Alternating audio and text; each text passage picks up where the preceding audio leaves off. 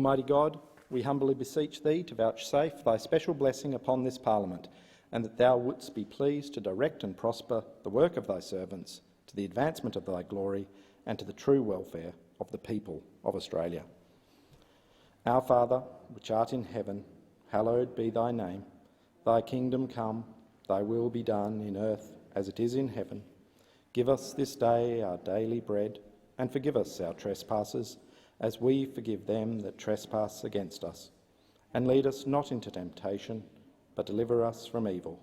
For thine is the kingdom, and the power, and the glory, forever and ever. Amen. I acknowledge the Ngunnawal and Ngambri peoples, who are the traditional custodians of the Canberra area, and pay respects to the elders, past and present, of all Australia's Indigenous people. Are there any documents to be tabled, Clerk?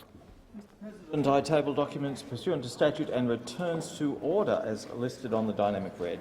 And are there any proposals for committee to meet? Not today. I'd ask senators just to remain for a moment. As some of you may be aware, today marks the last occasion which Senate attendant Adrian Morrison will be assisting us in the chamber. Adrian joined the Senate Department as a Senate attendant on the 4th of October 2006, initially engaged to support the 41st Parliament. Adrian is— Come out, Adrian. Now you're holding up the Senate now, Adrian. Adrian has continued with the chamber team, providing support to senators for 15 years. Since 2006, Adrian has served 6 presidents, 3 clerks and 5 ushers of the Black Rod. Adrian has also been present for 4 openings of the Parliament and the swearing-in of 3 Governors-General. All of us have first-hand experience of Adrian's professionalism, dedication to her work and provision of service to the highest standard.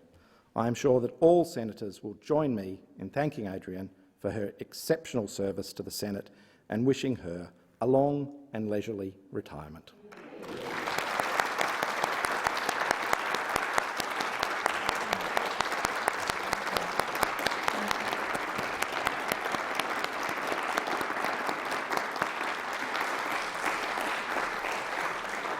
Thank you very much. Thank you, senators all. You seeking the call, Minister? No. Clerk. Government Business Order of the Day number 1, National Health Amendment, Enhancing the Pharmaceutical Benefits Scheme Bill 2021, resumption of second reading debate.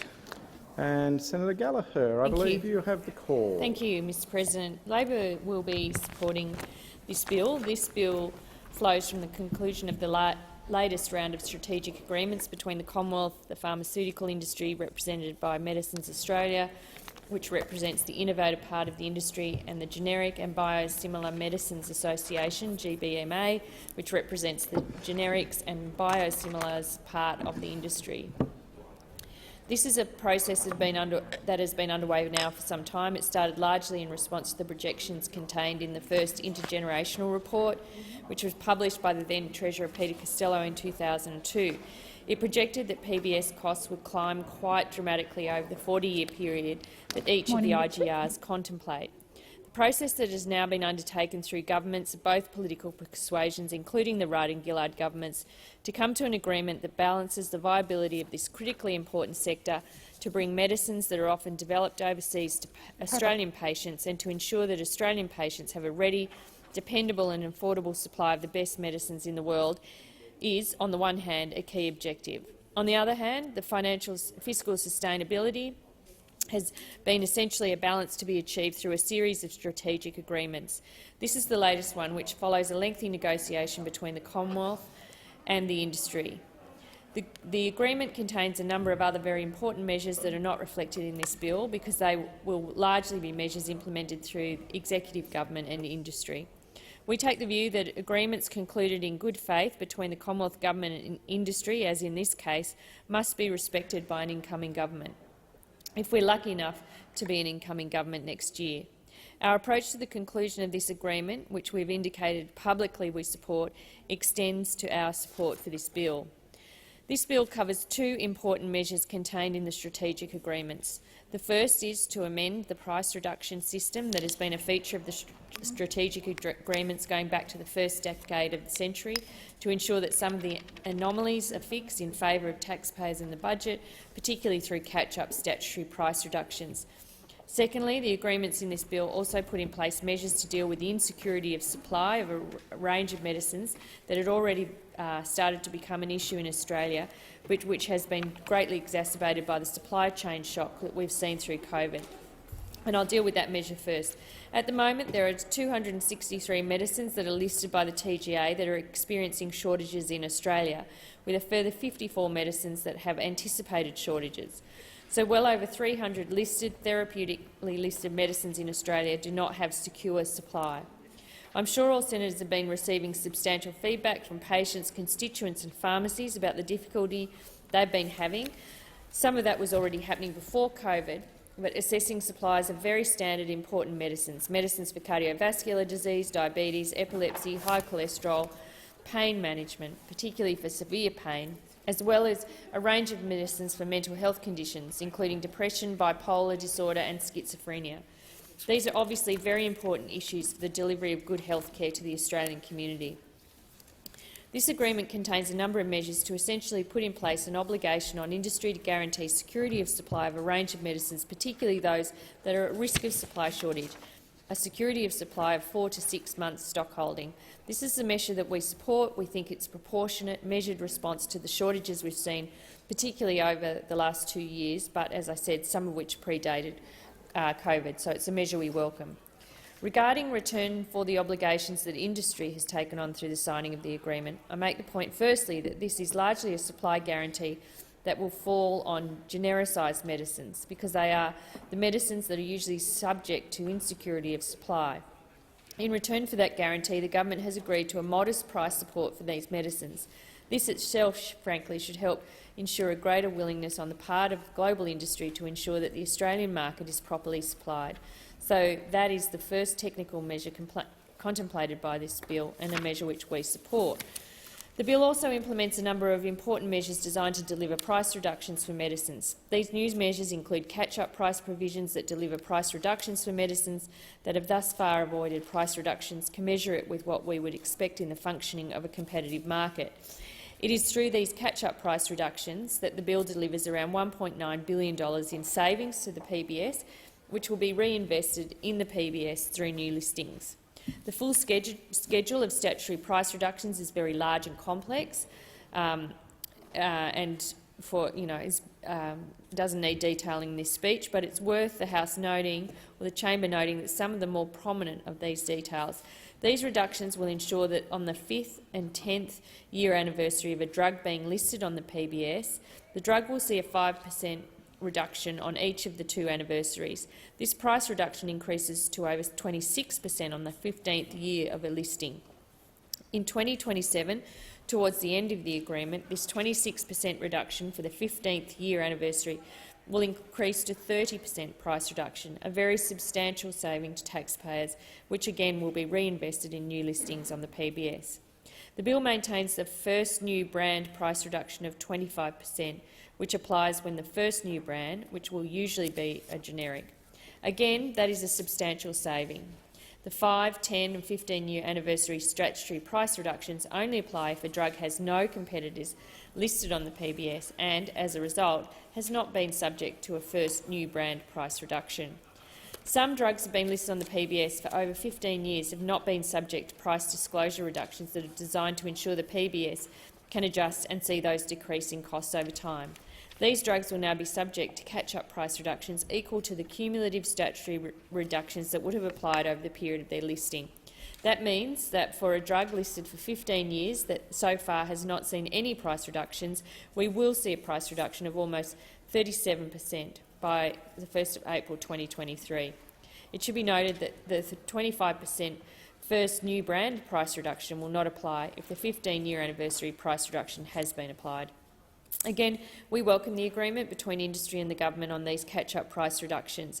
We think they're a proportionate, measured response to the circumstances surrounding some of the drugs that have not been subject to price disclosure reductions over 15 years, again seeking to balance that need around access to new medicines for Australian patients with the sustainability of the PBS elements of the budget. The intent of this bill, which we support and understand the government has, is to give effect to a broad objective in ensuring the sustainability of the PBS while safeguarding medicine supply for the Australian population. That includes making sure that the statutory price reductions do not have an unintended consequence that results in the withdrawal of supply of important medicines from the Australian market. We have a strong view, and I imagine the government shares it, that statutory price reductions should not be allowed to undermine medicine supply. As a result of that shared objective, we note the important role that ministerial discretion has in determining how price reductions are applied in order to ensure that supply of medicines is maintained, along with the financial viability of medicine suppliers. We know that the government shares that view, and to that effect we understand that the government has committed to bringing forward an update of the ministerial discretion guidance material and to engage companies that are potentially affected in that process of an update. This is an important agreement that has been struck between the government and the pharmaceutical industry. It follows a series of agreements that have been struck now for some years, and it's clear that predictions contained in the 2002 IGR around increases in the PBS budget have not come to pass. We're only halfway through the 40 years that the then Treasurer Costello was looking at that time, and Labor will be supporting the bill. Thank you, Madam Deputy President. Senator Gallagher. Senator Henderson. Thank you very much, Madam Deputy President. I rise to speak on the National Health Amendment enhancing the Pharmaceutical Benefits Scheme Bill 2021. Madam Deputy President, the government has a strong record in managing the Pharmaceutical Benefits Scheme and is making a record number of medicines available for patients. Since 2013, the government has approved close to 2,800 new or amended medicine listings on the PBS at an overall cost of around $13.9 billion. The National Health Amendment enhancing the Pharmaceutical Benefits Scheme Bill 2021 amends the National Health Act 1953 to implement reforms negotiated with the medicines industry. The amendments reflect new 5-year agreements with Medicines Australia, which is the representative body for the innovative medicine sector in Australia, and the Generic and Biosimilar Medicines Association, which is the representative for generic and biosimilar medicines suppliers in Australia. The new industry agreements will operate from the 1st of July 2022 to the 30th of June 2027. Through these new agreements, the government and the medicines industry have co-developed a comprehensive package of reforms to the PBS. These reforms will ensure that Australians continue to gain access to new breakthrough medicines as early as possible. They will deliver a robust and uninterrupted supply of medicines needed and used every day by Australians. And, very importantly, Madam Deputy President, these reforms keep the PBS on a long-term sustainable footing. The industry agreements will achieve this by securing commitments from the medicines industry, which will result in new savings from improved statutory price reductions, which will be reinvested in the PBS. The reinvestment will in turn help to make headroom on the PBS for listing new medicines. So what we will see is a 5% reduction at the 5 years anniversary of a drug listing on the PBS, a 5% reduction at the 10-year anniversary of a drug listing on the PBS, a 26.1% price reduction on the 15-year anniversary of a drug listing on the PBS, which will increase to 30% in 2027. And these reforms will also ensure that there will be a greater level of stock held of commonly prescribed and older medicines in Australia, which in recent years have become susceptible to global medicines shortages. These reforms will generate net savings of approximately $1.9 billion over the terms of the agreements, With an expected investment of approximately $5 billion in PBS medicine listings over the life of the agreement through the PBS New Medicines Funding Guarantee and the reinvestment of efficiencies agreed with the sector. These reforms also target Commonwealth investment towards securing the supply of commonly prescribed, lower-priced medicines that have lower margins and are often in short supply globally. Increasingly, global shortages are interrupting the supply of medicines which are the mainstay of treatment for some of the most prevalent health conditions in the Australian community. In 2019 and 2020, brands of over 500 PBS items were affected by medium to critical impact shortages, with brands supplied by manufacturers for $4 or less most susceptible. This includes medicines for common health conditions such as high blood pressure and diabetes, and medicines for mental health conditions such as depression, bipolar disorder and schizophrenia. These reforms, as agreed with the medicines industry, will ensure that manufacturers are better placed to compete for supply of these medicines in the global medicine market and hold greater reserve supplies of at least 4 to 6 months of stock in Australia to buffer the Australian market when interruptions do occur. From the 1st of July 2023, additional stocks will be held for over 600 PBS items, including most brands which have an approved ex-manufacturer price of $4 or less. Madam Deputy President, these reforms are critical to ensuring the continuity of access that is so important to the proper treatment and management of common medical conditions. Overall and on average, patients will benefit and save from the reforms through improved supply chain security for a larger number of lower-cost pharmaceutical items on the PBS, including for diabetes, epilepsy, arthritis and asthma. And patients will also benefit through reduced costs associated with lowered brand premiums. There will be no increased cost to concession card holders, who will continue to pay a maximum of just $6.60 per script. The agreements with the medicines industry strike a balance between affordable access for Australians, a PBS that is sustainable over the long term, and providing the Australian medicines industry the right conditions for it to thrive, launch new and innovative medical treatments in Australia, and provide reliable supply. I commend this bill to the Senate. Thank you. Thank you, Senator Henderson. Senator Patrick. Yeah, thank you, Madam Deputy President. I rise only briefly to speak on the bill. I note that the Labor Party and the Liberal Party of both Liberal Party senators have both spelt out the provisions, which I support. I have some concerns about unintended consequences, particularly in relation to some drugs that may end up being caught in a price cut in circumstances where they haven't hit the 15-year mark, and that's the reason in which I asked that this bill be removed from non-controversial, simply so that I could ask some questions in the committee stage. But in principle, I support the bill, just worried about some unintended consequences. Thank you, Senator Patrick. Minister. Thank you, Deputy Chair. The Australian Government and the medicines industry have co-developed a comprehensive package of reforms to the Pharmaceutical Benefits Scheme, the PBS. This is in recognition that the sustainable delivery of world-class access to medicines requires a close partnership between the government and the Australian businesses and industries which supply, distribute and dispense the millions of medicines needed and used every day by Australians. These reforms have been designed to meet current and future challenges, including the COVID-19 pandemic and the ever-expanding treatment options for patients.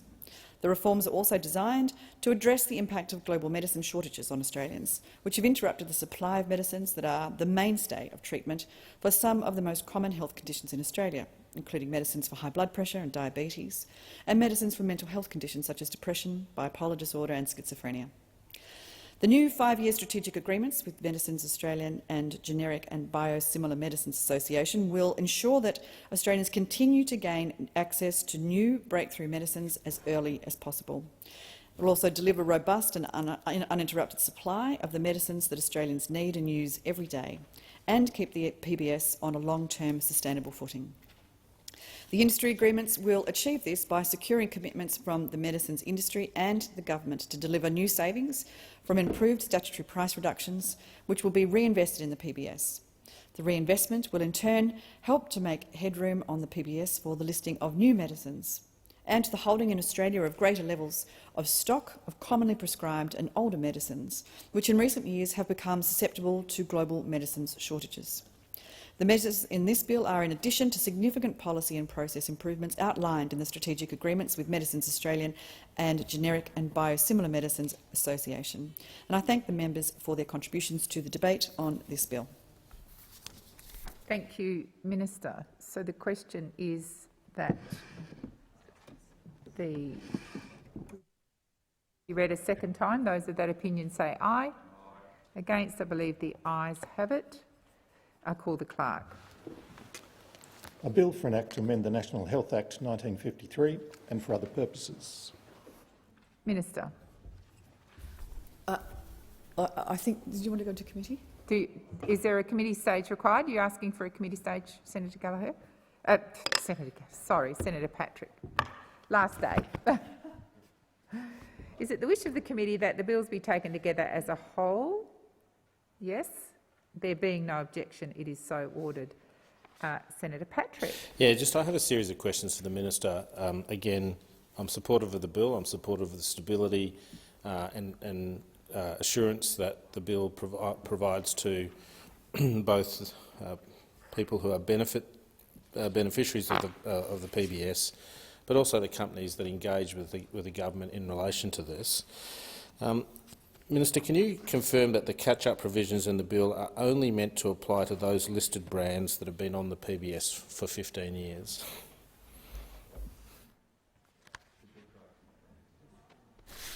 Minister. Senator, I can confirm that it is to drugs, not brands. Senator Patrick. Is the intention of the bill to apply the catch-up provisions to drugs that have been listed on the PBS for 15 years? Minister. There is also ministerial discretion that's available. Senator Patrick. I think I might come back to that, but it was reported in Farmer Dispatch on the 10th of November 21 that catch-up price reductions will contribute to something like $1.9 billion in savings over the course of 5 years because of the agreement between Medicines Australia and the federal government. In terms of calculating that saving, and I'm happy if you might want to present a different number if that's not correct. I'm just wondering which of the brands listed on the PBS are subject to the cuts, because that clearly must have been included as part of the calculation.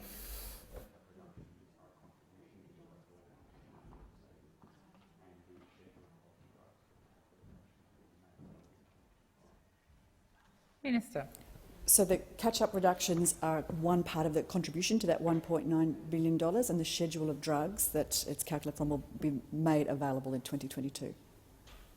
Senator Patrick.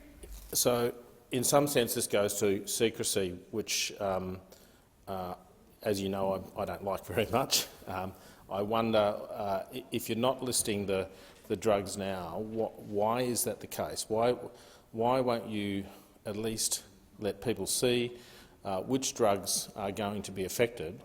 That, in my view, is consistent with the general principle of giving or setting up an arrangement that has that does give companies surety, and indeed allows the users of the PBS to see what will and won't be affected. Minister. Thank you, Senator. So the assessment will be made on each individual drug in 2022, so the schedule obviously can't be made available until that time. Senator Patrick. Which goes to the question about if you've calculated some cost savings, you must have at least done that on the basis of some calculation. So I wonder if you could perhaps, and I accept that you say that there's a couple of moving parts to this, but you must have come to that number by doing at least some analysis.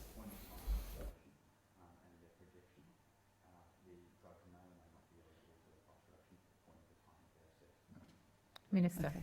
So it's a, Senator, it's a point-in-time calculation and it's a projection, and at the time when the schedule is created, that's when the actual number will be determined, or the actual drugs that qualify will be determined. Senator Patrick. Again, this goes back to you've made a calculation, and you must have made a calculation on the basis of something, so you must have some idea, is the point I'm making. Obviously, I accept what you say. You're moving forward to the point where the drugs will be defined, but you have made a calculation. I'm trying to understand the basis of that calculation. Minister. So if the schedule was created today and calculated on the basis of the calculations that we're talking about, it could potentially be very misleading as to which drugs are affected.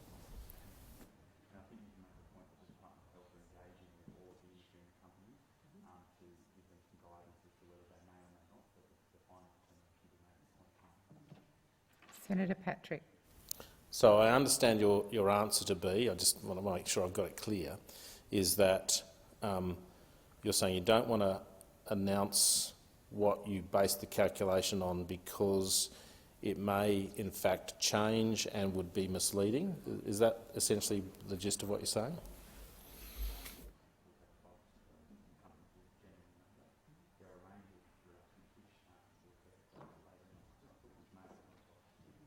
Minister.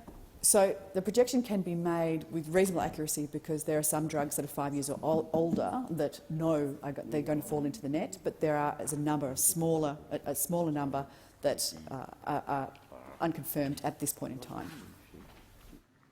Senator Patrick. Is it possible for you to take on notice to table those that are known?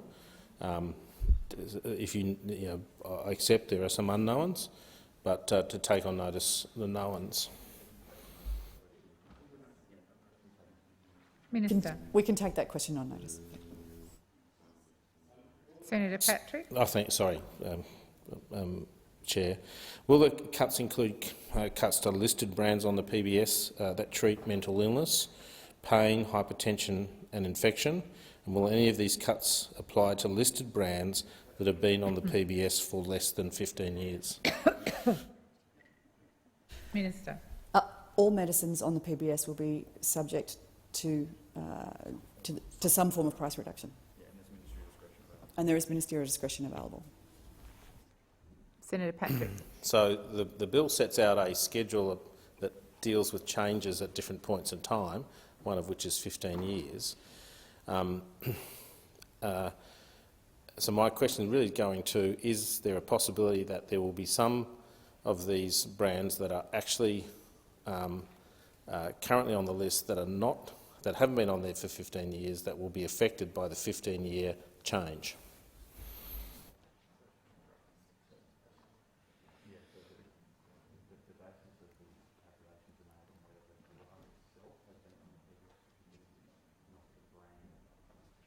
Minister.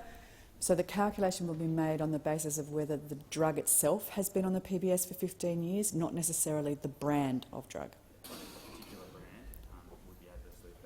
But if a particular brand would be adversely affected, well then that would fall under ministerial discretion. Senator Patrick. Thank you. So let's go to ministerial discretion then. I understand there's been no guidance given to how that discretion will be exercised. Is that the case? Or perhaps you could advise the chamber of some aspects of that guidance for ministerial discretion. So there is guidance that's been published, it's already available, but that is being updated subject to passage of this bill, and it's being done in conjunction with the sector, in collaboration with the sector. Senator Patrick. So what sort of criteria would apply to those those brands that have been on the PBS for less than 15 years in circumstances where the drug may have been on for less than 15? Minister.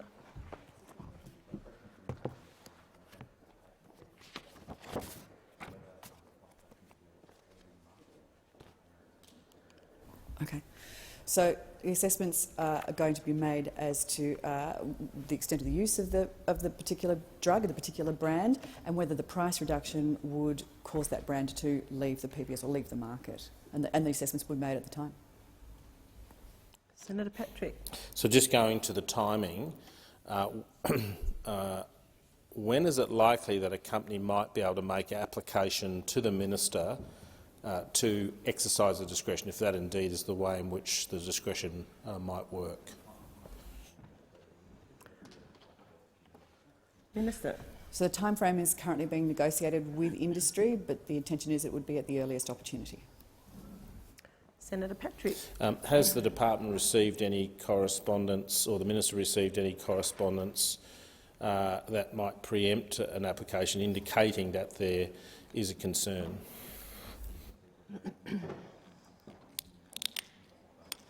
Minister. Yes, there's been a limited amount of correspondence already received from very few companies, and the minister is responding to that now.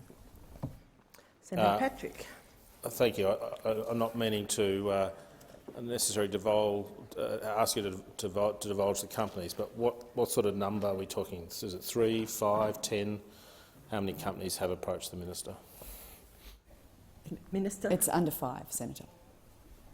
Senator Patrick. Sorry, under 5%. Under 5 companies. Thank you very much. And I presume we've had exemptions or discretions in the past. You've talked about discretions that are already in place. Can you give me some idea of how that discretion has been exercised in the past in terms of perhaps number of applications versus number of exemptions that have been made using the discretion? Minister. So exemptions have been, discretion has been used on about 90 brands in the recent years, in those circumstances where those brands would have exited the market. Senator Patrick. Thank you. That's very helpful. 90 out of how many applications? I just want to understand how how the discretion falls. Minister. That's not information I had to hand, but I can take it on notice for you. That concludes our committee stage. So the question is that the bill stand as printed. All those in favour say aye. Against say no. The ayes have it. The question is that the bill be reported. Those in favour say aye. Against say no. The ayes have it. The committee has considered the National Health Amendment Enhancing the Pharmaceutical Benefits Scheme Bill 2021 and agreed to it without amendments. Minister. I move that the report of the committee be adopted. All those in favour all those in favour say aye. Against say no. The ayes have it. Minister. I move that the bill now be read a third time. All those in favour say aye. Against say no. The ayes have it. Clerk. A bill for an act to amend the National Health Act 1953 and for other purposes.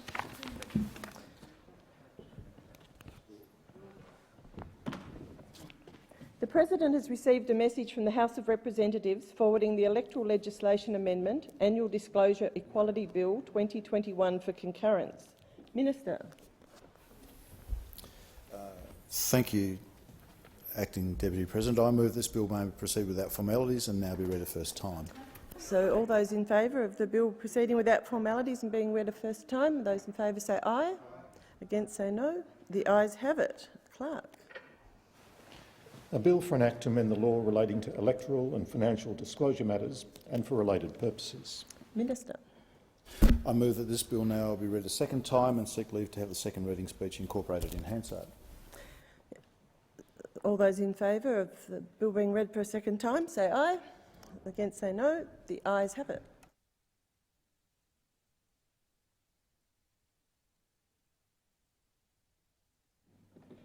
Okay. So, in that case, Senator Kitching. Thank you, Acting Deputy President. Sorry, I just clerk first. Sorry. Is that right?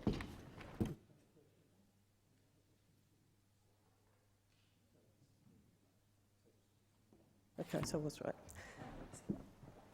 Senator Kitching. Sorry about that. Thank you, Acting Deputy President.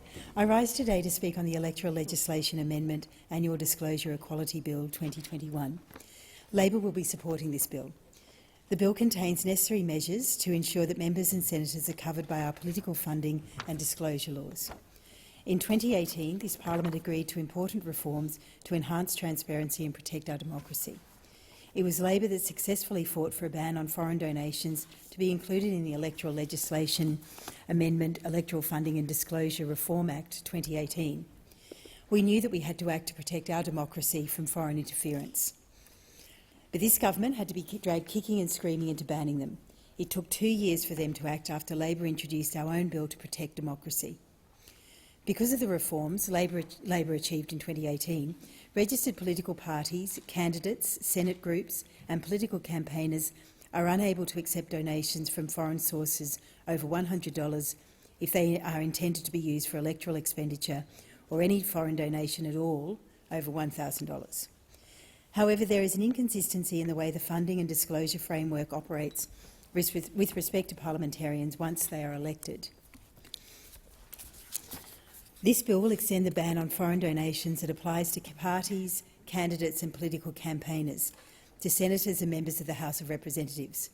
It will also align the donations disclosure obligations of serving parliamentarians with those that apply to candidates and to political parties.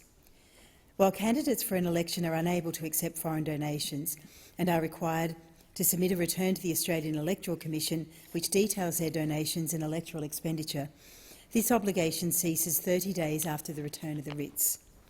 That means that anyone in this place who receives donations personally during their term in Parliament is not required to disclose them. It also means that there is a loophole which would allow serving parliamentarians to accept donations from foreign sources. This bill will close that loophole.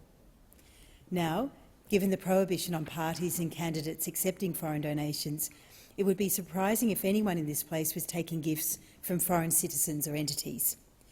That would be going against the spirit of the donations reforms that were enacted in 2018. But the ban should, of course, be extended to elected members of this place. It's illogical for it to cease 30 days after a candidate is elected. The ban will apply to gifts received by sitting parliamentarians from the commencement of the bill. The other change the bill makes in relation to foreign donations is to prohibit candidates from accepting them from 6 months prior to either the date of their nomination or the date that they announce their candidacy, whichever is earlier. This will enhance the integrity of our democratic processes and put candidates on a level playing field with elected representatives.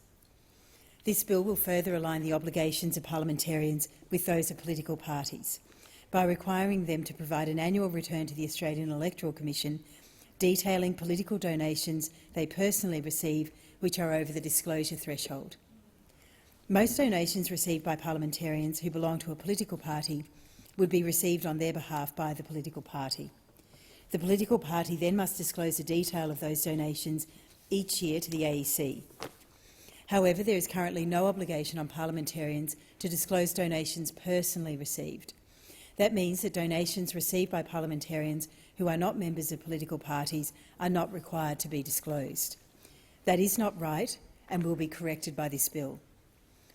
Parliamentarians who do not personally receive donations will not be required to provide a return to the AEC.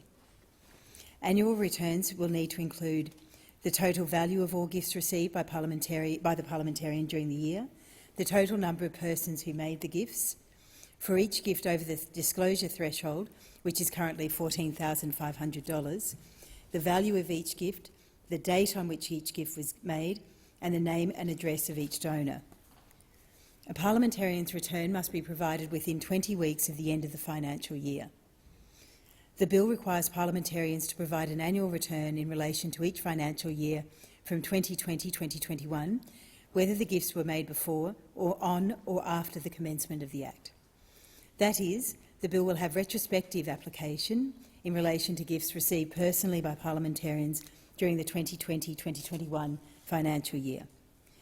Returns for the 2020-2021 financial year will need to be provided within 30 days of the Act's commencement, and annual returns will be published on the AEC's website. Candidates will also be required to disclose donations they personally receive during the period of 6 months prior to the date of their nomination or 6 months prior to the date of them announcing their candidacy whichever is earlier. A similar provision will apply to Senate groups who will be taken to begin being a group in an election 6 months before the day members apply to be grouped on the Senate ballot paper until 30 days after polling day. These changes will substantially improve transparency and, along with the ban on foreign donations, will put candidates and elected representatives on a level playing field. Acting Deputy President, there is so much more to be done. If this government really wanted to improve transparency, it would be supporting Labor's proposals of lowering the donations disclosure threshold from the current $14,500 to a fixed $1,000 and require donations to be disclosed within 7 days. This simple change would mean that voters have this information when they go to cast their ballot and not have to wait up to 18 months to find out who is funding political parties, as is currently the case. There are other reforms that would enhance our democracy, which the government should be committing to. The government should be providing more resources to the AEC to increase enrolment and turnout. There should be reform of electoral expenditure laws. The government should be establishing a powerful and independent National Anti-Corruption Commission, a 3-year-old promise left languishing. It should be addressing the spread of dangerous misinformation and disinformation and making laws to prevent governments from pork-barrelling in marginally held seats. And the Prime Minister should be requiring members to disclose secret donations that can't be hidden by a blind trust.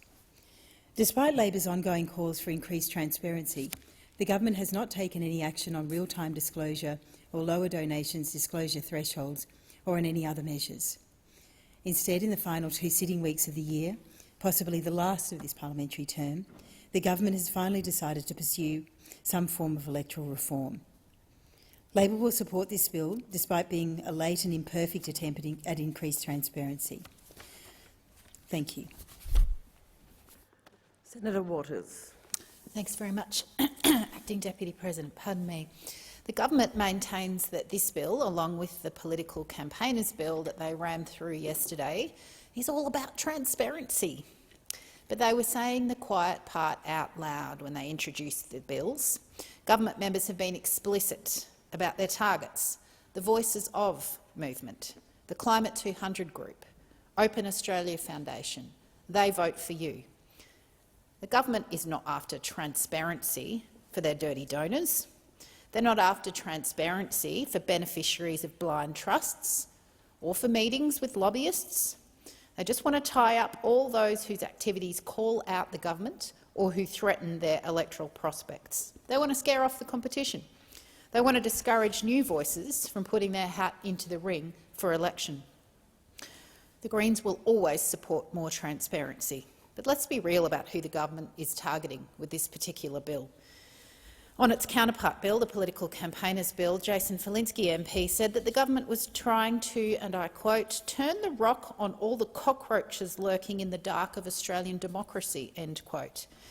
He said the government wants to prevent parties from campaigning, quote, in the shadows, in the darkness, where no one can see them, where no one knows what they're up to, where no one knows really who's backing them, end quote. And yet this government's donors love to lurk in the darkness. They wield influence away from the light. They have secret meetings. They exploit the loopholes that allow millions in dark money donations. Now, this bill will increase transparency, and we support it for that reason, but it will not shine the light where it most needs to go. In the long list of electoral bills that the government has put up over the last few sittings, I think it's 8 now and counting, many of them rammed through without inquiry or proper debate, they've still failed to address the core issues that the public are concerned about. If this government was actually serious about transparency, they would ban dirty donations, like the Greens bill proposes. They would cap donations to no more than $1,000 from anybody, whether it's an individual, whether it's a corporation, whether it's any sort of organisation at all. That's what needs to be done. If they were really serious about transparency, they would lower the donations disclosure threshold and they'd require real-time reporting. If they were serious about transparency, they would bring in election spending caps, something that they've also refused to do. If they were serious about transparency, they would stop the revolving door of lobbyists and MPs' offices.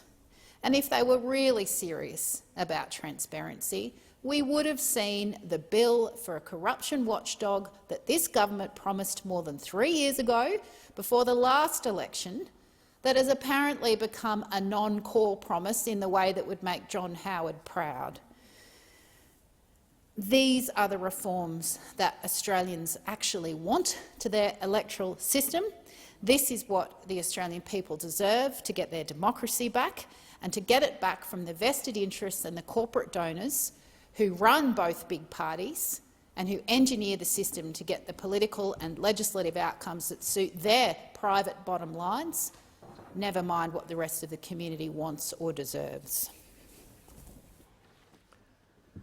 Senator Scarr.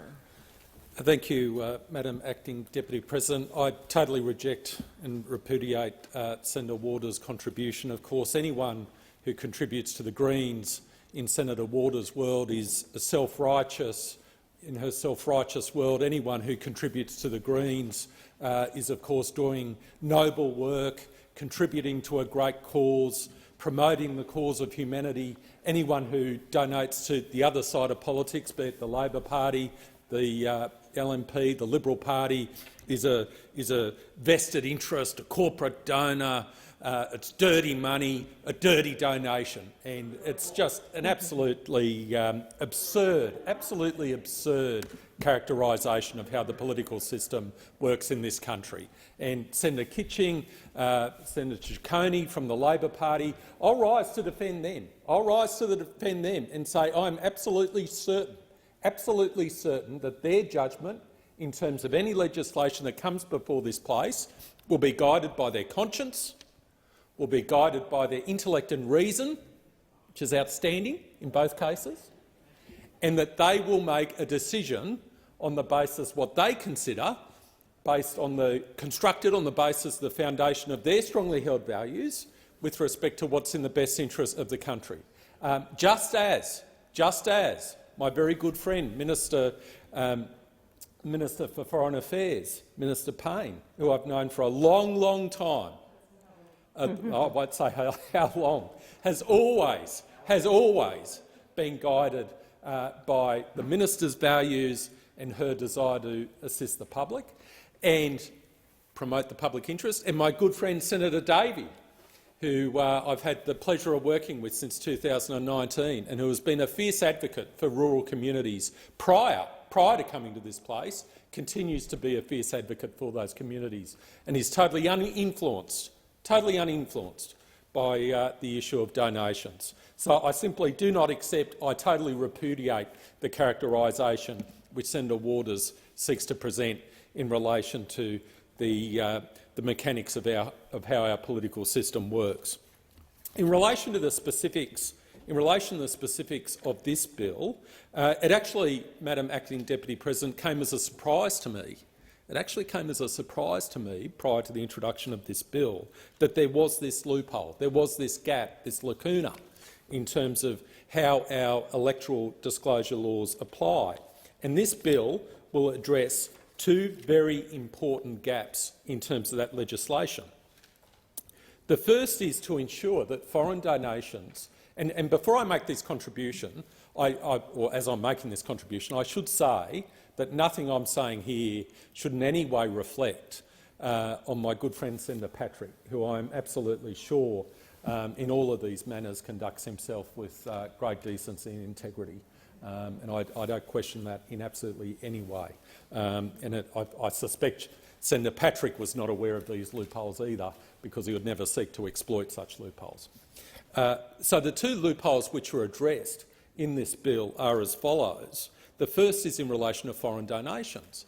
And it can't be the case that someone could be sitting in this place and then before, or outside this place, and then before they announce their candidacy, as an independent, that they can accept some sort of financial contribution from foreign stakeholders with respect to a future candidacy that simply hasn't been announced yet.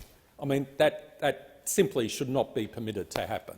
And that loophole needs to be closed, and there needs to be a level playing field in terms of how all participants in the political system deal with foreign stakeholders. And this bill achieves that, with an appropriate look-back period as well, with respect to any financial contributions which are received by candidates.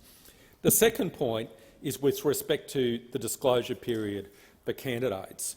And again, it should be a level playing field. We should all be treated equally, all of us, whether or not we come from the National Party, the Liberal Party, the LNP, my home state of Queensland, the Labor Party, the Greens, independents, crossbenchers. We should all be treated equally in terms of disclosure periods. And that disclosure period should be calibrated appropriately so that someone is not incentivised to delay the announcement of their candidacy in order to avoid disclosure of donations. So it needs to be a look-back period, and I think that's entirely appropriate. There may be other issues, and no doubt there are other issues in relation to the funding of our political parties and political candidates, which other senators in this place wish to contribute. But I think on the specifics of this bill, we should all, I suspect, at least the vast majority of us agree that these are two gaps in our current system which should be closed, and on that basis I commend the bill to the chamber. Thank you, Senator Scarr. Senator Patrick. Thank you very much. I just wanted to rise to say that whilst I will be supporting this bill for many of the reasons pointed out by other contributors and indeed Senator Scarr, there are other loopholes that also need to be closed, or other reforms that need to be looked at, and my amendments will seek to do that. Just in relation to the mention I got from Senator Scarr, I just want to point out he's not. I don't think he was suggesting in any way that that people ought to look at me. Just that he was talking about independence, and I was the only independent in the chamber. He's acknowledging that now. But I will also say that Senator Scarr rose and talked about doubts being expressed about who is and who isn't donating to different parties, and whether they're all corporate donors in one for one party and whether they're all environmental donors for another party.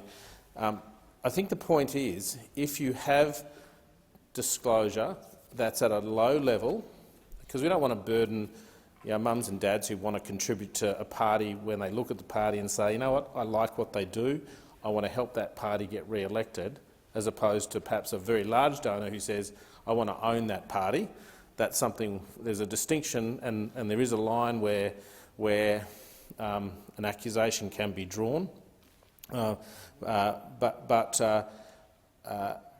Right now, our disclosure threshold sits at $14,300, and that is way too high. That does give rise to an accusation that influence is, or access is being bought, influence is occurring, and that needs to be addressed. So it's not a matter of these donations coming in. Let other people see where those donations are coming from, so that they can make better claims when they're advocating their particular concerns. If we are seeing very, very large donations coming in from mining companies to the Liberal Party or to the National Party, let's see that. Let's not have people having innuendo and claims being made, and that's why I've moved a bill or moved an amendment that seeks to lower the threshold to $1,000, such that we don't capture the mums and dads. There's a lot of burden involved in that. No one would suggest someone who's donating a few $100s would ever be trying to buy access or influence. But certainly above that level, the question starts to arise. So why not reduce the disclosure threshold down to 1,000. In fact, it's my view that it should also be real time. We're in a world now where real time is not difficult to do, and that would allow the electorate to be completely informed as to who is receiving what money and when, how much, who it's from, when they're receiving it. Now, in reality, as I said, I'd like it to be real time. My amendment doesn't go there. And the reason my amendment doesn't go there is because I know there's no support for that in either of the major parties. But what I am happy to report is that the Labor Party does support disclosures, a disclosure threshold down to $1,000. I'll just read from their website. They say donations over $14,300 are subject to disclosure under the Commonwealth Electoral Act 1918. This is the reason we require your personal details when making a donation. However, the Australian Labor Party has a policy of disclosing all donations above $1,000. So I'll be very surprised, or maybe I won't be surprised, because I gave the opportunity yet last night for the Labor Party to vote for their own policy, but they decided not to. So, well, Senator Scarr, to be fair, on your side of the chamber you need to be looking at your own policies, and you should be adopting these policies because they're about transparency. They're about confidence in our democratic system. So, you know, I am up here having a go at the Labor Party because they're not supporting their own policy, but I'll happily have a go at the Liberal Party in saying it should be your policy. It ought to be your policy, and I hope you take that to the party room because I know you are a senator of great integrity, and whilst you might not be able to express your views outside the party lines, I'm hopeful that you would share my views. So I hope that when my amendment is moved, that the Labor Party will in fact support their own policy. So let's cross our fingers and see what happens there. The other amendment that I'll be moving during the committee stage is one where we know that people come to dinners with either prime ministers, ministers or influential politicians, and they'll pay a ticket price of $10,000 to do so, to have a private audience with a minister or someone influential. And whilst that practice may take place, I think you have to be open about it. I think you have to be open about doing that. I know there are a lot of companies that have policies that say you can't make political donations. So they rock up to these events and they pay a ticket price. It's not a donation from their perspective, it's a ticket price. Now, no one is ever going to front up to a meal and get a $10,000 plate. That's not going to happen. That's not what's happening here. People turn up and they get a nice meal. There's no question the meal would be nice, the wine might be nice. Well, Senator Scarr, the nice thing is you can come around and visit me at any time and you don't have to pay a cent.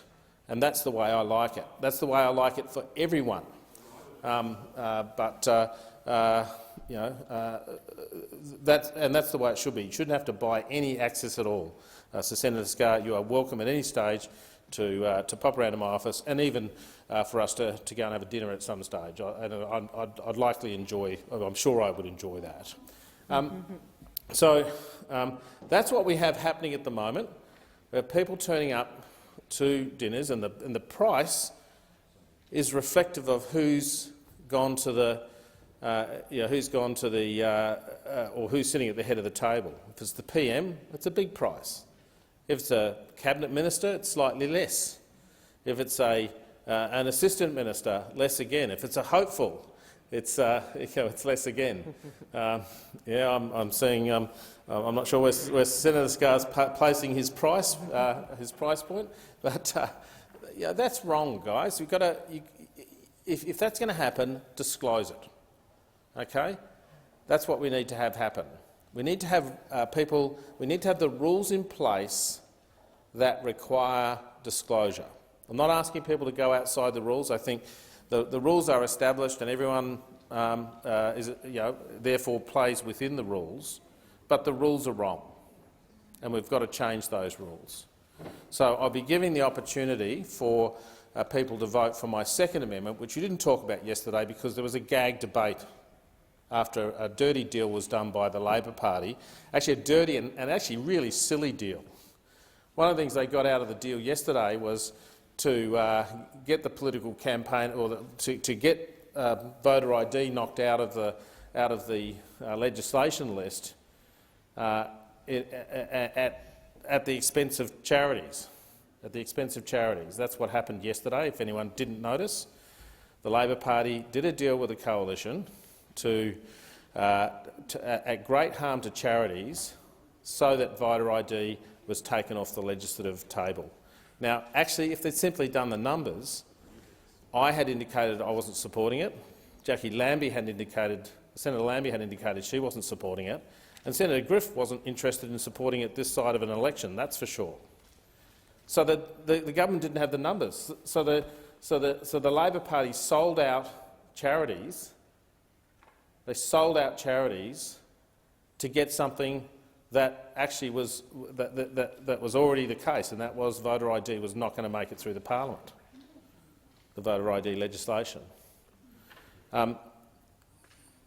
Unfortunately, we couldn't talk about that last night because it was all gagged, and therefore I couldn't talk also about my amendment. So just to describe what my amendment does, it basically says if you have a dinner, I'm not trying to stop anyone having a dinner, if you have a dinner and the proceeds of the evening are a reasonable margin above what the cost of the delivery of the service, then you have to declare the ticket price as a political donation, and that's the way it should be. So let's bring some transparency to this whole regime. A whole bunch of people just lost confidence in this building, both here and the other place, because they feel as though we can be bought. And part of the reason they feel that way is because of all the secret ways in which political parties raise their money, and we've got to change that.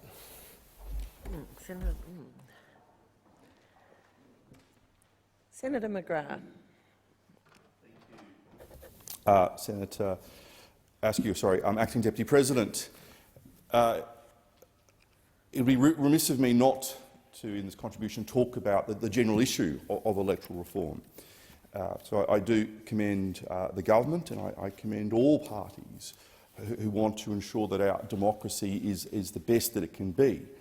And I acknowledge Senator Patrick's contribution there and acknowledge his interest in certain areas, in particular areas of transparency in relating to how government works, but also how political parties operate. And I want to stand up in defence of political parties. Yeah.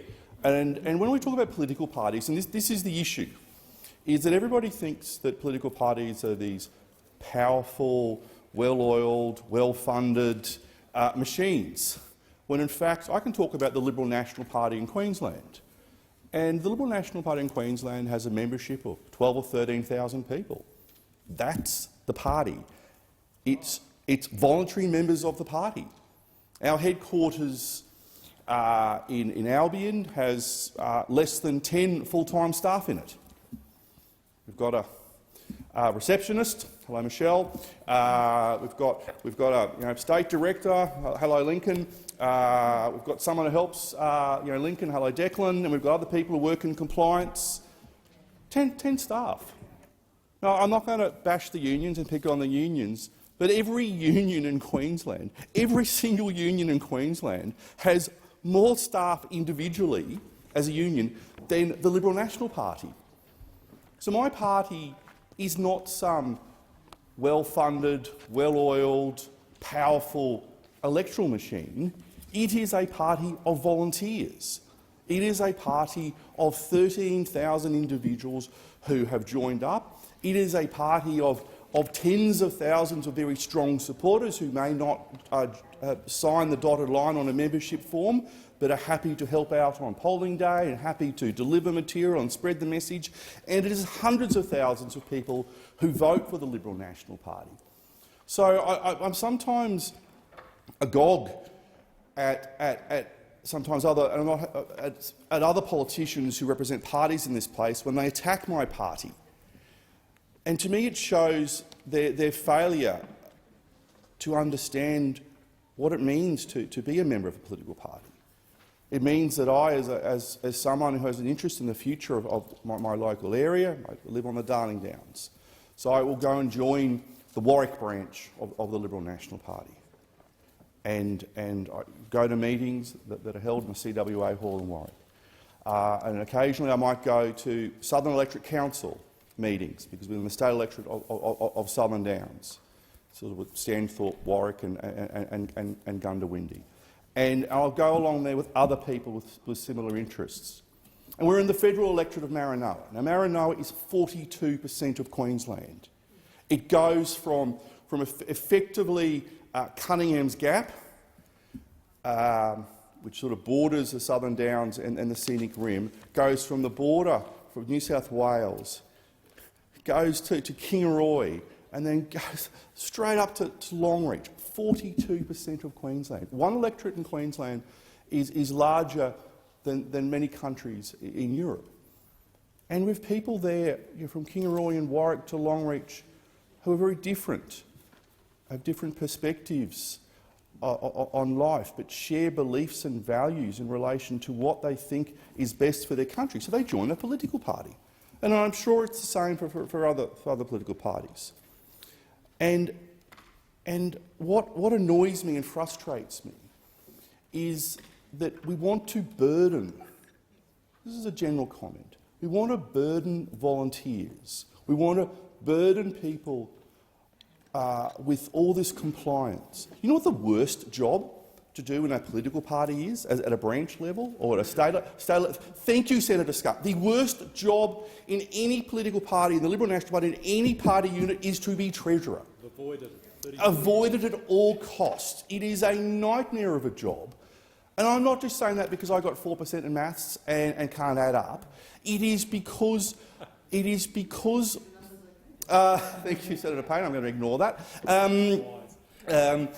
don't want to have to take my boots off to count, but it annoys me that how much burdens are put on treasurers, because it is such a terrible job.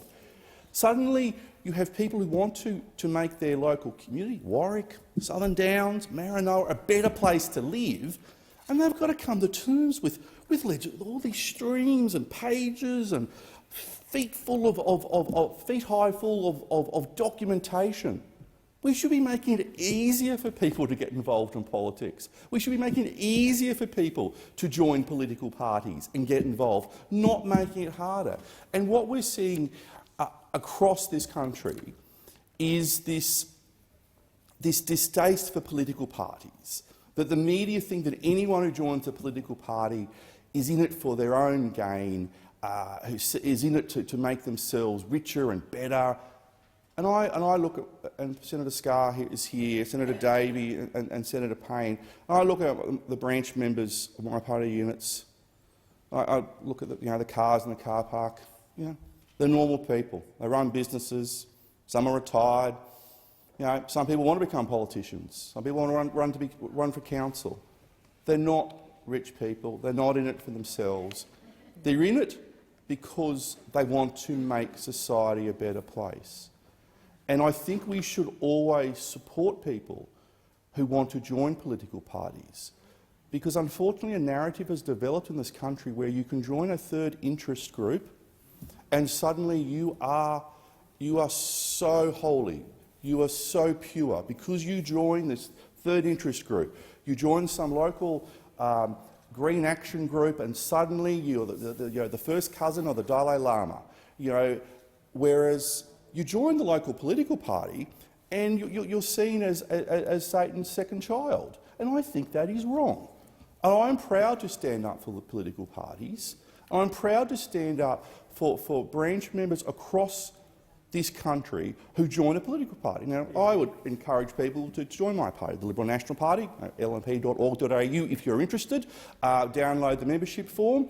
It's pretty easy to join, and come along to a branch meeting, please, and please come back to a second one after that, and get involved, because there is a real fight on in this country in terms of the battle of ideas. And I know someone on the extremes, on the extreme right and on the extreme left, talk about the convergence. Well, they don't use the word convergence theory.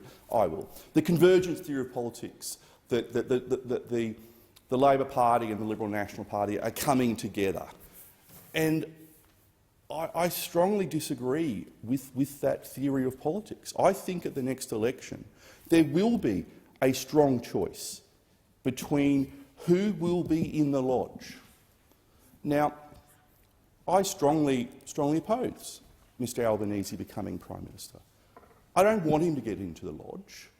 I don't want him to go to Curtin World and decide how he's going to redecorate the interior furnishings of the lodge. And I don't judge him on his interior decorating taste or his sartorial fashion or anything like that. What scares me about Mr Albanese is the policies that he will take to the next election. Because we heard here in the Senate yesterday, we heard Senator Rice talk about a power-sharing arrangement between the Labor Party and the Greens.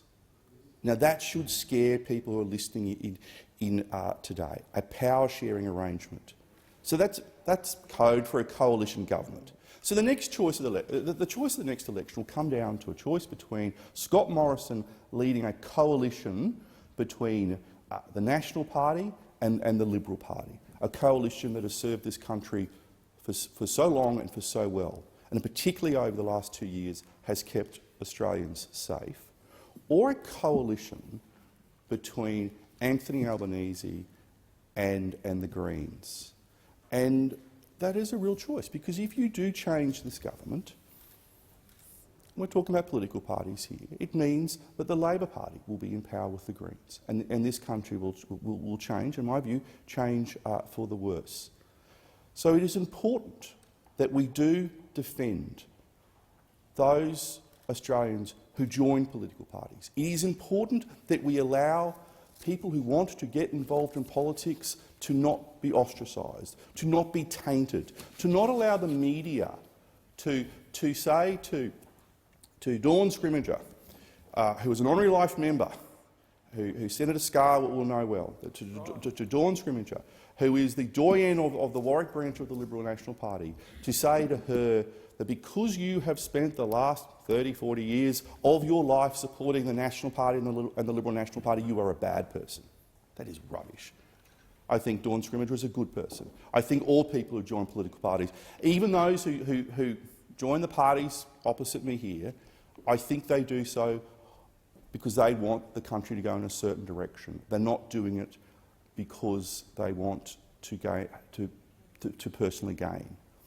And I think we do need to redirect the conversation in Australia, Acting Deputy President, away from this tainting of party politics. We're not 17th century England, where you had very loose coalitions of people who would come together based actually on personal interest or on single issues. But we do have a choice between cohesive ideologies. On this side, it is of smaller government, it is of lower taxes, it is of greater freedom. I'll let the left talk for themselves, but on that side it is for government having an increasing role in people's lives. Essentially, it's we believe in freedom and the other mob don't, is how I put it in McGrath speak. So I do support legislation that will bring about a level playing field between political parties and other interest groups.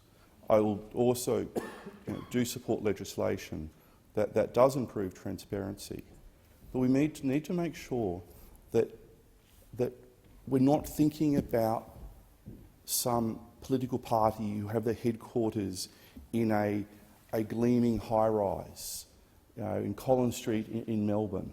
Big fat cats. With big fact, that's not a political party. Thank you, Senator Scarr. The Liberal National Party headquarters are in Albion, at the Albion Five Ways. They're above an Indian restaurant. It's a good restaurant. It's a very good restaurant.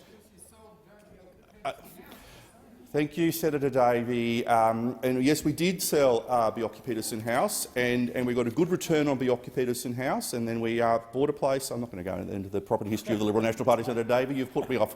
I think that was interjections always disorderly. That was particularly disorderly. But the Liberal National Party has a very, very basic headquarters. But what makes my party, our party, stronger on this side of the chamber is that it is the membership. Those people who will pay their $100 or so each year to come along to a branch meeting, and what it is, it's the ratification of the minutes of the previous meeting. Yes, it's a discussion amongst people, but what it is, it's a coming together of people who have a shared belief system and a shared value system. And what we should be doing as a parliament is making it easier for people to stay in a political party, making it easier for people to join a political party, and making it easier for them to want to stay in that political party and continue to participate in politics and continue to participate in party politics. I will always stand up strongly for party politics because I think it is through that stability of party politics, of that great split between those on the left and those on the right, of that there is a choice between who governs each state or territory, or who governs this country, that there is a choice for Australians to make. There is a choice for Queenslanders to make. And that choice is one that I believe at the coming federal election is going to be so important for how this country goes forward. And I'm someone who is very, very strongly supportive of further electoral reform. Yesterday in this chamber, I did introduce a private member's bill on optional preferential voting and the Robson rotation, because I believe that will make it fairer for voters so they can decide who to vote for or not vote for. I believe the Robson rotation will make it fairer for candidates, so candidates do not benefit from the donkey vote as such. And I hope that this Senate, I hope that this Parliament will give due consideration to that bill, because that bill will make the coming federal election that much more fairer for all Australians. And I also do hope that voter ID is brought into this country sooner rather than later. Thank you. Minister. Thank you, Madam Acting Deputy President. I thank all those in this chamber who have contributed to this debate. And it's a bill that builds upon reforms to funding and disclosure regime that have been applied over recent years to improve the consistency of the treatment of all political actors. It will extend the application of the existing foreign donations framework to current sitting members of the House of Representatives and Senators from the period in which they have formally announced their intention to seek re-election through the full length of their parliamentary term. It will require parliamentarians who receive gifts for a federal purpose directly, and that is for the purpose of incurring electoral expenditure or creating or communicating electoral matter, to lodge an annual return to the AEC relating to gifts received during the financial year, and extend the period for which a person is taken to be a candidate by an additional 6 months for the purpose of the disclosure period for candidate and Senate group returns and for restrictions on receiving foreign donations. This will support the continued integrity of Australia's electoral system by ensuring that Australia's world-class electoral funding and disclosure regime is consistent, and it continues to provide appropriate balance of transparency for Australian voters. Once again, I thank those for their contribution and commend the bill to the Senate. So the question is that the bill be read a second time. Those of that opinion say aye. Against say no. The ayes have it. Clerk. A bill for an act to amend the law relating to electoral and financial disclosure matters and for related purposes. As there is an amendment moved by Senator Patrick and Senator Lambie, the Senate will now resolve into committee. Is it the wish of the committee that the bill be taken as a whole? There being no objection, it is so ordered. And Senator Patrick. Thank you, Madam Chair. I move Amendment 1 on sheet 1527. Just so that everyone understands that what this amendment is about. I did talk about it in my second reading speech. This amendment basically and very simply lowers the the disclosure threshold from $13,800 to $1,000, and that I think is a proper transparency measure. I note that it is the Labor Party policy that there should be disclosures below or disclosures above $1,000, and so I'm looking forward to their support when we divide on this. Senator McAllister. Thanks very much, Chair. I'd like to take the opportunity in committee stage to just make a few remarks about the way that my party has approached the electoral reforms that have been before this chamber over recent days, before turning to the substance of the amendment proposed by Senator Patrick. The government, of course, has had an entire term to progress reforms to our electoral system had they wanted to, but they have, as is so often the case with this government, deferred, delayed, done very little, and then introduced a set of bills very late in the piece. Now, the centre of those bills, as everyone will be aware, was a proposal for voters to have to provide ID at the polling booth. There were other measures proposed in these bills, including reforms to the obligations for those who engaged in political campaigning. Labor was quite clear about both of those measures in particular. We did not support voter ID because of the impacts it would have on marginalised people. And our view is that Australian democracy is for everyone. It's important that everyone has an opportunity to participate. It is especially important that people on the margins of society have no impediments to their participation. And it was on that basis that we did not support the voter ID reforms proposed by the government, and we made that very clear, publicly very clear. And I'll come back to that. We also didn't support the approach taken to disclosures for political campaigners for a range of reasons which we set out at the time. Now, I make the obvious observation that, regrettably, I am giving this speech from this side of the chamber. It would be my preference to give the speech from the other side of the chamber, and indeed at the next election. I hope that the Australian public looks at this lazy, tired government that are presently occupying the other side and decides to kick them out. Because if we want real electoral reform, if we want to protect our democracy through establishing a National Anti-Corruption Commission, through improving disclosure arrangements for donations, through a raft of other measures to make sure that as many Australians as possible are enrolled and participating in our democratic system, then I'm afraid we'll have to wait for a Labor government, because there's no energy or enthusiasm for that on that side of the chamber. But here we are. We're not yet at an election, we're here in this chamber. And the fact that I am giving this speech from this side of the chamber has other implications. Because when legislation comes here, we don't automatically have a majority in this place to stop it.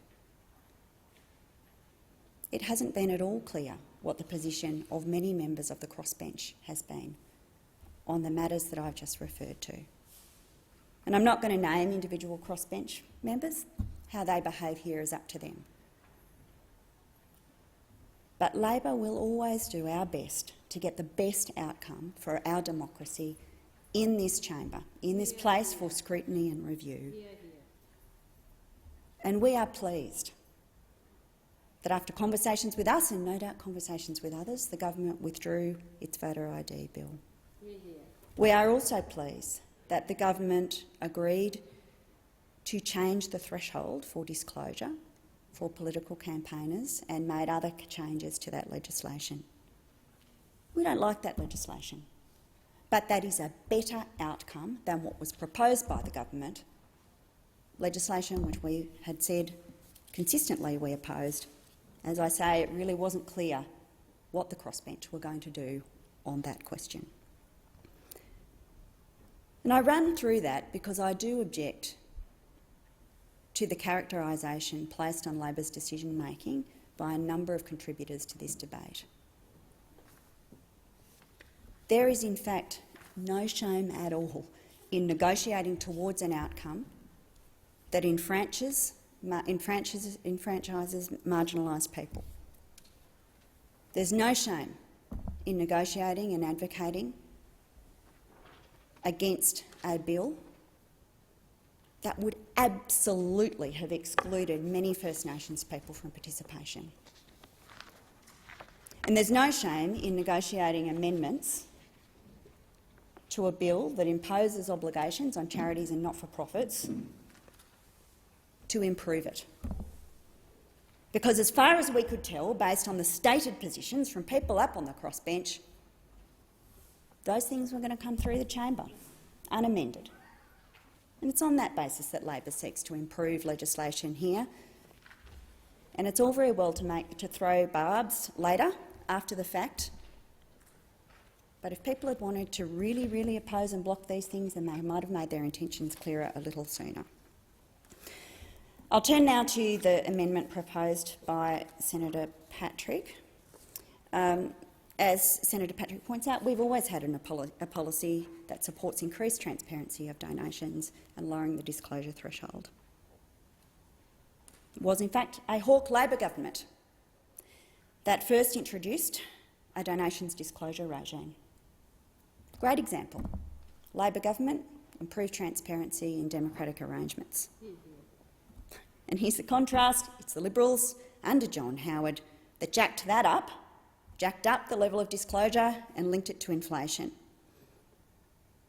Tens of thousands of dollars to a political party and you don't have to disclose it under this crowd, and that's not our position. We have 2 bills currently before this Senate to lower the disclosure threshold to $1,000 and introduce real-time disclosure of donations, and that would improve things.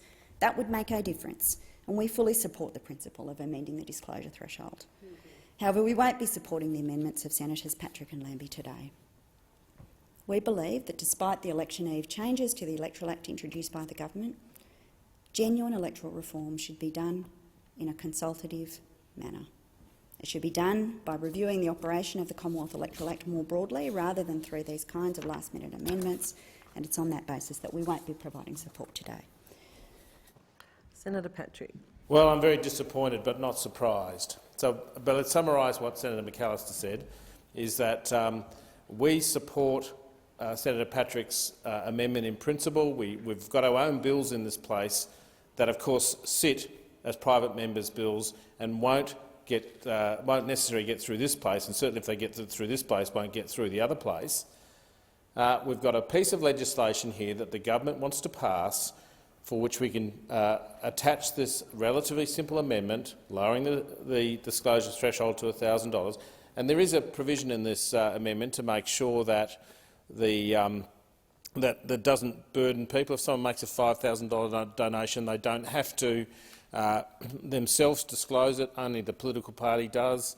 So it's been carefully crafted. Only if you are a person and you make a donation above $10,000 do you also have to contact the AEC. The political parties have to disclose anything above $1,000. So, yeah, I just find it really difficult. There's the proposition here that we could change the disclosure threshold to $1,000. It is Labor policy. They've got bills in place, but they don't want to do anything because they're not in government. This shows why you don't deserve to be in government. You've got to stand up for what you believe in. You've got to cast your vote in a way that moves things in a better direction. Perfect is the enemy of the good. This is a good amendment.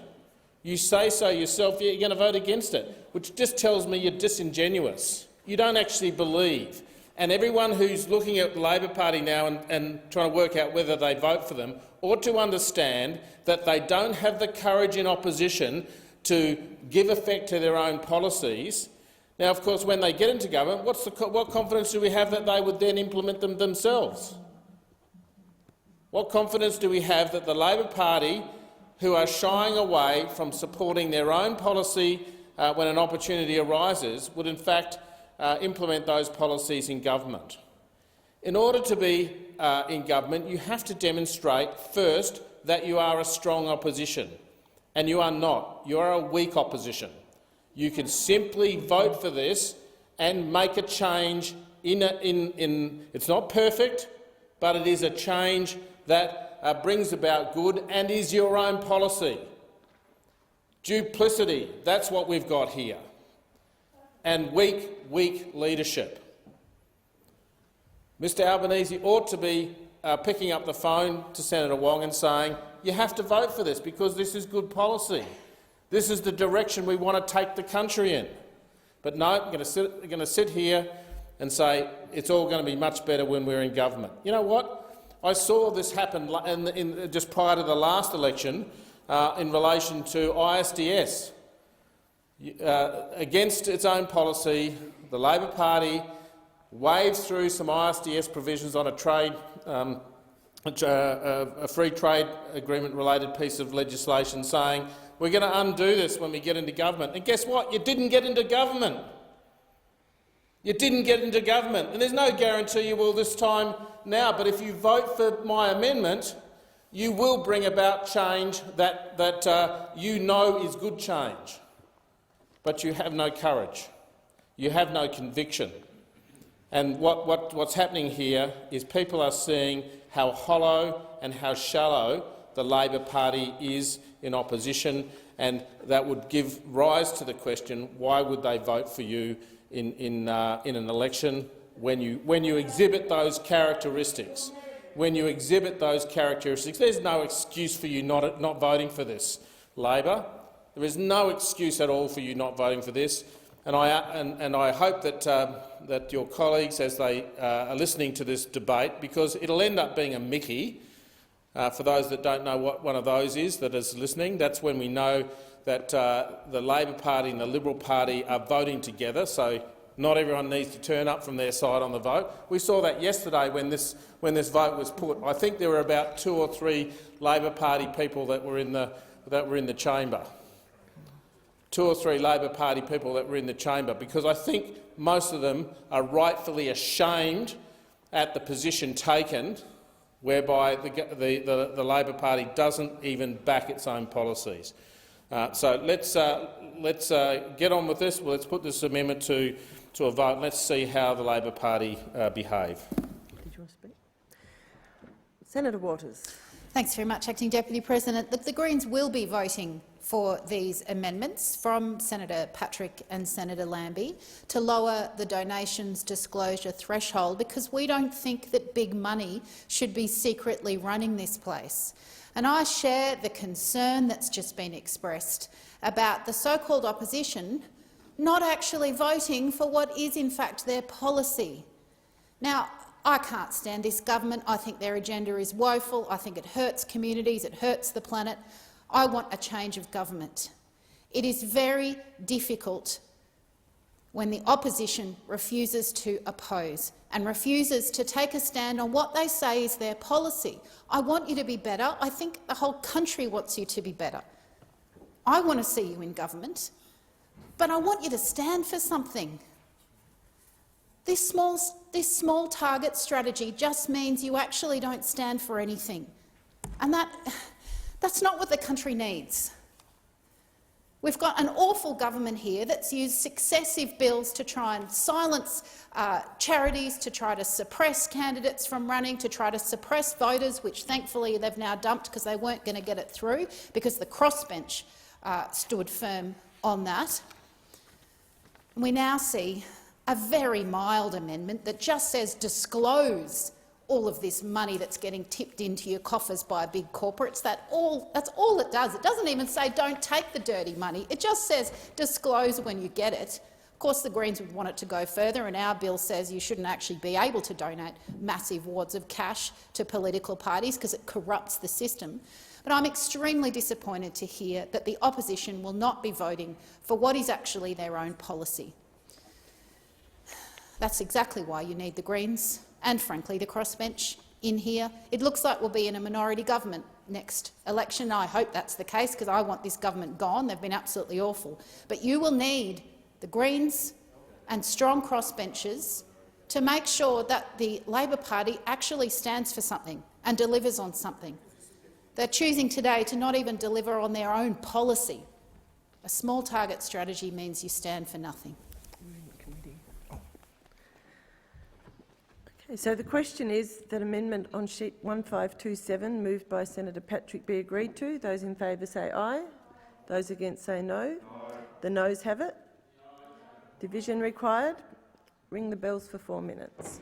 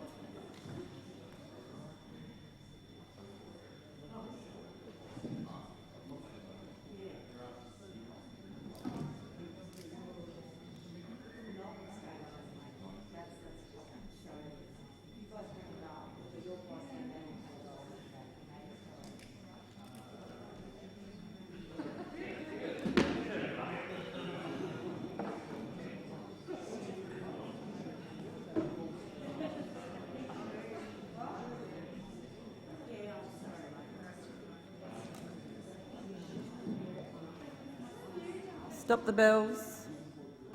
So the question is that amendment moved on sheet 1527 by Senator Patrick be agreed to. The ayes shall move to the right of the chair, the noes to the left, and I appoint Senator McCarthy for the noes and Senator McKim for the ayes.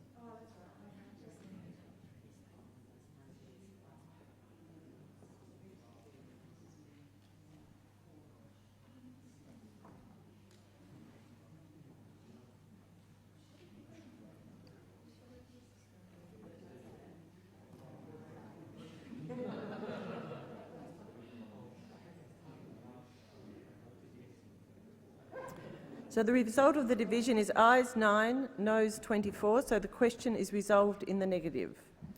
Senators, we remain in committee stage, so we will allow everyone to return to their seats, or Senator Patrick to move his next amendment. Senator Patrick. Thank you, Madam Chair. I'm just trying to find my running sheet.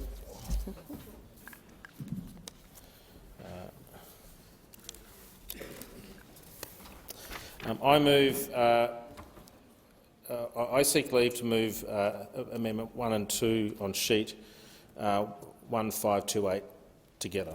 Is leave granted? Leave's granted. Thank you very much. Now, just again to give the detail of this particular amendment, what this amendment seeks to do is make transparent when people turn up to a dinner and they pay a large fee, a fee that well exceeds the cost of the dinner, then that must be disclosed as a donation, and the threshold is 115%. So if you have 100 people turn up to a dinner and the cost, so the amount of money raised is $10,000, if they're paying $100 each, then the shared cost of that dinner would be $100, just dividing it through. If in fact you make $20,000, then the cost of the people who participate, who pay more than the proper cost for the dinner, will actually have to be registered as a donor to the party. Okay, so no more $10,000 dinners with the Prime Minister without at least that being disclosed. Okay, Australians have a right to know if someone turns up to a dinner and are paying to sit at a table with the Prime Minister. They might have 10 or 20 people there, all paying $10,000. And no one can realistically suggest that those people are receiving a meal that's worth that amount of money. They're actually buying access, and that ought to be disclosed. Now, it may be the case that this is disclosed in its through the political system. Of course, it wouldn't hit the current threshold of $14,300, but this amendment would make sure that indeed it was disclosed. Okay, and that so I'm not suggesting parties may be doing something untoward in terms of not necessarily at least registering these as donations, but the public have a right to know who is paying for access to Prime Ministers, Ministers, influential senators and MPs. So I hope that the chamber will support this. I hope, again, the Labor Party says that they're interested in electoral reform. I note that in the last division, which was about voting for Labor's policy, only 3 Labor senators turned up to vote because they're ashamed. They're ashamed of the conduct of the leaders of their party in this chamber in not supporting their own policy of saying, let's sort that out when we're in government. So let's just see whether or not there's a change in relation to this. Let's see how many Labor senators stand up for transparency in this next vote. Senator Waters. Chair, as for the last amendment, the Greens will be supporting this amendment. Anything that increases the transparency of the influence that money has on this building and the decisions that emanate for it is a good thing. We would like to see donations capped at $1,000 for everybody. We do not think that big money should play a role in our democracy. This donation doesn't do that, but it is a small step in the right direction, so the Greens will be supporting it. It being 11:15, the committee will now report progress. I will hand to the President. Thank you. Thank you, Senator Askew. Are there any notices of a motion to be given for another day? Senator Fierravanti-Wells.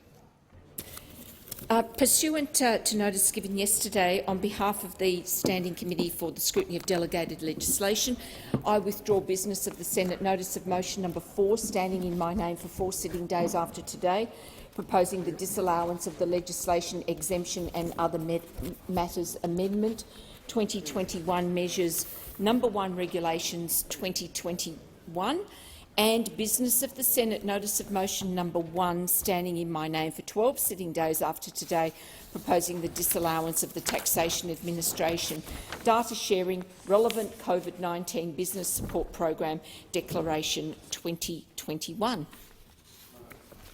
Thank you, Senator Fierravanti-Wells. Is there a report from the Selection of Bills Committee? Senator Smith.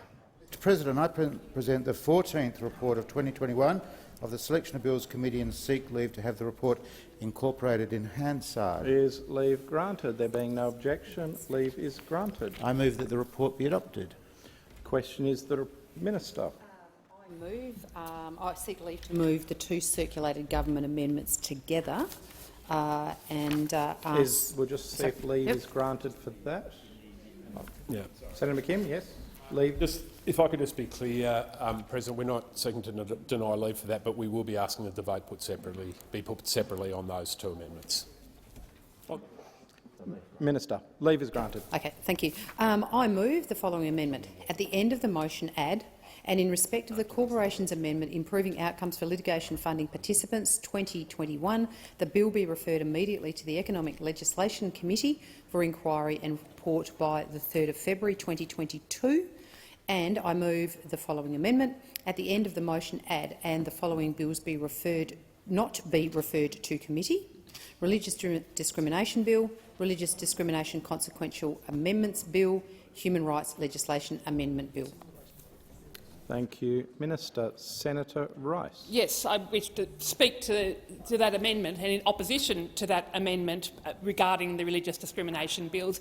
It is quite outrageous that here are we, the Senate, the House of Review, we have a Senate Legislation Committee that is set up to have legislation referred to it. And here is the government explicitly saying that an incredibly far-reaching bill, a bill that would have impact on people right across the country, a bill that would increase discrimination, not reduce discrimination, is not being referred to committee. Of course, I have an alternative amendment to the Selection of Bills to once again say that we should be referring the Religious Discrimination Bill to the Senate Legal and Con Legislation Committee. It's a government-controlled committee. You know, it's not as if it's anything extraordinary. It is just what the government should be doing. We want a referral to the Senate Legal and Con. Order. Senator Waters, are you on your feet on a point of order? Senator, yes, the point of order is I can't hear what our speaker 30 centimetres away from me is saying over the interjections. I agree. There was far too many interjections in the chamber. I call all senators to order. Senator Rice, you have the call. Thank you, President. So, just for the sake of the interjections, the position of the Greens is very clear, that the Religious Discrimination Bill should be referred to a Senate committee and the reporting date should be at a time that gives the community ample opportunity to engage with it. As we know, since we discussed this time last week, the Attorney-General made the decision to send it off to the Parliamentary Joint Committee on Human Rights, where submissions have to be in by the 21st of December, right in the lead-up to Christmas, less than 3 weeks, and there are 3 hearings, one of which is on the 21st of December, the other 2 on the 13th and 14th of January. That is not the time for the community to be able to engage with a bill of this consequence. It is totally disrespectful, right across the board, no matter which community member you are talking about, whether it's those that want to see this bill to continue, or whether those like us who feel that this is very bad legislation. Regardless, it is important legislation and there should be ample opportunity for the community to be able to engage with it.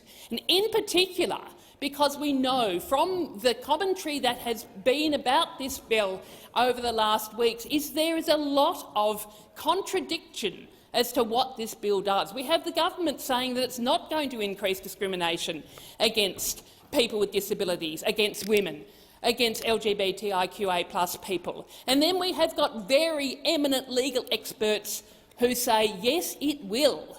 and that it is the most extreme overreach of the government to be overriding state and territory anti-discrimination provisions. It is a very significant piece of legislation, and our reading of it, which we want to have discussed in a proper, appropriate committee process, is that it will have the ability to increase discrimination, and particularly through its overriding of state and territory anti-discrimination legislation.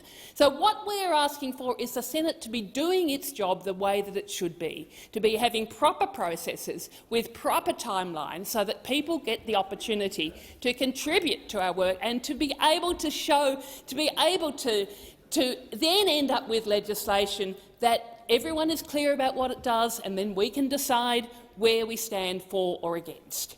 So, look, I ask the government once again, this is what the Senate should be doing. We should be having a referral to the Senate committee, and it should be a referral that gives people the time to contribute. It is all that it is a small thing, and it's what the community would be expecting. Whether it's people of faith, whether it's people with disabilities, whether it's women, whether it's lesbian, gay, bisexual, transgender, intersex, queer people in Australia. There's going to be a huge amount of interest in this bill. When I spoke to the Parliamentary Committee on Human Rights Secretariat yesterday, they were overwhelmed with the thought of how they were going to cope with the number of submissions in the short time frame that had been given to them. It is proper process for a bill like this to go to a Senate committee, to be properly considered, so we can be making sure that we are actually introducing legislation that is going to be decreasing discrimination rather than increasing discrimination. I also now want to move my amendment as an amendment to the government's amendment that is on the notice that has been distributed, that is in respect of the Religious Discrimination Bill 2021, the Religious Discrimination Consequential Amendments Bill 2021 and the Human Rights Legislation Amendment Bill, that the provisions of the bill be— Senator Rice, your time has expired. Senator Gallagher. Thank you, Mr. President. Just to make a few comments, we've made it really clear about our unhappiness over the unilateral referral of the Religious Discrimination Bill to the Joint Standing Committee on Human Rights. Labor believes there should be a genuine inquiry that allowed both MPs and senators to participate, and our preference was for a joint select committee to examine this issue before it's considered further in the House or the Senate, but we were unsuccessful with that approach to the Morrison government.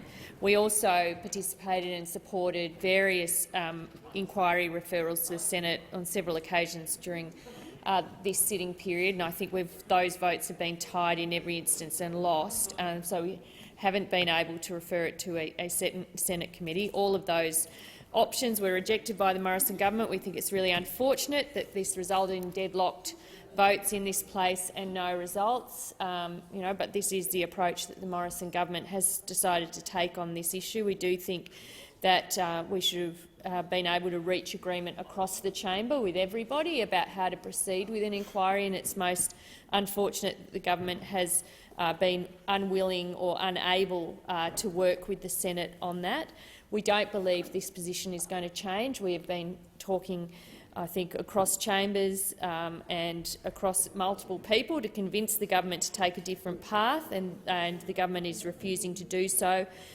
And so we will be supporting the non-referral amendment by the government, and we will also be working to make sure that the referral to the Joint Statutory Committee on Human Rights is a genuine inquiry and properly examines this very important issue before full consideration by the parliament.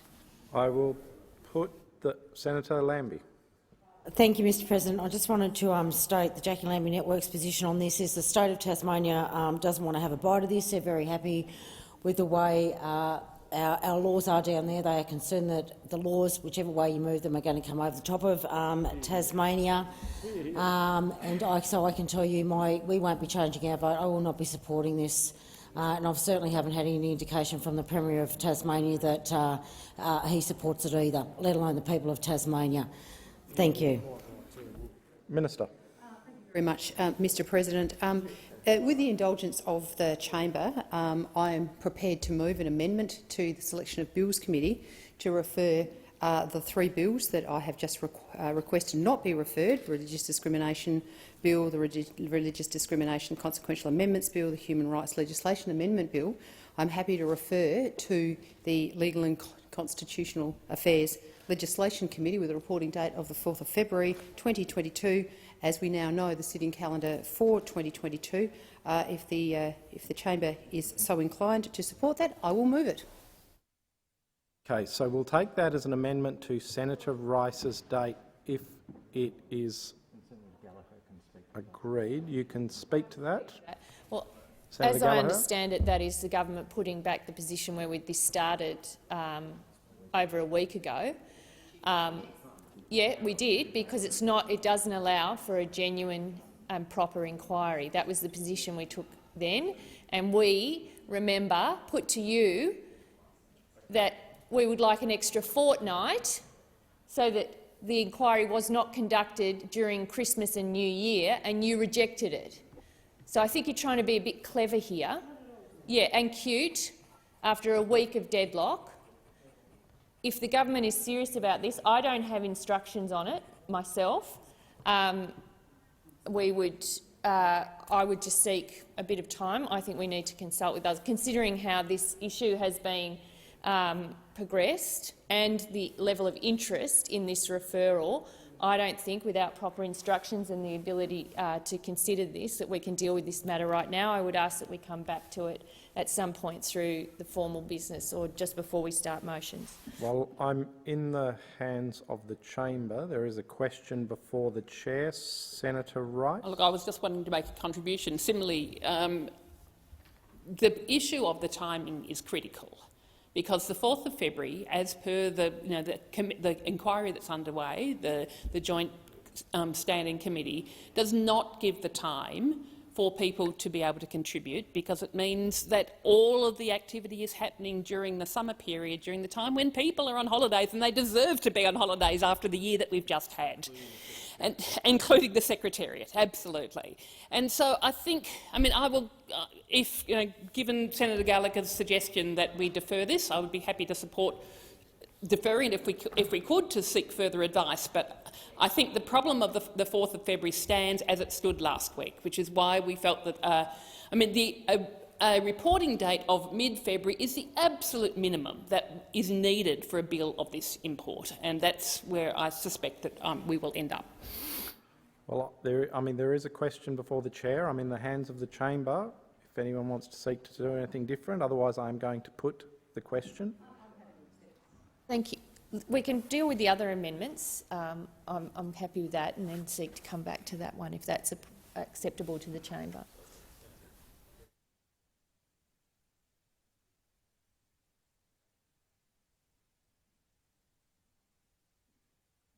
Okay, so the Senate will defer consideration of these particular amendments to a later time.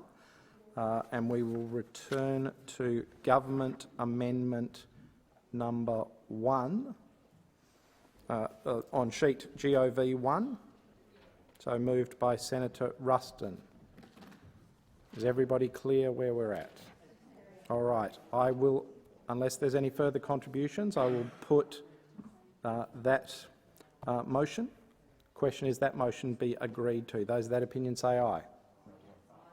Against say no. The ayes have it. I will now, Senator Duniam. Thank you, Mr President. On behalf of Senator Hanson, I'll move the amendment circulated in her name, which reads, at the end of the motion, add, and in respect of the COVID-19 Vaccination Status Prevention of Discrimination Bill 2021, the bill be referred immediately to the Legal and Constitutional Affairs Legislation Committee for inquiry and report by the 7th of February 2022. All right, I will move that unless anyone wishes to speak to it. Oh, sorry, Senator Hanson, you wish to speak to that? Yes, I do. Thank you very much. You have the call. Yes, thank you very much. This referral of the COVID-19 Vaccination Prevention of Discrimination Bill 2021 that I put up has been denied by this chamber on a couple of occasions. The people of Australia have shown that they do want to have a voice, they do want to have a say. I don't believe that the people of this chamber really understand the hurt and pain what they are causing the people of Australia. That is quite evident with the rallies that have been conducted around Australia. They've come out in their hundreds of thousands and will continue to do so. These people are not extremists. These are ordinary mums and dads, teachers, doctors, nurses, political work in the fire brigades, police, just ordinary everyday workers, those in retail outlets, those who are construction workers. All these people have been denied their basic human rights to make a choice of having a vaccination or not. These people are now losing their jobs, their livelihoods, and are so distraught, distressed, hurt, because they are being told what to do with their own bodies. We don't have a pandemic. The last strain that they're saying has come into the country, the Omicron, is actually being brought in by someone who's been double vaxxed. That's right, double vaxxed.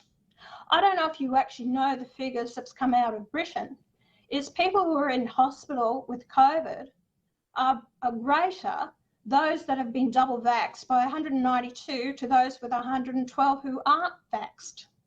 So you see, your push to actually have people vaccinated is only causing them more health issues. We've had 80,000 people that have actually recorded an adverse reaction to vaccinations through the TGA. We have got people that are actually have health issues now, especially young males who actually have myocarditis or pericarditis due to the vaccination. We have people who can't get to see a doctor or a dentist or a psychologist unless they have been double vaxxed. We have people that have left these armed services that need to see a psychologist but can't be seen now because they're not double vaxxed. You are causing more stress and harm, suicides, breakup of families and loss of jobs, and putting people in this distress. For what reason? We're elected to be a voice for the people, and you are denying the people the right to have their say at a Senate inquiry committee, which I don't understand. Senator Rice got up and she was explaining you actually have to, for the proper process, to give the people the right to speak on religious discrimination. You stood there, Senator Rice. You actually were voting, saying we must give the people this opportunity to have their say on such an important issue. Well, what is more important about the freedoms of people to make a choice for what gets injected into their bodies? You've shut down doctors from having a say. Doctors are leaving the profession, nurses are leaving the profession because of the COVID-19. It's got nothing to do with the fact that they are anti-vaxxers. They are seeing the adverse reactions from this vaccine that's coming through in patients now. When hospitals are denying people the right to go into emergencies because they haven't been double vaxxed. I'm calling on this chamber, please give the people of this nation the opportunity to put in their submissions so that you can understand what is happening. You can't shut them down. That is not our job. Our job is to represent them, to hear their concerns. Let us make the right decisions on their behalf, and if my bill doesn't stand up, then so be it. What have you got to hide from it? Who are you protecting? This should not be political, whether you hate me or One Nation or our policies. It's not about me. It's about the people and their rights, and you are denying them their rights. I plead to each and every one of you, give the people the opportunity to have their say, listen to them, and then make your final decision with it with regards to the bill. Don't kill more people in this country than what you already are by ignoring their concerns. Senator Hanson, time for the debate has expired. Senator Patrick, you thank you very much, Mr. President. I seek leave. Actually, I don't need to seek leave. So I just want to make a short contribution in response to some of the things that Senator Hanson has said, and just do this as unemotionally as I possibly can. I'm a big believer in people being able to utilise the committee process to express their views, but I will point out that in this parliament, Senator Hanson has in fact voted against 40% of all committee referrals. That includes committee referrals in relation to domestic violence, in particular against women and children, ministerial standards, model for government investment in early childhood education and care, a Northern Australia Infrastructure Facility Amendment Bill, a migration amendment clarifying international obligations for removal bill. There's ministerial Suitability Commission of Inquiry Bill, again ministerial standards, the current state of scientific advice to Parliament. There's been a number of bills that Senator Hanson has simply denied the opportunity for people to engage in terms of through the inquiry process, for the Senate to examine bills and issues that were before the Senate. And I just hope that in making your commitment, and this is not the reason I'll be voting against your referral. I think your bill is a sledgehammer in relation to dealing with some of the boundaries. I do accept that there are circumstances where people are possibly crossing the line, and that would be good to explore that. And I have made the offer that if you were to soften your bill and recognise that there are cases for restrictions on people who haven't been vaccinated. Senator Lambie mentioned some of those in her contribution last week. You know, I don't want to see people going into aged care facilities that are unvaccinated. I think that there are reasons to have restrictions, but I also wonder about the lines that are drawn around medical people refusing to see people who are unvaccinated. I think there are questions to be answered, but the bill that you've put up is just a sledgehammer. And I just ask you to reflect on all of the times, 40% of the times that you have voted against the Senate conducting an inquiry into a particular matter. All right. If there are no further contributions, I will put the motion on sheet PHON 1 Hanson. The question is that motion be agreed to. Those of that opinion say aye. Against say no. The ayes have it. Division required. Ring the bells.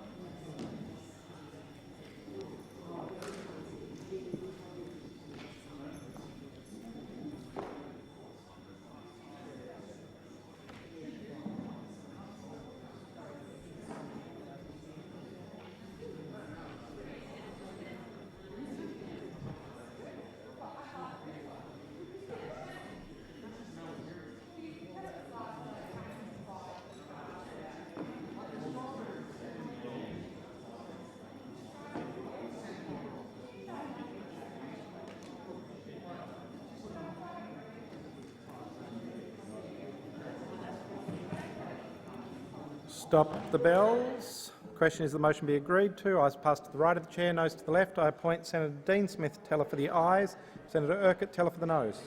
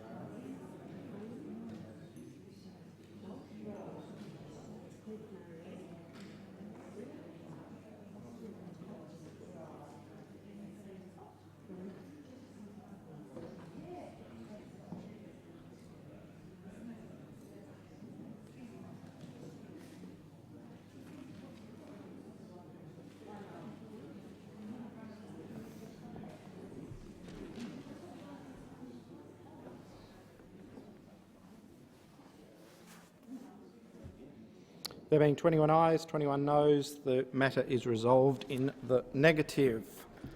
I'll now seek an indication from the chamber. Senator Mr. President. Gallagher. Senator Hanson. I seek leave to ask that One Nation support at the motion be reflected in the journals, please. It will so be reflected, Senator Hanson. Thank you. Senator Gallagher. Thank you. So we're going back now to the matter. I would hope so we can. on the government's amendment to their amendment. Government amendments to the Greens amendment. Okay. Well, I understood the president to say he considered that was an amendment to your amendment. So that's the question before the chair is an amendment to the government's amendment. Well, it actually was an amendment to the Greens amendment, but yes. Right. So this is not the government amending government amendment 2. It's the government amending Senator Rice's amendment number 1. That is correct. Just to be clear. Yes. Okay. So, All right. and the amendment was the date. I know we're running out of time, but I just want to say if that is the government's intention, Labor will support a referral to the 4th of February. But I would say what a schmozzle this has been, and it does not appear, in terms of going back to where we were last week, where there was not one, but 2, but 3, I think 4 tied votes on this matter, and now we've ended up basically back where we were. We will reluctantly support this. We do, however, believe it needs a genuine and proper inquiry that allows everyone to participate, which is why we will support the referral to the 4th, because it does allow other senators to participate in it. But I would just again draw attention to the fact that this has been handled appallingly by the government on a matter that should be above some of the games that have been played. And I would urge those senators who want to participate to ensure that the inquiry that does go to Legal and Con is a proper and full inquiry that allows full participation not only of senators but of all stakeholders who are invested in this matter. I will now. Senator Birmingham will get the call. Senator Birmingham. Thanks, Mr. President. I thank Senator Gallagher for her statement, Mr. President, and her indication of the opposition's position on this. I welcome that. This will result in the precise referral that the government proposed last week actually happening in terms of this bill and associated bills being referred to the Senate Legal and Constitutional Affairs Committee and reporting by the date and in the times that the government had originally proposed. Had the Senate passed this last week, time for the debate has now there would have been expired. one more week. I now have to put the question. So the question is that the amendment moved by Senator Ruston to the motion moved by Senator Rice be agreed to. Those of that opinion say aye.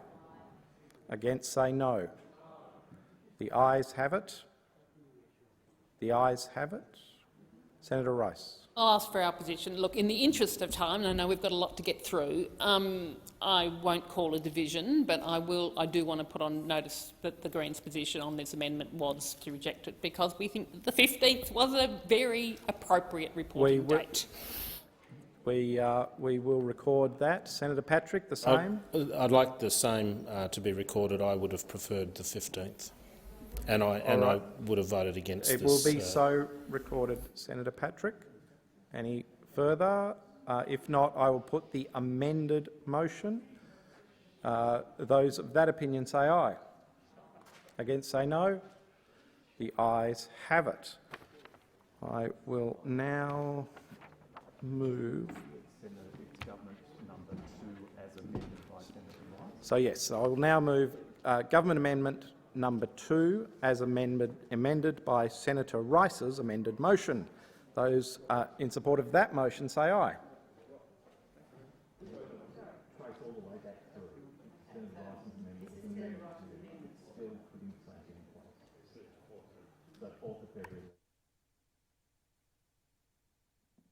So everyone is clear. Okay, I'll put the motion. Those of that opinion say aye. Against say no. The ayes have it. So now we will put the motion moved by Senator Smith as amended. Those in favour say aye. Against say no. The ayes have it. I will now move to the placing of business. Is it desired to postpone or rearrange the business? Senator Ruston. I move that government business orders of the day as shown on the order of business be considered from 12:15 p.m. Government business then be called on and considered till no later than 1:30 p.m. and general business notice of motion number 1296 be considered during general business today. Question is that motion be agreed to. Those of that opinion say aye. Against say no. The ayes have it. Clerk, is there any postponements or extensions? Mr President, postponement notifications have been lodged in respect of general business notice number 1301, postponed to the next day of sitting, and business of the Senate notice number 3, postponed till the 8th of February 2022. The committees have lodged extension notifications as shown at item 7 of today's order of business. I remind senators the question may be put on any proposal at the request of any senator. I shall now proceed with the discovery. Oh, I beg your pardon. I'm sorry, Senator Urquhart. I seek leave to move a motion relating to leave of absence. Senator Urquhart. I move that leave of absence be granted to Senator Sheldon for the 2nd of December for personal reasons. Question is that motion be agreed to. Those of that opinion say aye. Against say no. The ayes have it. I will now proceed to the discovery of formal business. We will go, as per usual, we'll go through these in order. Motion number 1 on a matter of privilege. Senator Rice. Thanks, Mr President, and I seek leave to postpone this until the first day of sitting next year. Is leave granted? There being no objection, leave is granted. Now we'll go to business of the Senate number 1. Senator Rice. Thanks, Mr President, and that I also, as per yesterday, wanted to debate at item 11. We will come back to it. Item number 2, Senator Rice again. Thank you. I ask that business of the Senate notice of motion. No, actually, it's no. No, it's been overtaken by events. It's been overtaken by Sorry. events. Yes. Could you just formally withdraw that for us, please, Senator Rice? I'm happy to formally withdraw it. Thank you. Business of the Senate number 3, Senators Wish, Wilson and Weiss. That's also been postponed. Government business number 1, Senator Birmingham. Thank you, Mr President. Mr President, I ask that government business notice of motion number 1, standing in my name and that of Senator Wong, relating to the COVID-19 pandemic and related matters, be taken as formal. Is there any objection to this being taken as formal? There being no objection, Senator Birmingham. Mr President, I move the motion standing in my name and the name of the Leader of the Opposition in the Senate. Senator Waters. Yes, President, I seek leave to make a short statement. Is leave granted for 1 minute? Thank you, President. We support this motion, but it's interesting that you had to seek leave to move it, because the effect of your temporary order, which you'll soon be seeking to make permanent, would be to stop motions like this from even being debated on the floor of this chamber. Now, under your temporary order, which no doubt you'll deny me leave to speak on later, you would stop the Senate from moving motions about forming an opinion on something, you'd stop concurrence motions, you'd even stop censure motions. Now, people want us to be accountable on the issues that matter to them. They want us to come to Canberra and be clear about what we stand for. Speeches and debates are well and good, but until you actually vote on something, nobody really knows what you stand for. Motions have achieved so much in the past. We got the Banking Royal Commission, the Disability Royal Commission, the Veterans Royal Commission through an ICAC, through motions. We made progress on an ICAC because of motions. But you guys don't want to be held accountable for what your positions are, and that's why, once again, you're ganging up to silence the rest of us. Senator Waters, your time has expired. I will put the motion. Those in favour say aye. Against say no. The ayes have it. I will now move on to government business number 2 in the name of Senator Colbeck. Senator Duniam. Thank you, Mr President. On behalf of Senator Colbeck, I ask that government business notice of motion number 2 proposing the approval of the Health Insurance Extended Medicare Safety Net Amendment Indexation Determination 2021 be taken as formal. Is there any objection? If not, Senator Duniam. I move the motion. The question is this motion be agreed to. Those of that opinion say aye. Against say no. The ayes have it. Government business number 3, Senator Duniam. Thank you, Mr President. I ask that government business notice of motion number 3 proposing amendments to the standing orders be taken as formal. Is there any objection to this motion being taken as formal? Senator Duniam. At the end. Oh, well, we'll do it now. Okay. At the request of Senator Birmingham and pursuant to contingent notice, I move that so much of standing orders be suspended as would prevent the motion being moved immediately and determined without amendment or debate. Question has to be put without debate. Right. So I will put the question. Those of that opinion say aye. Against say no. The ayes have it. Division required. Ring the bells for 4 minutes.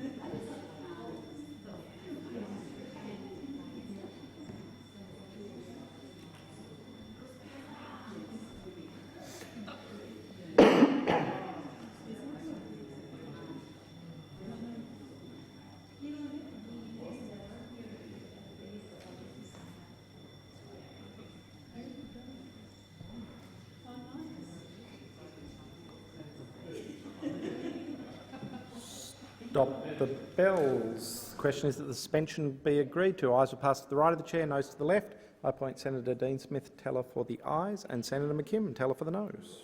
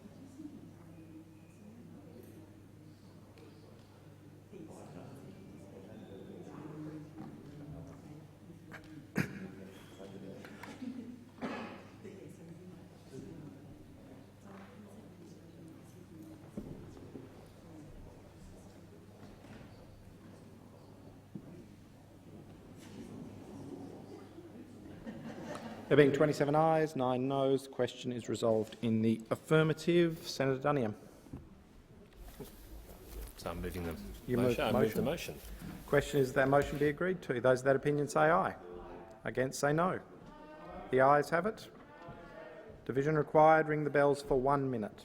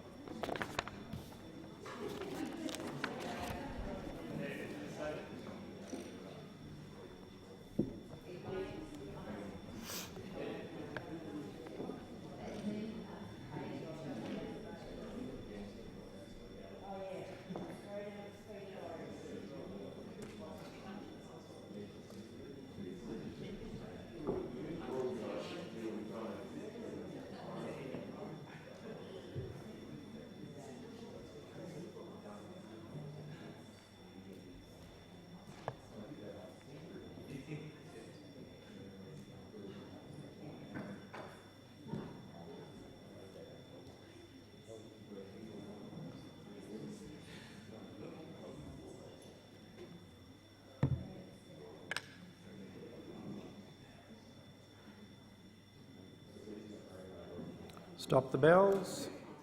Question is that motion be agreed to. Ayes will pass to the right of the chair, noes to the left. I appoint Senator Dean Smith teller for the ayes and Senator McKim teller for the noes.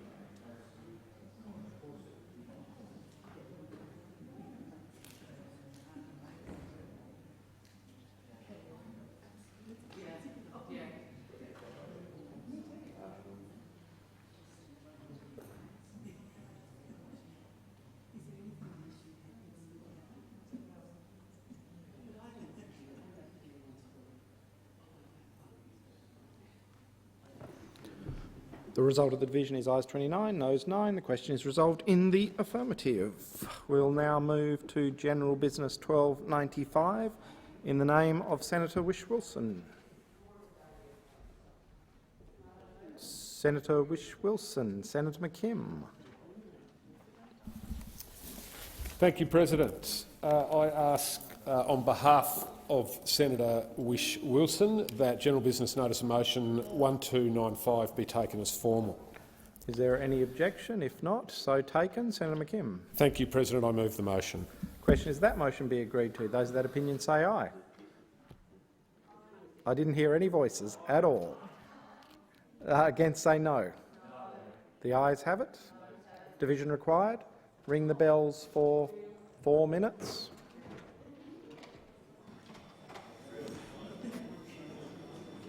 (1295).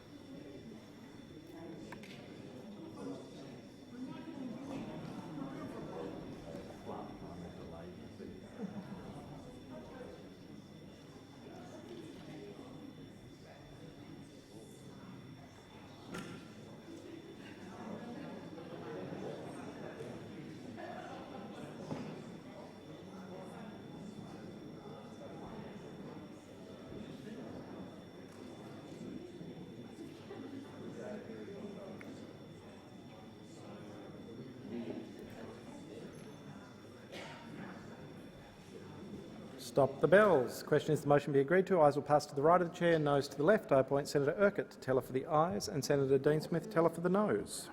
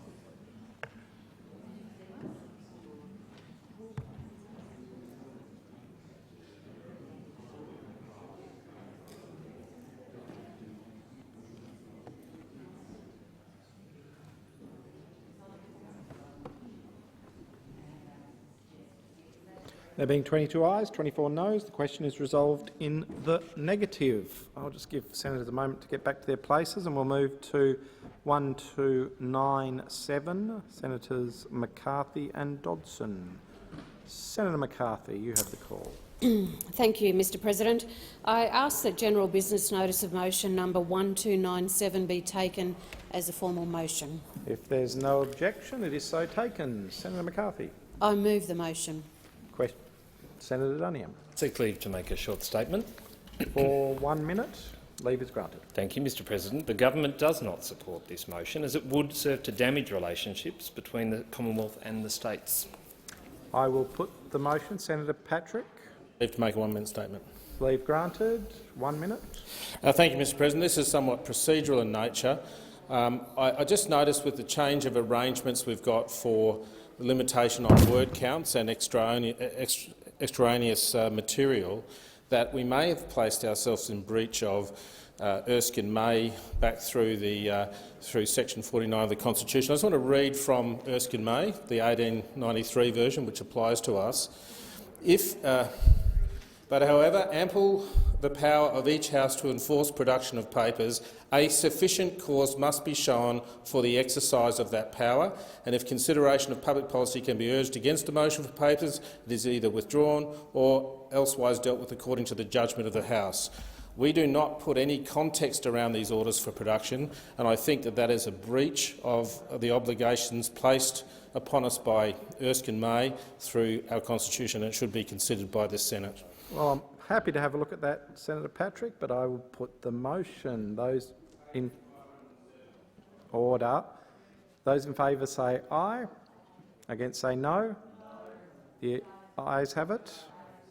Division required. Ring the bells for 4.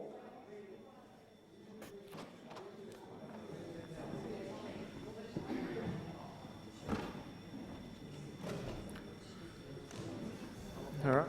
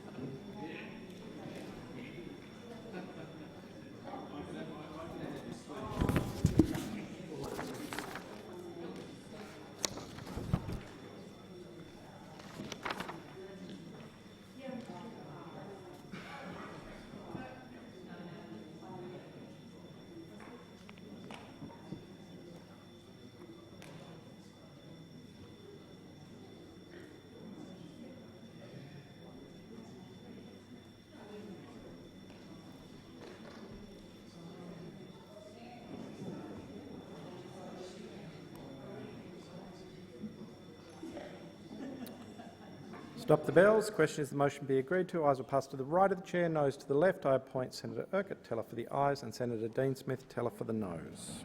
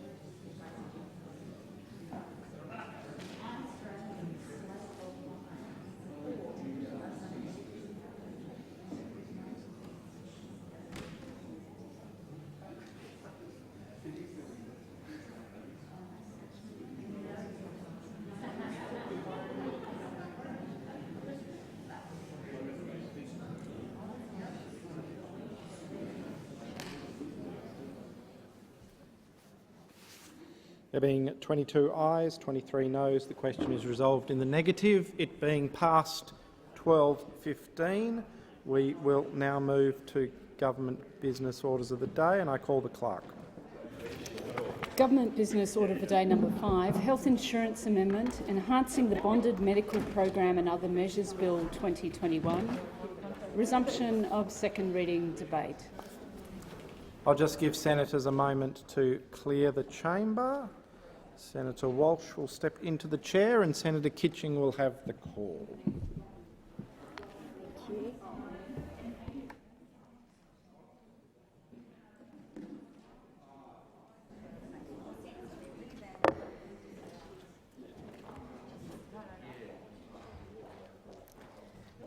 If senators could leave the chamber, please, if they're not participating.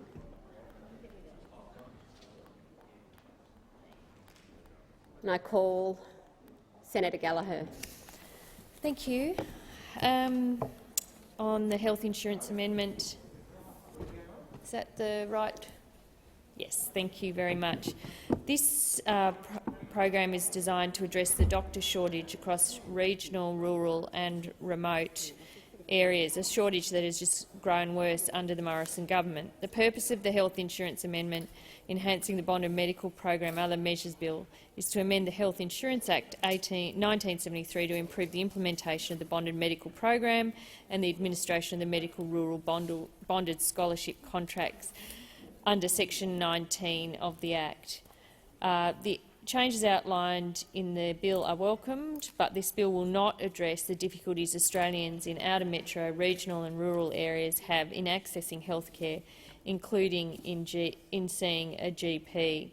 At a time when the government should be investing in Medicare and delivering more services to regional Australia, this government is doing the opposite.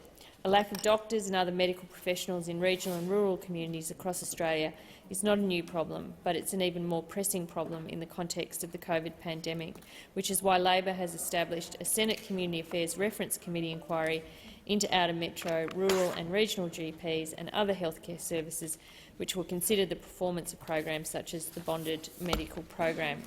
Labor has always fought to defend and strengthen Medicare and to make sure all Australians have access to a GP, and we will continue to do so, but we support the legislation. Thank you, Senator Gallagher. And Minister. Senator Duniam. Sure, whatever you would like, Madam Acting Deputy President. I thank Senator Gallagher for that contribution and commend the bill to the Senate. Thank you, Senator Duniam. The question now is that the bill be read a second time. Those of that opinion say aye. Those against say no. I think the ayes have it, and I call the clerk. A bill for an act to amend the Health Insurance Act 1973 and for related purposes. I call Senator Gallagher. Sorry, yes, I am. Oh no, we're waiting. Sorry.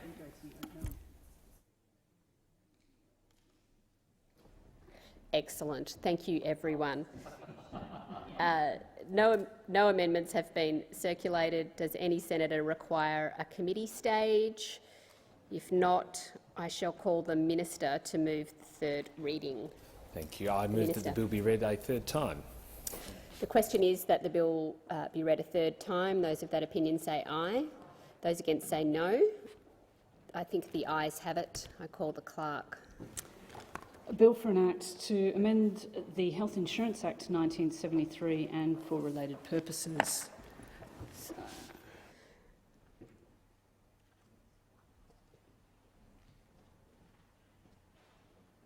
I thank the clerk.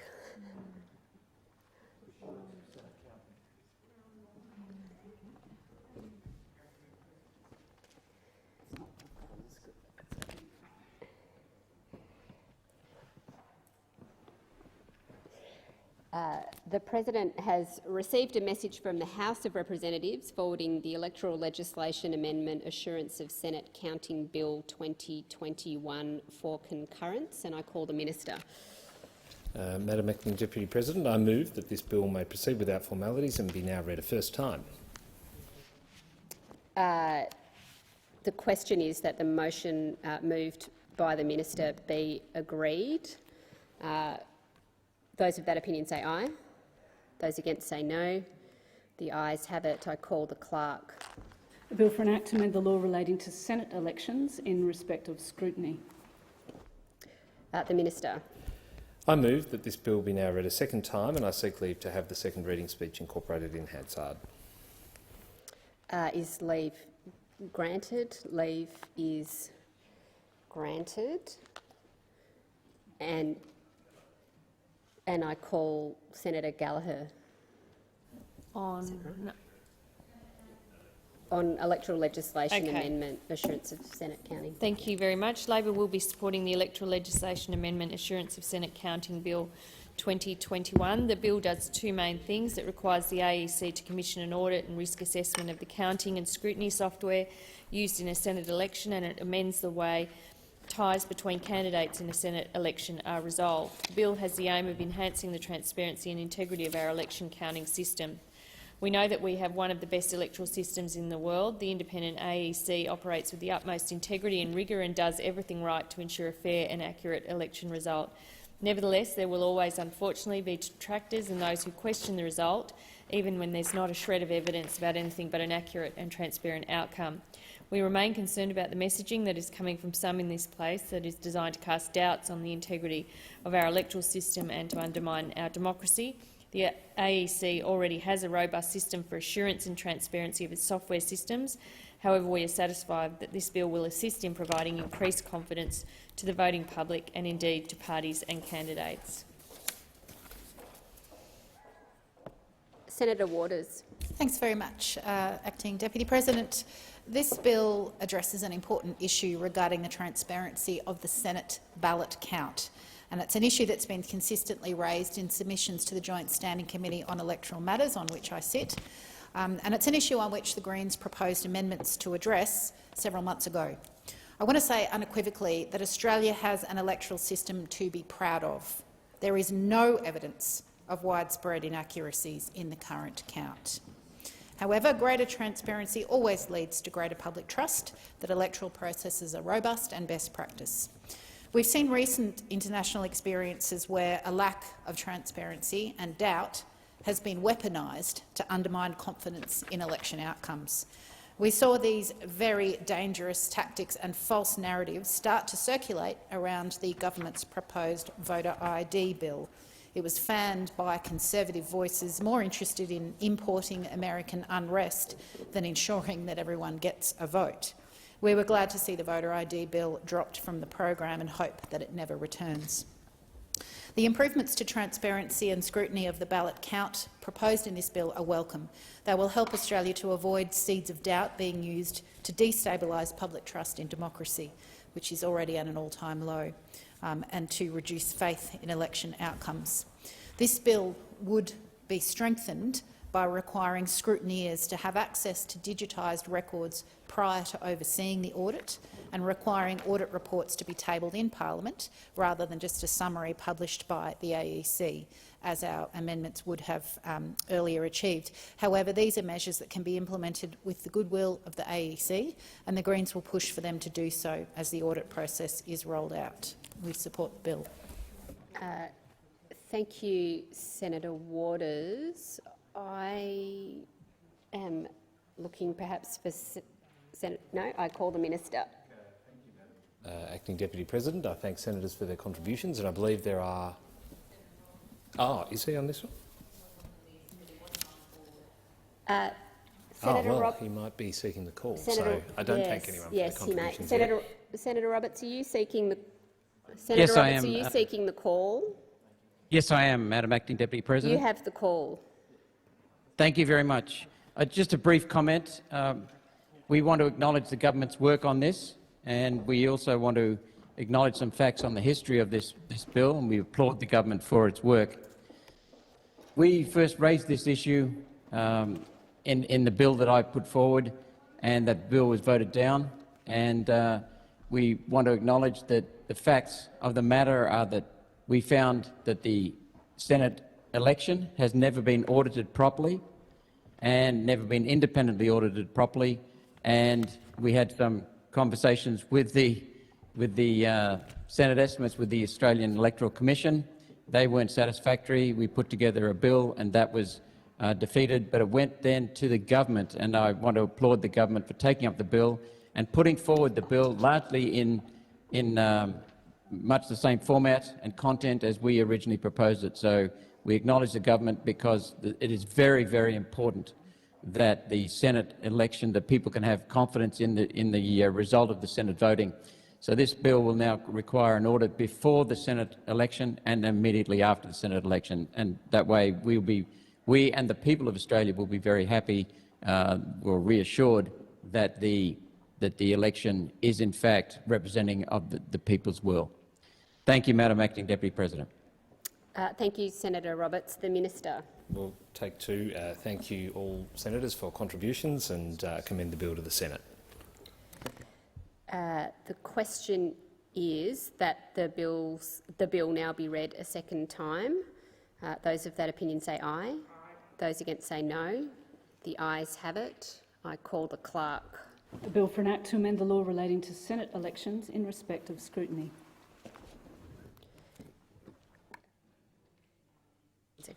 No amendments have been circulated. Does any senator require a committee stage? If not, I shall call the Minister to move the third reading.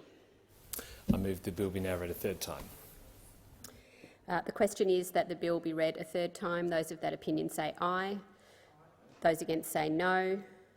The ayes have it. I call the clerk. Bill for an act to amend the law relating to Senate elections in respect of scrutiny.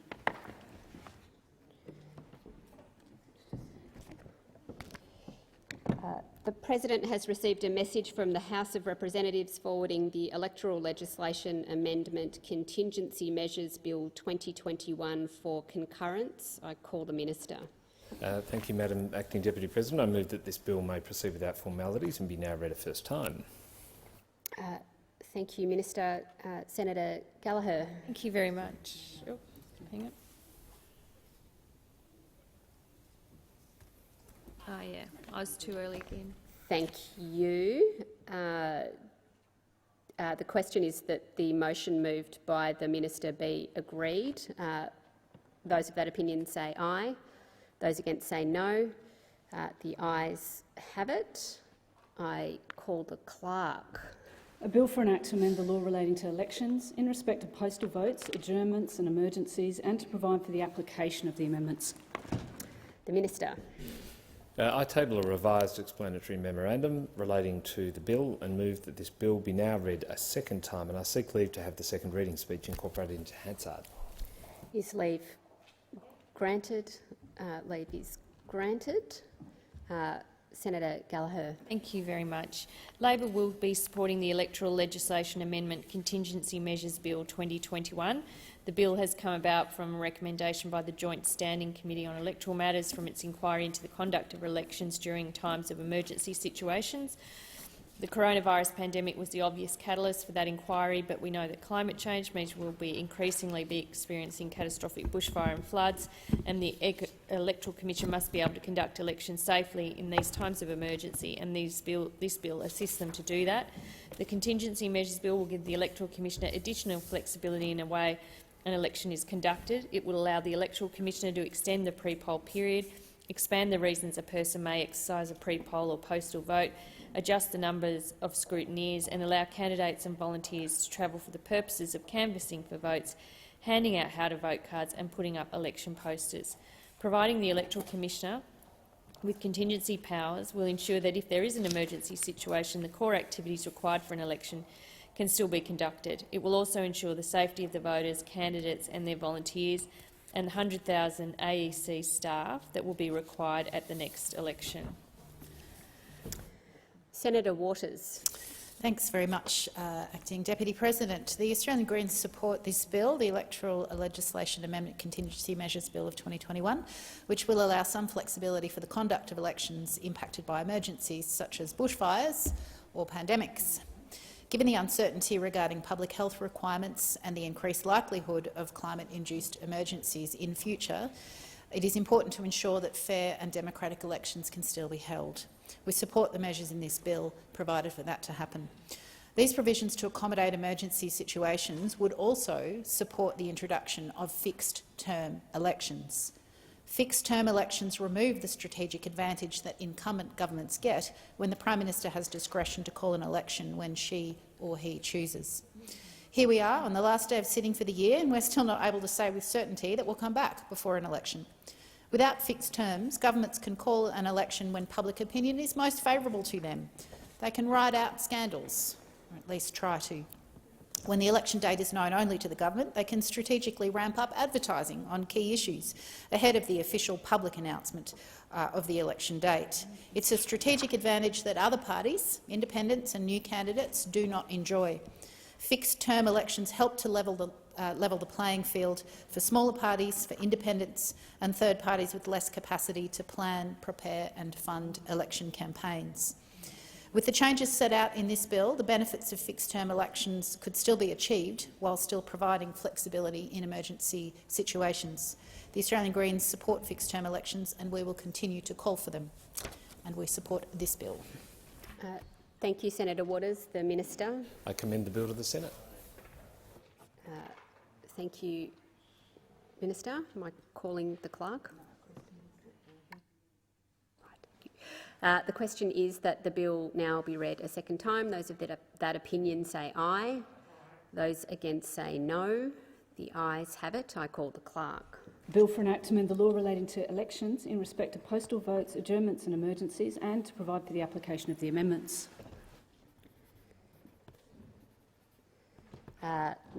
No amendments have been circulated. Does any senator require a committee stage?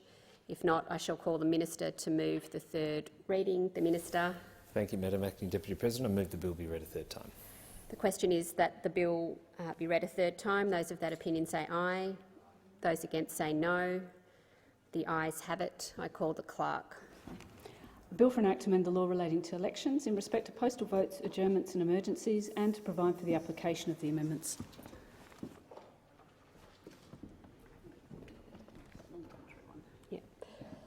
The President has received a message from the House of Representatives forwarding the Veterans Affairs legislation amendment exempting disability payments from the income testing and other measures Bill 2021 for concurrence. I call the Minister.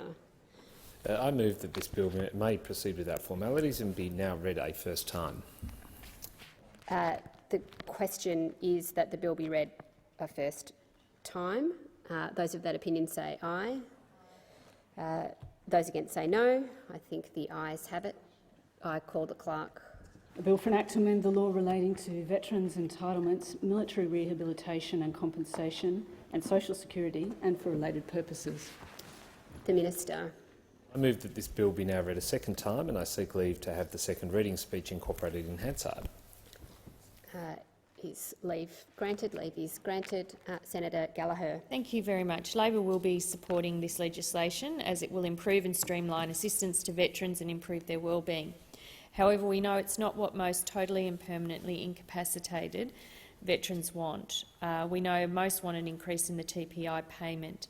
Labor condemns the Morrison-Joyce government for its failure to accept the recommendation of the recent Senate inquiry that the TPI payment be increased, which would ensure our most disabled veterans are not left behind. The government's response to this bipartisan inquiry was a huge slap in the face for Australia's 27,000 TPI veterans, and it just goes to show that this is a government that's all about the announcement but never about delivery when it comes to Australia's veterans. The Australian Federation of Totally and Permanently Incapacitated Ex-Servicemen and Women has been raising the issue of the TPI payment for several years, but the government has completely ignored their concerns. Before the 2019 election, the Prime Minister effectively promised to increase the payment, but since then he has ignored the pleas of TPI veterans and his own colleagues' advice and failed to raise the pension. After sitting on a review of the TPI payment for more than a year, Scott Morrison announced in last year's budget that he would only provide rent assistance to a small proportion of TPI veterans, leaving most disgusted that they would miss out. In response to Labor's questions in Senate estimates last year, it was revealed these benefits would not start to flow until September 2022, when they made changes to legislation and IT systems. It's good they've brought forward this to January 2022, following pressure from Labor and TPI veterans, but they are cutting it very fine to have them passed. So Labor will not stand in the way of this legislation, but along with many TPI veterans, we believe these tokenistic measures are just not good enough, and our veterans and families deserve much better. Senator Ciccone. Thank you very much, Madam Acting Deputy President. Look, as Senator Gallagher has already mentioned, Labor knows that our veterans need more assistance. And while the changes being proposed today are relatively modest at best, as foreshadowed by my colleagues earlier, we will be supporting this bill on the understanding that it is a positive step in supporting those who have served our nation. There can be no greater undertaking that a citizen can pursue for their country than to put their life in danger to see its interests advance abroad and to secure the safety of their neighbour. And I'm certain that those who sit with us in this chamber, who have undertaken to provide such service to their nation, will attest, with their own personal experience, the sacrifice that is involved. A sacrifice that is made gladly, but a sacrifice nonetheless. As those who sit in this place, those with the responsibility of providing for these dedicated men and women post-service, it is incumbent upon us all to never forget the solemn debt which we owe these Australians. Indeed, some may say that this debt we can never hope to repay, and yet it falls to us to do whatever little we can to strive towards this most notable end.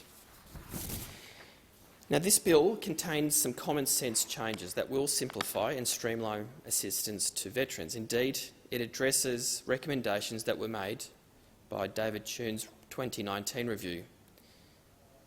Exempting disability payments from income testing, as is proposed by this bill, will simplify the payment arrangements for many veterans and dependents, around 14,000.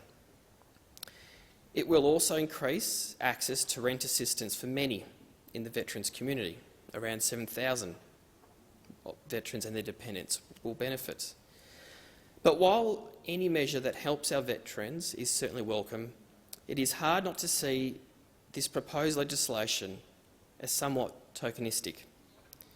When TPI veterans are asking for an actual increase in their payments. The Australian Federation of Totally and Permanently Incapacitated Ex-Servicemen and Women highlighted that the government's rent assistance changes in response to the Tune Review only benefited 10% of veterans. They rightly argue that all veterans relying on TPI payments need a substantial increase. In response to the TPI Federation's concerns, Labor initiated an inquiry into the payment, which recommended an increase. But the government has also refused. The government has refused. This has left many of us wondering why this government, the coalition government, continues to ignore the Senate inquiry's recommendations with regards to increasing such payments. Why is it that the Morrison government is ignoring calls from our veterans community to increase these payments? Deep down, many of us already know the answer to these questions. Put simply, it's because this government thinks it can just simply walk away from the problem. The coalition appears to view our veterans, particularly those who are struggling through no fault of their own, as just another political problem, just another topic to spin and answer until the news cycle moves on or the election. We must condemn this government's refusal to accept the recommendations of the bipartisan Senate inquiry. It's an insult to the around 27,000 Australian veterans who depend on TPI payments. This government is so caught up in a crisis after crisis that it has forgotten why we're all here. We're here to serve the Australian community. While we will, of course, have different ideas about how to solve the problems that our country faces, surely we can all agree that our national government must provide more support for those who have served and who have served their country, their families, and made the sacrifices defending our rights and liberties. Unlike the Morrison-Joyce government, Labor treats the concerns of our veterans seriously, not as a political problem to be dealt with or managed. No matter the political challenges, no matter what other priorities a government may have, we must always put the welfare of our veterans first. We had a unanimous recommendation from the bipartisan Senate inquiry on July 1 this year to increase the TPI payment. But every day that's passed since, it's just another day that this Prime Minister and his government has ignored our veterans. We are glad that the pressure from Labor and the TPI Federation has pushed the government to bring this rent assistance measure forward from their original commencement date on September 20, 2022 to the 1st of January 2022. While, as I said, these measures are welcome and have Labor's support, it must be recognised that there is still much more for us to do in this place to improve the welfare of our veterans in this country. Thank you. The Minister. I commend the bill to the Senate in thanking senators for their contributions. The question is that the bill be now read a second time. Those of that opinion say aye. Those against say no. The ayes have it. I call the clerk. A bill for an act to amend the law relating to veterans' entitlements, military rehabilitation and compensation and social security, and for related purposes.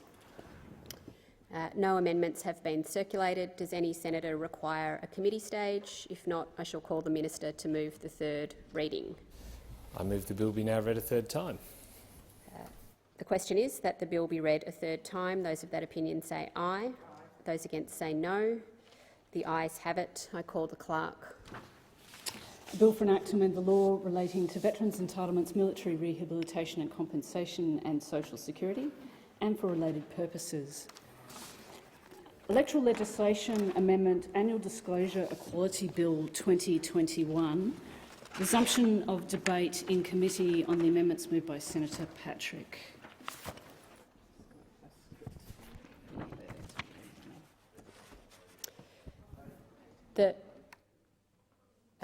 Just a moment, Senator Patrick. Thank you.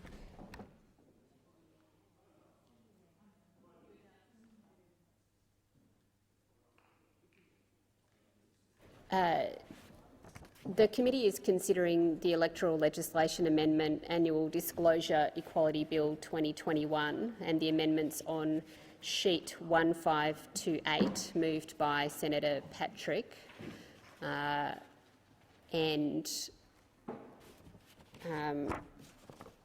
just a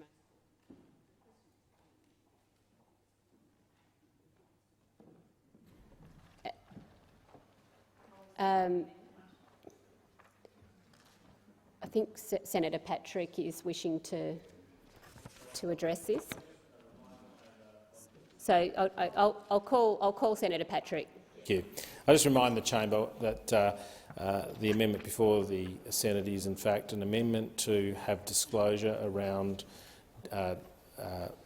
when people pay above reasonable prices for having a meal with a politician, be they a Prime Minister, a Minister or an influential shadow, something like that. I have no issue with people going to dinner with parliamentarians. They shouldn't have to pay to do so. I think it's reasonable to recover the fee that is involved in serving a meal, but once it gets above 15% of the cost of the meal, the cost of the event, I think there needs to be some disclosure so that we don't have people dishing out large amounts of money just to be able to be in the presence of someone. I think that's very wrong. It's very un-Australian. Senator Gallagher. Thank you. This is on the Senator Lambie and Patrick amendment. Labor's won't be supporting this. Our policy is for increased transparency through a lower disclosure threshold and real-time disclosure of donations, and we would welcome the support for Senators for Labor's bills currently on the notice paper for real-time disclosure and a disclosure threshold of $1,000. All electoral reform requires consideration, and the issues raised by this amendment requires further discussion and review. However, this amendment had not been discussed with the opposition before, and we hadn't had time to discuss it with Senator Patrick or indeed across consultations across the opposition, and we won't be supporting it. The Minister. Thank you, Chair. The government opposes this amendment. The amendment is not required and reflects a misunderstanding of how the law currently works. The existing law already requires disclosure of fundraising through dinner events to raise funds for federal electioneering. If a ticket to a federal fundraising event is higher than the cost of the event to any degree, then this profit element is already defined as a gift under the Electoral Act and must be declared. This amendment introduces a new concept of a shared event cost that's not limited to events for electoral purposes. It would therefore apply to events that are completely unrelated to elections, and this goes beyond the scope of the Electoral Act and burdens organisations from holding events, for example, for non-electoral charitable purposes. Acting in conjunction with other amendments moved by Senators Lambie and Patrick of $1,000 disclosure threshold, attending a $30 morning tea with 50 guests could make the event go over the threshold and require every attendee's home address to be published online in perpetuity. This is frankly an impractical, and it is unnecessary and overreaches outside the legitimate purposes of the federal electoral donation laws. Thank you, Minister. The question is that the amendments be agreed. Those of that opinion say aye. Those against say no. I think the noes have it. The noes have it. Is a division required? Is a division required? Is a division required? Ring the bells.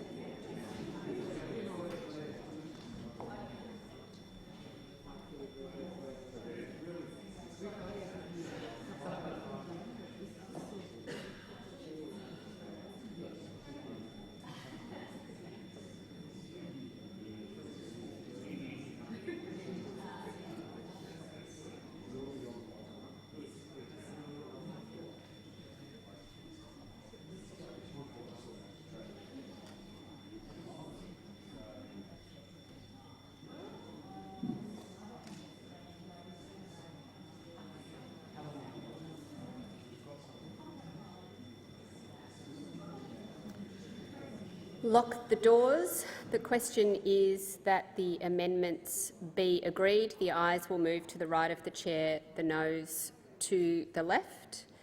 And I appoint Senator McKim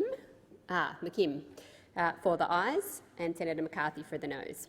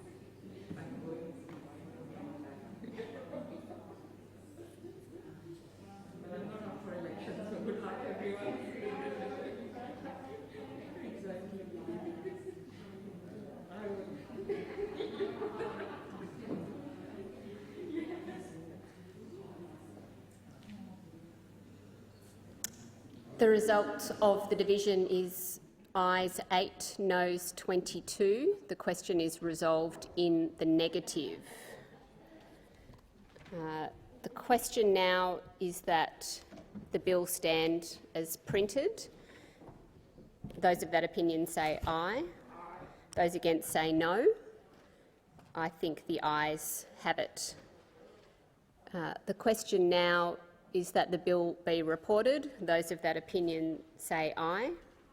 Those against say no. The ayes have it.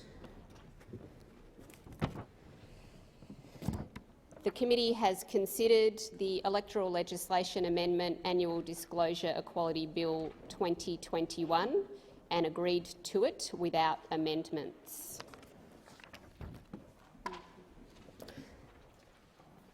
I call the Minister.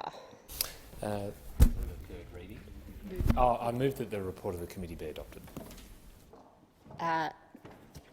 The question is that the motion moved by the Minister be agreed. Those of that opinion say aye. Those against say no. The ayes have it. Call the Minister. I move the bill be read a third time.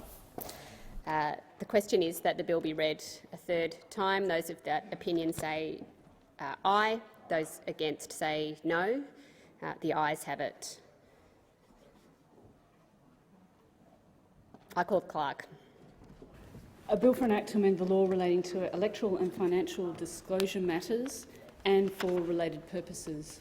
Are you seeking the call? Government business order of the day. Oh, sorry. Senator McKim. Yes, thank you, Acting Deputy President. I just seek leave to move a motion relating to leave of absence. Leave is granted. Thank you. I move that leave of absence be granted to Senator Thorpe for 2nd of December for personal reasons. Thank you, Senator McKim. The question is that leave of absence be granted. Those of that opinion say aye. Those against say no. The ayes have it. I call the clerk. Government Business Order for Day number 2, Territory Stolen Generations Redress Scheme Facilitation Bill 2021 and a related bill. Resumption of second reading debate. Senator Gallagher. Thank you very much. I rise to speak in support of the Territory Stolen Generations Redress Scheme bills, and I start by welcoming the introduction of a Stolen Generations Redress Scheme for the areas of the Commonwealth where children were removed from their families. This bill is long overdue, and Labor hopes to see its speedy and effective implementation. And I'm grateful that the government has adopted what has been a very important and long-standing Labor commitment to redress for the members of the stolen generation taken from families in Commonwealth jurisdictions. Labor took a stolen generations reparations commitment to the last election on very similar terms to the bill before the Senate today. For more than 60 years after 1910, Australian governments took children from their homes in the wrong attempt to assimilate them into white society. It was the Bringing Them Home report, published more than 24 years ago, which elevated the experiences of the individuals affected by this policy, documenting the harrowing testimonies and submissions of removal and institutionalisation of First Nations children.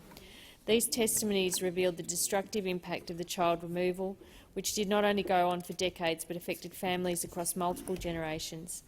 In one testimony, Evie, a stolen generation member from the Northern Territory, told the Royal Commission how the removal of children from her family started with her grandmother, how it continued across 4 generations, causing permanent scarring to so many lives and ingrained a loss of trust in the public institutions whose first duty is to protect. It's a harrowing retelling, and I hope I can give it the voice her story deserves. Evie's grandmother was taken from Tennant Creek to the bungalow at Alice Springs, a state home for the First Nations children taken from their families, where she had 2 children, my mum and my uncle, to the Aboriginal Protection Officer. She said she had no say in that, and she was only 14 years old. At 15 and a half, they took her to Hermannsburg and married her up to an Aranda man. That's a no-no. When Mum was 3, they took her away from her home and put her in the bungalow until she was 11. Then they sent her to Mulgoa Mission in New South Wales, then on to Carlingford Girls' Home to be a maid. Evie's mum tried to get back to the Northern Territory. She had a little baby and she wanted to get home, but she had no money because she wasn't being paid. Evie told the Royal Commission that her mum just kept asking the authorities for her wages. When initially refused, in the end the authorities told Evie's mother she would get her wages but needed to leave her baby behind. So she left her baby, Evie's brother, and went back to the Northern Territory, where she had Evie and 4 other children. Each child was taken away almost as soon as they were born and sent south for adoption. Evie tells us one of them came back in 1992. He just had that many problems. The others, we don't know where they are. So it's like we've still got a broken family. I was taken away in 1950 when I was 6 hours old from hospital and put into Rita Dixon until I was 2 months old, and then sent to Garden Point until 1964. Of her time at Garden Point, Evie says, "I always say that some of it was the happiest times of my life, others it was the saddest time of my life. The happiest time was yippee, all these other kids there, you know, you got to play with them every day. The saddest times were the abuse, not only the physical abuse, the sexual abuse by the priests over there. And they were the saddest because if you were to tell anyone, well, the priests threatened that they would actually come and get you. And just every day you used to get hidings with the stock whip. Doesn't matter what you did wrong, you got a hiding with the stock whip. In 1977 I had 3 children. All those kids were taken off me. The reason behind that was, well, I'd asked my girlfriend and so-called sister-in-law if she could look after my kids while I was in hospital for 3 months. I couldn't get my kids back when I came out of hospital, and I fought the welfare system for 10 years and still couldn't get them. I gave up after 10 years. And with my daughter, well, she came back in '88, but things just aren't working out there. She blames me for everything that went wrong. She's got this hate about her, just doesn't want to know. The 2 boys know where I am, but turned around and said to us, "You're not our mother, we know who our real mother is." So every day of your bloody life, you just get hurt all the time. So even now, these past policies continue to have devastating effect on the lives of stolen generation members and their families. It was the final Bringing Them Home report that included a recommendation on the need for reparation, because it is the act of reparation that is the measure of genuine reconciliation and healing. The report also recommended a national apology from the Australian government. In February 2008, the Labor Prime Minister Kevin Rudd delivered on that recommendation and apologised 13.5 years ago. In his apology, the former Prime Minister properly recognised the systemic abuses inflicted upon members of the stolen generation. The apology was a very important first step in formally recognising the extent of the pain and suffering inflicted upon the stolen generation. It served as a powerful acknowledgement of the past and opened the door for the reparations we see in this bill today. As a parliament and as a country, we had failed, and we had failed one of the most important duties as a country we can have, to do no harm to our children.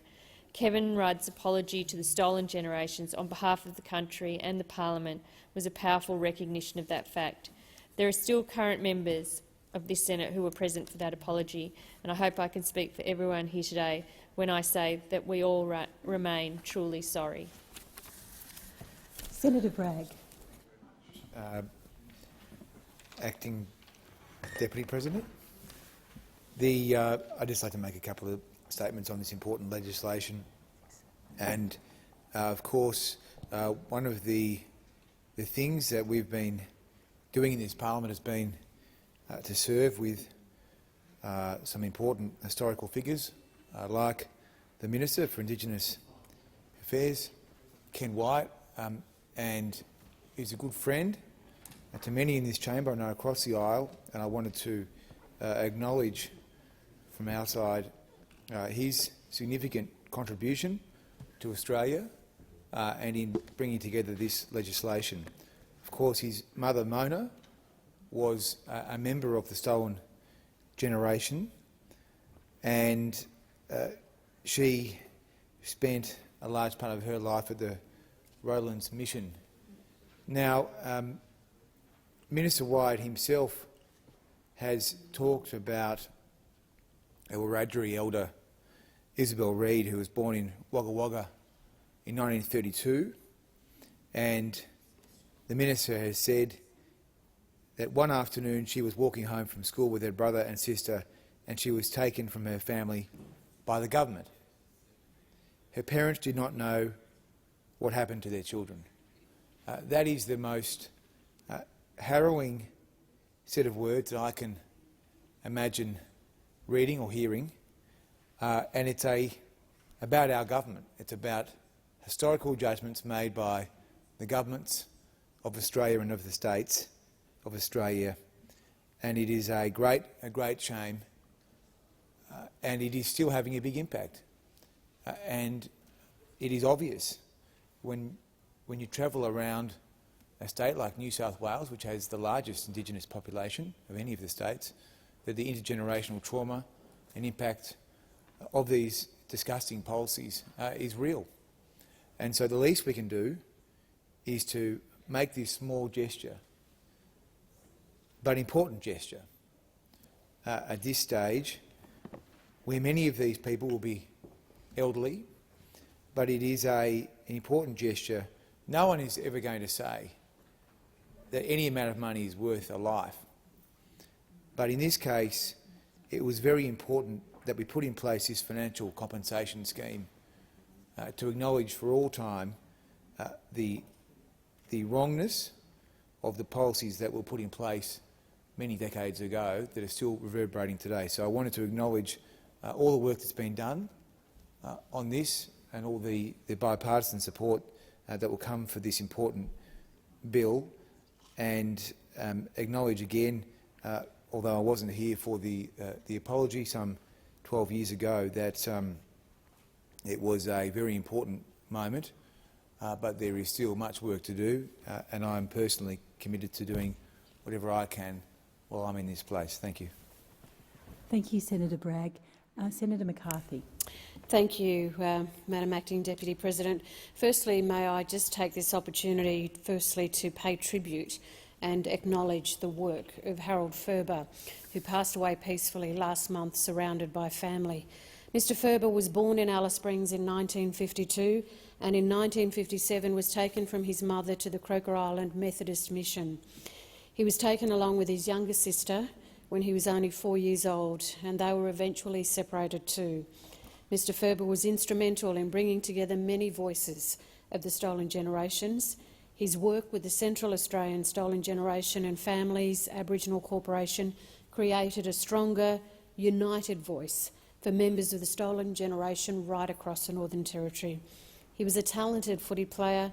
He rubbed shoulders with the great players of his day at the North Adelaide Football Club in the early 70s. Determined to find his sister, he signed up with a Queensland footy team, which gave him the opportunity to search for her, and he eventually succeeded and was able to attend her wedding. Mr Ferber worked tirelessly to advocate for survivors and had called for a reparations package for years. 1 year after former Prime Minister Kevin Rudd delivered his historic apology speech in 2008, Mr Ferber felt the apology was empty, with nothing practical being done. He said there was a lot of euphoria and excitement after the speech, but he felt as though the Commonwealth had quickly turned its back on survivors and the Northern Territory. Here today, Madam Acting Deputy President, we do see that side and those concerns addressed in the best possible way for the moment. Clearly, as the previous speaker and senators have said, no amount of money can compensate, really, for the incredible loss of so many members of the stolen generations, not just in the Northern Territory, but right across Australia. Until now, Territory survivors haven't been given the same respect and recognition as survivors living in some states. In April this year, around 800 stolen generation survivors in the Northern Territory launched a class action against the Commonwealth Government. And this class action came after many years of federal government inaction on the issue. The lead litigant, Eileen Cummings, was only 4 when she was taken from her family in the 1940s.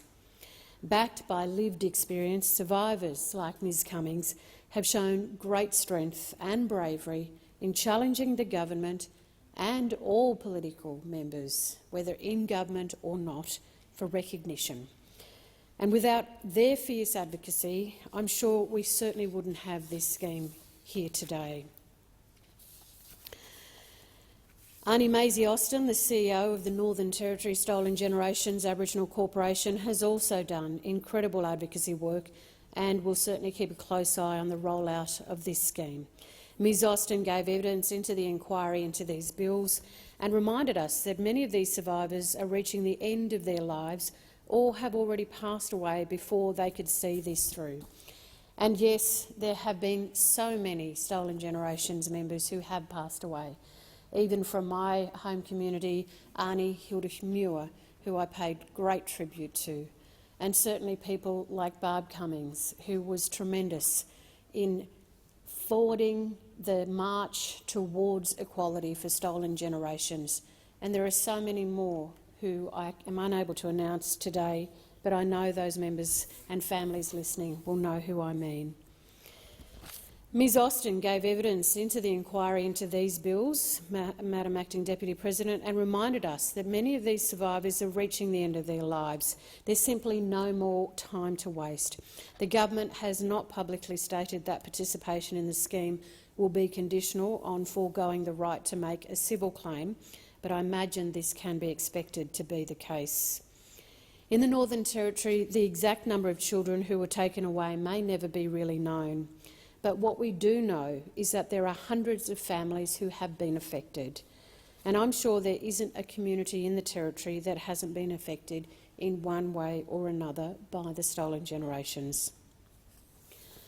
The Human Rights and Equal Opportunity Commission's Bringing Them Home report put a face and voice to much of the suffering endured over decades. The Commission interviewed around 500 people who were affected, as well as speaking to institutions right across the country. These are not just statistics, they are very real stories which are hard to hear and, I imagine, incredibly hard to tell in the first place. I'll read part of the testimony of one man who was left in the infamous bungalow in Alice Springs, and he said, and I quote, There was no food, nothing. We was all huddled up in a room like a little puppy dog on the floor. Sometimes at night time we'd cry with hunger, no food. We had to scrounge in the town dump, eating old bread, smashing tomato sauce bottles, licking them. Half of the time we got was from the rubbish dump. Half of the time the food we got was from the rubbish dump." End of quote. There are so many other stories of hurt and suffering at the bungalow, and many children were told they were unwanted or that their parents were dead. Another survivor recalled the trauma of lies and forced separation, and she said, and I quote, "I remember this woman saying to me, 'Your mother's dead. You've got no mother now. That's why you're here with us.' Then about 2 years after that, my mother and my mother's sister all came to the bungalow, but they weren't allowed to visit us because they were black. They had to sneak around onto the hills. Each mother was picking out which one they thought was their child. And this other girl said, 'Your mother's up there.' And because they told me that she was dead, I said, 'No, that's not my mother. I haven't got a black mother.'" End of quote. Madam Acting Deputy President, I thank the many survivors out there for sharing their stories, and certainly those who are no longer here. I also thank those who endured their suffering silently without being able or willing to tell their story for whatever reason. One of the most important parts of this scheme finally being established is that it gives survivors acknowledgement. Acknowledgement of what was done to them, acknowledgement that it was wrong and racist, and acknowledgement of each person's story. Under this scheme, a one-off $75,000 payment in recognition of the harm caused by forced removal will go some way in providing recognition to survivors who are still with us today. I also welcome the provision of a one-off $7,000 healing assistance payment and an opportunity to confidentially share stories with senior officials. As a parliament and a country, we failed in one of the most important and basic duties we have, and that is not to harm children. In fact, the complete opposite was done. The removal of children from their families, an almost centuries-long practice by governments across Australia, created a trauma that's transcended generations and will continue to do so for years to come. In some situations, the removal of children was a slow process that happened over the course of some weeks. In other cases, children were just taken immediately without warning. And many mothers didn't know it would be the last time they would hold their child. Many families didn't know it was the last time they would spend together. And many children never even knew their families to begin with. Madam Acting Deputy President, the separation of families and the destruction of communities on a systemic scale cannot simply be forgotten, and the fear and pain remain not only with members of the stolen generations, but their children and grandchildren too. And we continue to see the long shadow the traumas cast on relationships, on health and mental health, on people's economic prospects, on culture, language and identity. The stolen generations have haunted not only its victims, but also our national history and conscience. I'd like to think the stolen generations are a faraway memory, something that did happen a long time ago. Instead, it happened so recently, right up to where we are now. And if we're not careful, we continue to do the same thing by removing First Nations children from their families. The prohibition and loss of language has been connected with the loss of identity for those forcibly removed and their descendants. Many children were beaten for speaking their own language, and this loss of culture has isolated children from the supporting structures and identity of their culture. In the Northern Territory today, most children in out-of-home care are Indigenous. Although the scheme will be a relief for some surviving members, it is concerning and sad that many family members of those who have passed away will be left out. So for many families, this is too little and too late. The Healing Foundation has pointed out that many survivors are in poor health and virtually all will be eligible for aged care next year. Each year, more stolen generations elders are lost, and the remaining survivors suffer significant distress. So I urge the Parliament for there to be no unnecessary delay in rolling out this scheme. My thoughts are with the survivors in the territories who waited for too long and did not live to see this scheme come to fruition. Throughout this pandemic, we have seen far too many examples of poor messaging to Indigenous communities, and we do not want to make things any harder now. In this instance, with this particular area of the stolen generations. Let me also stress the importance of involving community organisations and elders in the decision-making process all the way through. The information needs to be available in languages early on and throughout the rollout of the scheme. It needs to be accessible to remote communities, although in-language communication should have been a no-brainer in the rollout of the vaccine, and the federal government did take way too long to get that communication out there. I certainly don't want to see this repeated in regards to the stolen generations. So it means working closely with Stolen Generations survivor groups at every stage, working with the Healing Foundation, the Northern Territory Stolen Generations Aboriginal Corporation and other groups in the NT, the ACT and Jervis Bay. The scheme needs to heal, not re-traumatise. In April this year, Labor reaffirmed our commitment to a Stolen Generations redress scheme. Labor took a policy to the 2016 election, which was almost identical to the government's announcement, $75,000 in redress and $7,000 to help with funeral costs. The redress scheme we have is thanks to the dedication and tenacity of advocates, community groups and survivors themselves. I thank each and every one of them. Many survivors in the Territory are now in their 70s and 80s, and many of them never thought this day would come. I hope these payments will go some way in helping them enjoy their final days or help give their children and grandchildren a better future. Hopefully this scheme and the recognition of wrong it will afford goes some way to the healing to those Australians who have felt so deeply betrayed. Thank you, Senator McCarthy. Minister. Thank you, Madam Acting Deputy President. I thank senators for their sincere and heartfelt contributions and commend these bills, which facilitate the operation of certain aspects of this redress scheme to the Senate. The objective of these bills is to ensure that receipt of a redress payment does not, first, affect a participant's access to or eligibility for any pensions, payments, benefits or services, however they might be described, provided by the Commonwealth, and second, require the repayment of an amount to the Commonwealth and to ensure that the redress payment is absolutely inalienable. They will also ensure eligible participants of the scheme receive the full benefit of their redress payment. Payments under the scheme are excluded from income testing for other Commonwealth payments or benefits and will facilitate the cross-checking of identity information. So I commend that too to the Senate. As a group, this Senate should be honoured to be involved in this important and historic moment. We should also acknowledge the work that members of the Stolen Generations and their families have done in the past and that they continue to do to bring this scheme into effect. Thank you, Minister. Now, my understanding is that there was an amendment. Before I go to that, we'll put the second reading speed. Could I ask that the second reading bill be agreed to? All those in favour say aye. Aye. Against say no. The ayes have it. I call the clerk. Territory Stolen Generations Redress Scheme Facilitation Bill 2021, Territory Stolen Generations Redress Scheme Consequential Amendments Bill 2021.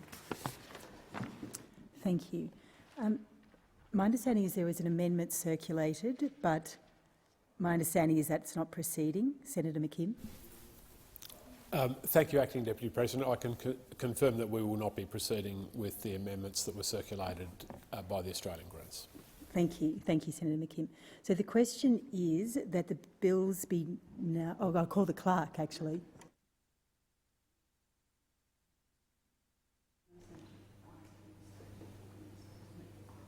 I'll call the minister and ask. Thank you, Minister, and ask you to move the second reading bill. Okay. I now move that the bill be read a third time. Thank you. Could I ask, is that agreed to? Is that motion agreed to? All those in favour say aye. Against say no. The ayes have it. Call the clerk. Territory Stolen Generations Redress Scheme Facilitation Bill 2021, Territory Stolen Generations Redress Scheme Consequential Amendments Bill 2021.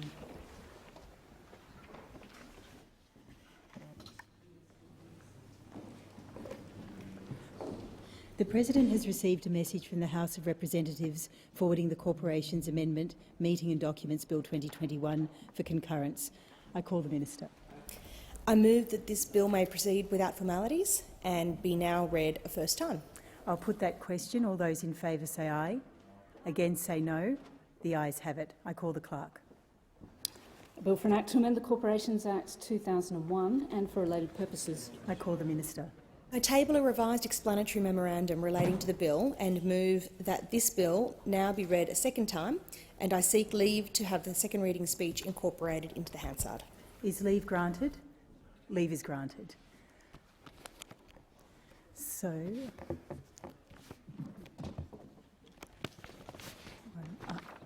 thank you. Senator McAllister. Thanks very much. Labor supports making the most of the changes that were introduced to help public companies manage their obligations during the height of the COVID-19 period permanent.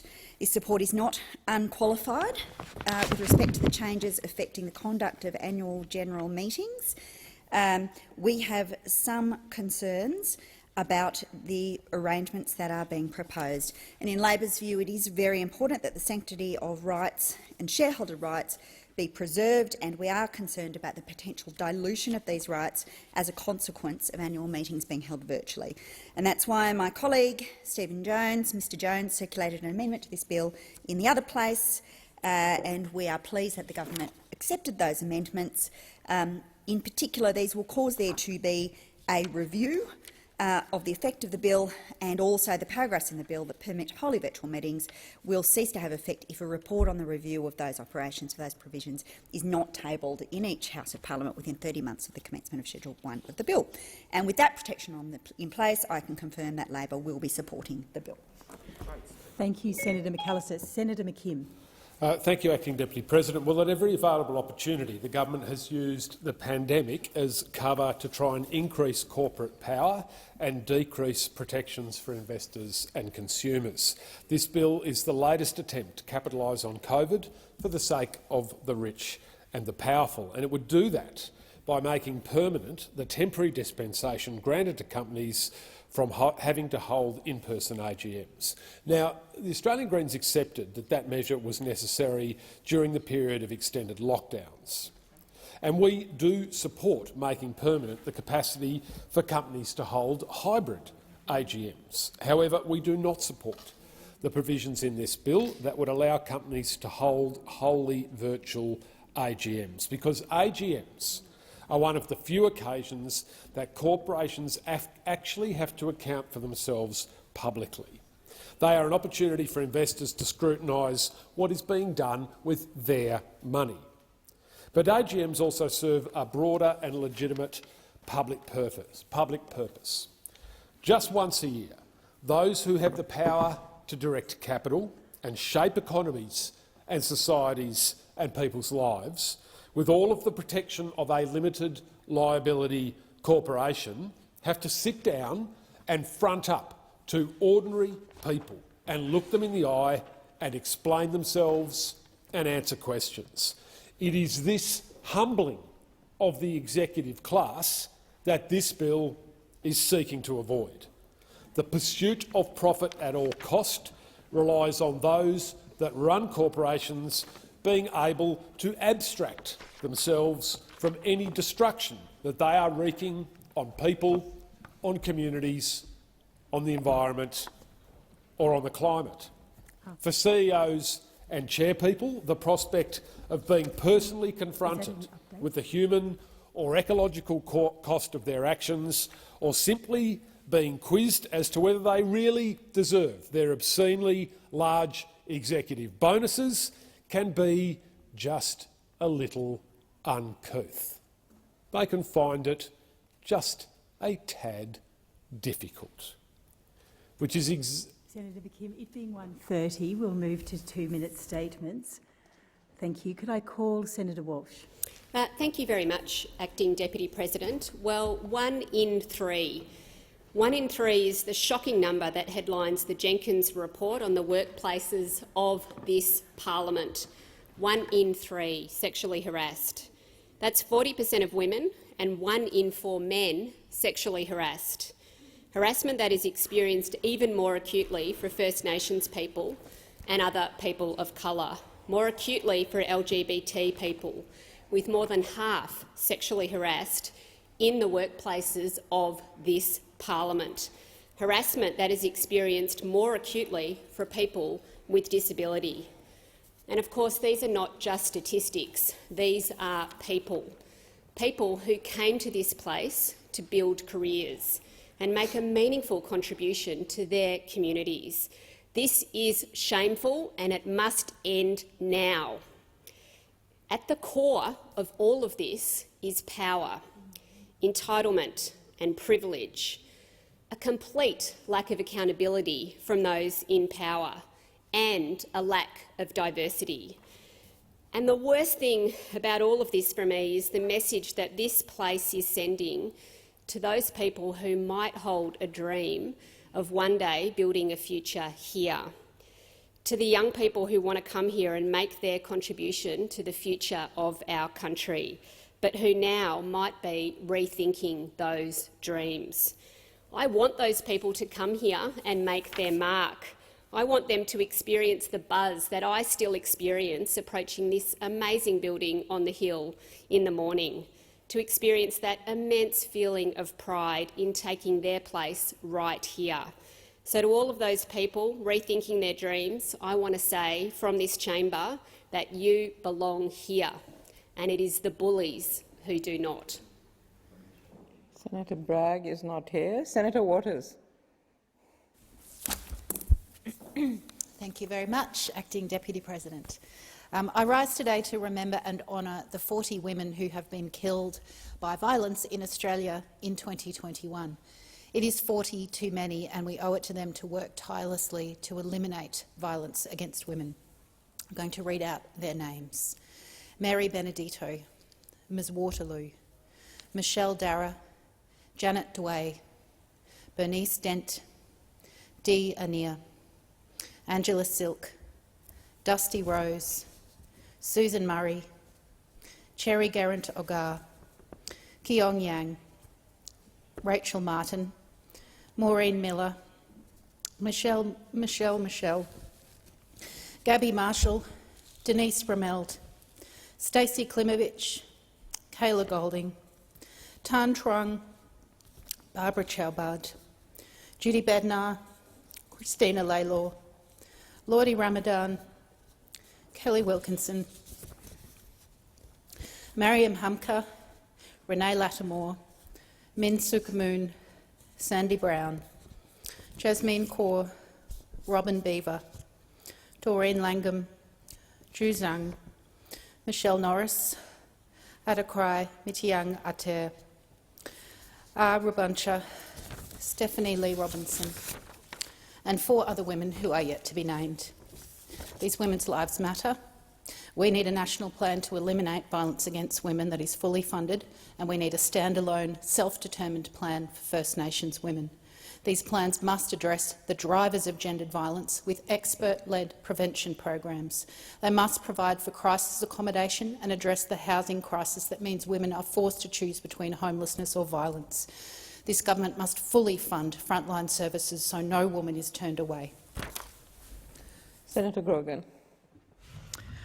The South Australian health system is in crisis, and lives are being put at risk by the Marshall Liberal government and their neglect of the health system. We've heard deeply alarming reports from workers, including hospital orderlies, cleaners, sterilisation technicians and patient services assistants. And they're telling us that understaffing and a lack of training, PPE and infection control processes are putting patients' lives at risk. This public health crisis has been the subject of a campaign by South Australian public health workers and the United Workers Union. And that campaign has ramped up today. These essential workers, our health heroes, if you will, are reporting major understaffing and safety concerns at 4 Adelaide major hospitals: the Women's and Children's Hospital, the Queen Elizabeth, the Royal Adelaide and the Flinders Medical Centre. These major hospitals are reporting major issues. And just one example that we've heard from sterilisation technicians is that they are being directed to reuse single-use face shields. At a time when we are trying to encourage people to take major precautions, it is unconscionable that our health system is advising workers to not do the same. Reports like this have prompted unprecedented action from the United Workers Union in undertaking safety checks, and I commend them for this action. It does come amidst wider action that's being taken, including work bans across more than 25 hospitals in South Australia, aged care facilities and other related health organisations. And it comes amid ongoing privatisation attacks and job security attacks on these essential workers by the Marshall government. I stand in solidarity with these workers and with the United Workers Union. Senator Hanson remotely. Senator Hanson, are you there? Okay, we will move on to Senator Henderson. Senator Henderson. Thank you very much, Madam Acting Deputy President. I rise today to celebrate the incredible investment the Morrison government is making in homegrown Australian manufacturing. I come from a very proud manufacturing state, and one of the most important foundations of our $1.5 billion modern manufacturing strategy is to reinvigorate homegrown, sustainable, self-sufficient manufacturing in this country.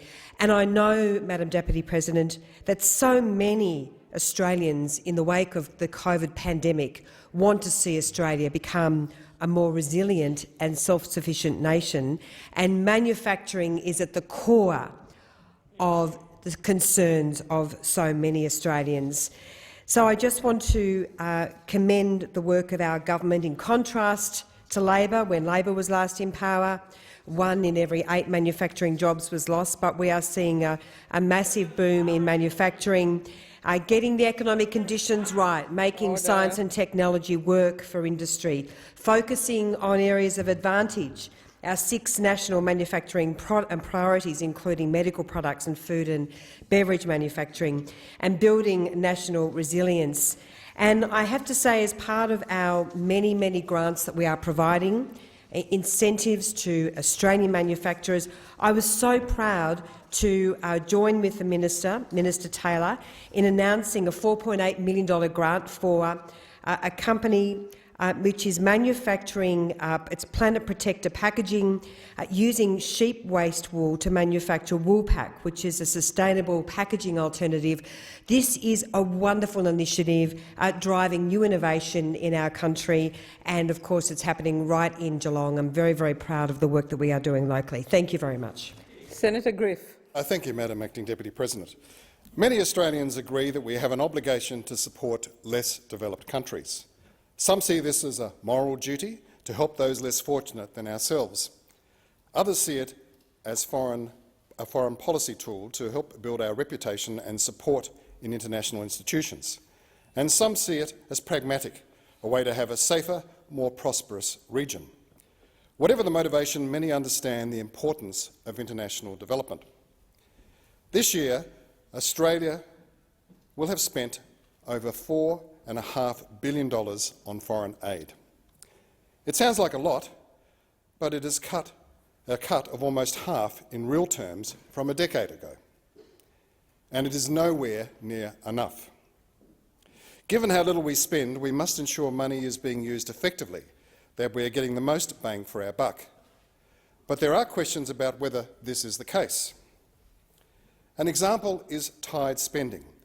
The government formally ended this practice where aid money goes directly to large Australian organisations. This approach helps Australian businesses but does little to help poor countries. So it was alarming to read a report from the European Network on Debt and Development, which found tying may be dead. But 95% of our aid spending still goes to Australian organisations. 95%. How can we believe our foreign aid spending is doing as much as it can when it is not flowing to the less developed countries, but to a bunch of offices clustered around Parliament House? We surely can do better than this, and we must do better than this. Senator Ayres. Madam Acting Deputy President, Dylan Pugh is a giant of Australian conservation and of the arts. Son of Clifton Pugh, the artist whose defining portrait of Gough Whitlam hangs in the gallery upstairs, Dylan was a founder of the Big Scrub Environment Centre and the North East Forest Alliance. His son, Azrin Pugh, is an environmental and Labor movement activist. In his late teens, he was a founding member of the Labor Environment Action Network, together with Senators McAllister and Keneally, in the tradition of the two Bobs in New South Wales, Debus and Carr, embodying the Labor movement and the Labor Party's commitment to protecting the environment for all Australians. Azrin Pugh is Labor's candidate for Byron Shire Council, and if elected as mayor, would be a fresh start for a council with big problems: overcrowding, housing crisis, environmental challenges. Why then is the Greens political party preferencing, in their registered how to vote, the Nationals candidate for mayor in a sleazy, grubby Greens national preference deal to try and stop an energetic young progressive? You can't trust the Greens political party not to do preference deals with their friends like Senator Canavan in the National Party. From Cape Byron to Mount Warning, to the North East Forest, to the border ranges, all the way south to Coffs Harbour. Those remnants of the big scrub rainforest have been protected by genuine environmentalists, many engaging in long protests, but in cooperation with Labor governments that have actually delivered national parks.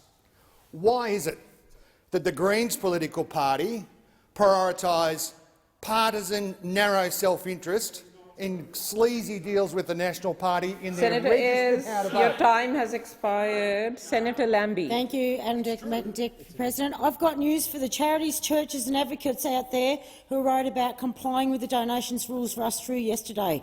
I don't want you to worry about them. Nobody else does. They're completely optional. If you don't want to disclose your donations under these new laws, just leave them off the record. That's how the Liberal and Labor parties do it. A bunch of you charities won't have learned about this stuff before, so let me give you a short course in how it works. Say you've got a donor lined up who wants to help you out, but they're a little shy. They'd rather not let the whole world know they're handing you money. No worries, because that donor can give you $4,499 every day of the week. Anything up to that amount gets you a free pass. Isn't that fabulous? Right on the Monopoly board.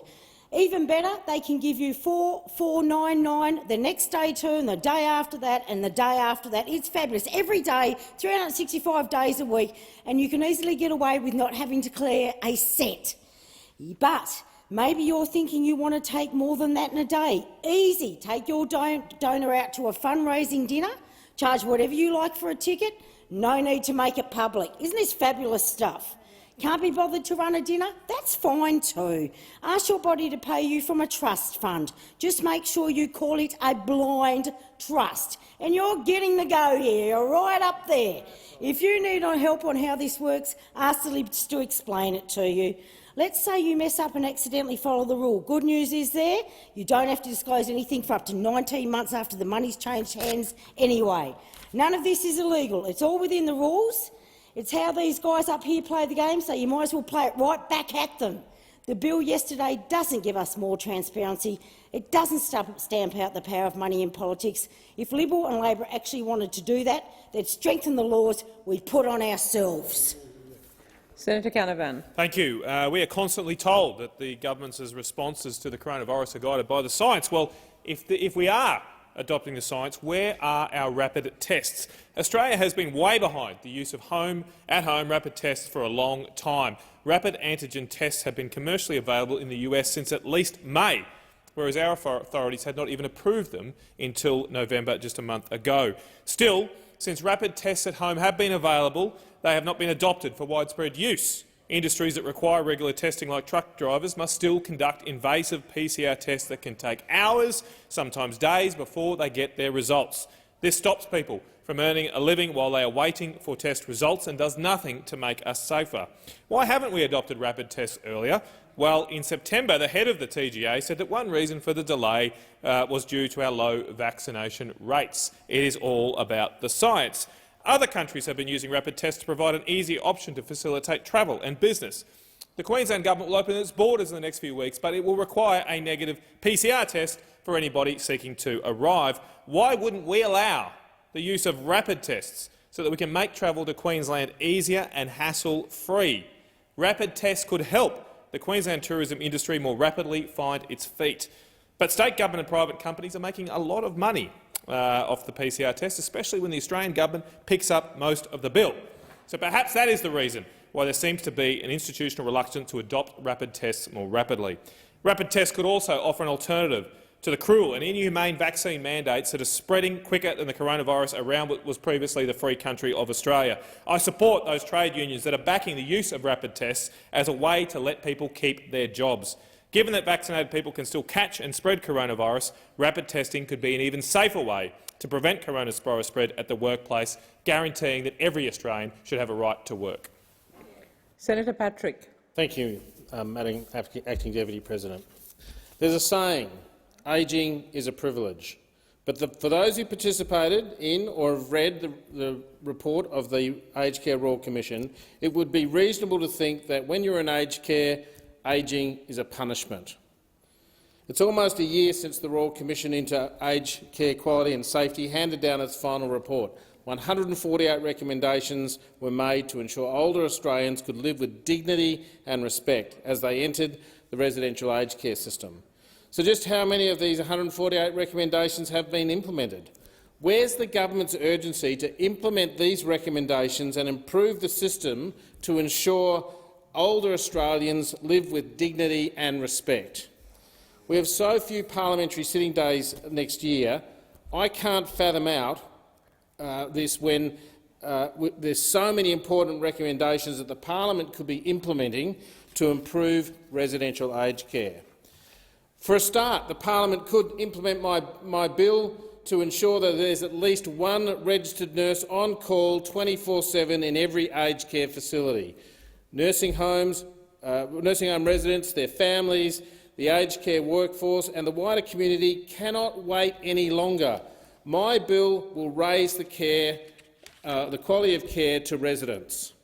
Having a registered nurse present will improve quality. It will improve communication between the resident, family and other healthcare professionals. It will promote preventative healthcare and address wellbeing risks that contribute to restorative care. The Morrison government need to stop pushing residential aged care reform into the too hard basket. It's not too hard. Like so many issues, the recommendations are there, waiting for the parliament to act on. Senator Bilyk, remotely. Thank you. Dementia is one of the greatest health challenges facing Australia. With 472,000 Australians living with dementia and 1.6 million Australians involved in their care, many Australians, including myself, have had some personal experience with the disease. Many people with dementia face stigma and discrimination, which leads to social isolation, and this, of course, has been exacerbated by the COVID pandemic. Dementia Australia is working to overcome this with their Dementia Friendly Communities program. There are currently 51 dementia-friendly communities across Australia, including 2 in my home state of Tasmania. They involve activities which aim to improve knowledge and awareness about dementia, reduce stigma and discrimination, and promote social engagement. One aspect of the program is becoming a dementia friend. 33,000 Australians have so far signed up as dementia friends and have watched short videos and read resources to better understand how to engage and socially connect with people living with dementia. People with dementia have described dementia-friendly communities as life-changing. I congratulate Dementia Australia on this initiative, and I'll continue to work with the wonderful Kath Shearer and Di Carter from Dementia Friendly Tasmania to help them maintain a dementia-friendly community in Greater Hobart.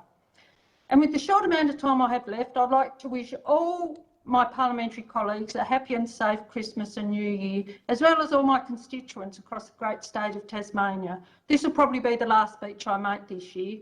I'm disappointed not to have been able to attend Parliament due to my health, but I thank every colleague who sent me well wishes. I'm hoping to be back next year, all going well, fingers crossed. Also, thanks to my wonderful staff and my local community for their amazing support throughout the year. I'm looking forward to the new year, to the upcoming federal election, and to making my contribution to the election of an Albanese. Billick, your time has expired. Senator McKim. Thank you, Acting Deputy President. Well, it is now nearly 9 years since thousands of people were exiled to either Manus Island or to Nauru just because they reached out a hand to our country for help and asked to seek asylum in our country. And some of those people are still in prison today, nearly 9 years down the track, having done nothing whatsoever wrong, having committed no crime whatsoever, and they remain imprisoned here in Australia today. Now, it's really good news that 10 more people from that cohort have recently been released from hotel prisons into the Australian community. But there are still 75 people from that cohort who are still imprisoned in our hotel prison system or in immigration detention, and these people deserve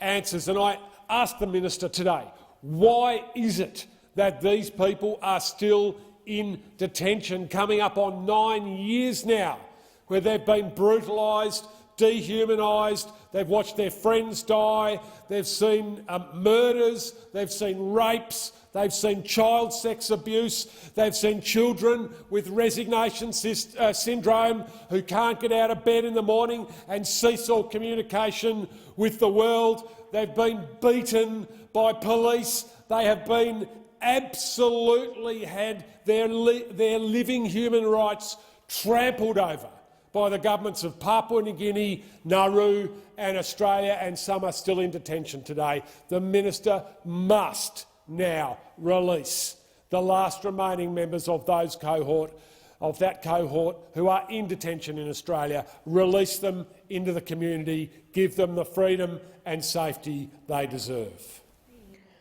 Senator Van. Thank you. I'd like to end the year with a little bit of lightness and joy. And as the year draws to a close and the 2021 sitting period comes to an end, I want to finish off by wishing everyone a very Merry Christmas. For the people in my home state of Victoria, 2021 and 2020 were very tough years with Premier Andrews' constant lockdowns. However, as we come into summer holidays, it's important to recognise that the future is looking bright. The Morrison government has done an amazing job over the COVID-19 period, and now with over 92% of the population protected with a first dose, we have very much to look forward to. Travel is now back on the tables for many of us, and I hope that many of you in your holidays have the opportunity to travel around Australia, support the local businesses, see our great country, or now travel overseas. It is my hope that over the summer period you all get to spend some time with your loved ones and your family.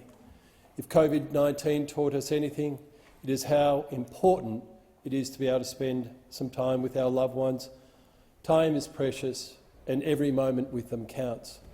I would like to be able to get to Western Australia and see my father-in-law or my parents-in-law as he is not very well. This year has been a divisive year for some, so I encourage us all to take time to reflect on how we are engaging with those around us and how we can all make more positive influence in people's lives. I wish everyone, particularly my colleagues here in the Senate, a healthy, happy and restful Christmas break. And I look forward to seeing you here again next year. Thank you. Senator Pratt, remotely.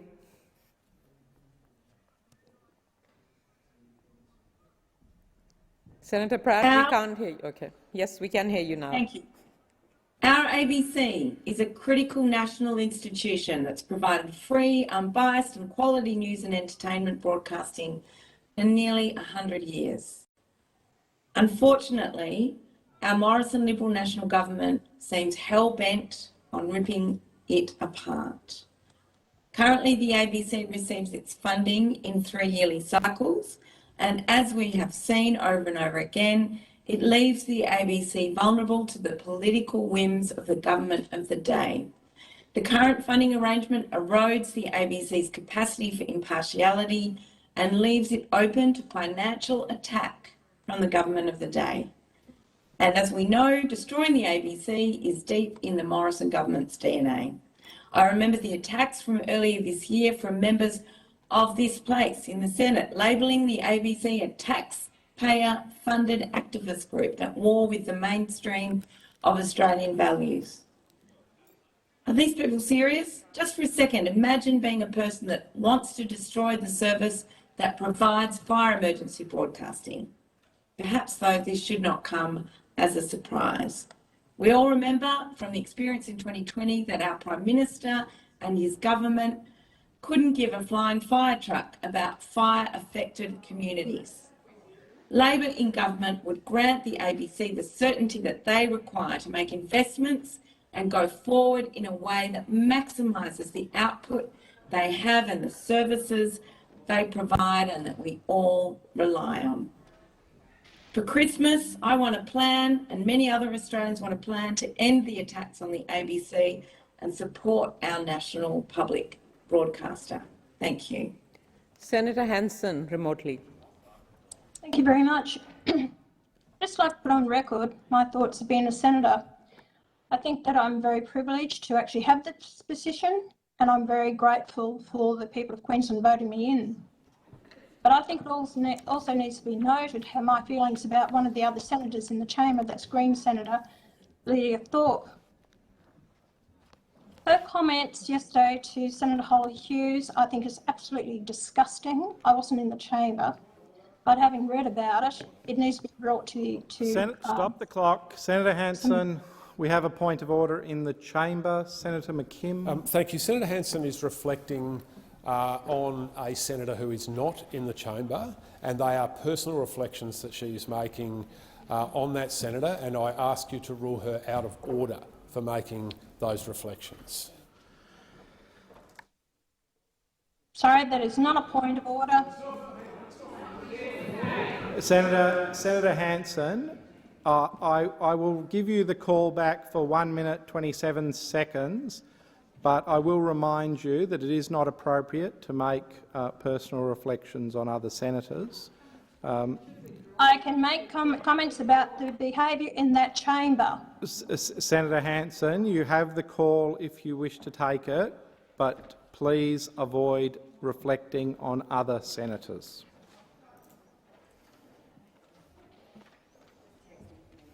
Comments and what has been said in this chamber is utterly disgusting, and the fact is that senators must take into reflection— Stop the clock. Senator Hanson.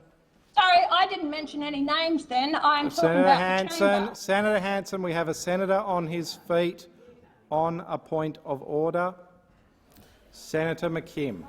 Thank you very much, President. It is the same point of order that I made before, and I submit to you that Senator Hanson is continuing to reflect on a senator. The context of her comments make it abundantly clear which senator she is referring to, particularly as just moments ago she did in fact mention the relevant senator's name, and in doing that she is actually in defiance of the ruling that you just issued to her, President. So I do ask you once again, please, to rule Senator Hanson out of order for the comments that she has just made, based on the fact she is personally reflecting on a senator.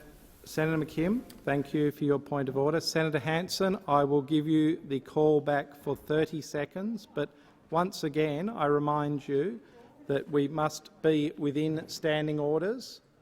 Senator Hanson, you have the call. I just find it absolutely amazing that McKim would actually stand there and make references Senator to... Hanson, Senator McKim, resume your seat. Senator McKim, resume your seat. Senator Hanson, we certainly do not refer to senators in that way, but it being 2 p.m, we will now move to questions without notice. There are a bunch of gutless wonders. Senator Hanson. Senator Keneally. Thank you, Mr President. My question is to the Minister representing the Prime Minister, Senator Birmingham. Two of Mr Morrison's closest friends, Scott Briggs and David Gazard, were hand-picked by the Morrison government to receive $80,000 of taxpayer money without any tender process to start up their own private sector quarantine business, Quarantine Services Australia. On their website, Mr Briggs and Mr Gazard boast of their close personal relationship with Mr Morrison, sharing articles which say the pair are, quote, about as close to the Prime Minister's inner circle as you can get, and revealing that Mr Gazard, quote, speaks to the PM daily. Has Mr Morrison ever spoken with either Scott Briggs or David Gazard about a private sector quarantine proposal? The Minister representing the Prime Minister, Senator Birmingham. Thanks, Mr President. I thank Senator Keneally for her question, albeit it's another example of the mudraking and throwing that those opposite seek to engage in. Mr President, the answer to the last part of the question, to the best part of my knowledge, is no, never. If there is anything to update in relation to that, I will check and provide it to the chamber, but that is certainly my understanding, because the Prime Minister had no involvement whatsoever in the decision of the Department of Home Affairs to award that contract. No involvement. The contract decision was entirely a matter for the Department of Home Affairs. As the Secretary of the Department of Home Affairs himself made clear to Senator Keneally at estimates on the 25th of October, the engagement and the contract had nothing to do with ministers, their staff or their officers, and was personally overseen and managed by the department. Order. Senator McAllister. Senator Keneally, you have the call. A supplementary question. Thank you. According to a report by Sky News, Home Affairs Secretary Michael Pizzullo reportedly told business leaders that the Quarantine Services Australia deal was, quote, a really important project for the Prime Minister. Given this is a really important project for the Prime Minister, has Mr Morrison recused himself from any and all Cabinet discussions about the proposal? Minister. Thanks, Mr President. Mr President, the answer effectively is yes, Mr President. However, as I said earlier, that is only once he became even aware of the fact that anything existed in relation to discussions. Because, Mr President, Order. Mr President, this contract, this matter, was all, as I said before, executed by the department without any engagement by the Prime Minister or ministers. Senator Keneally, a second supplementary question.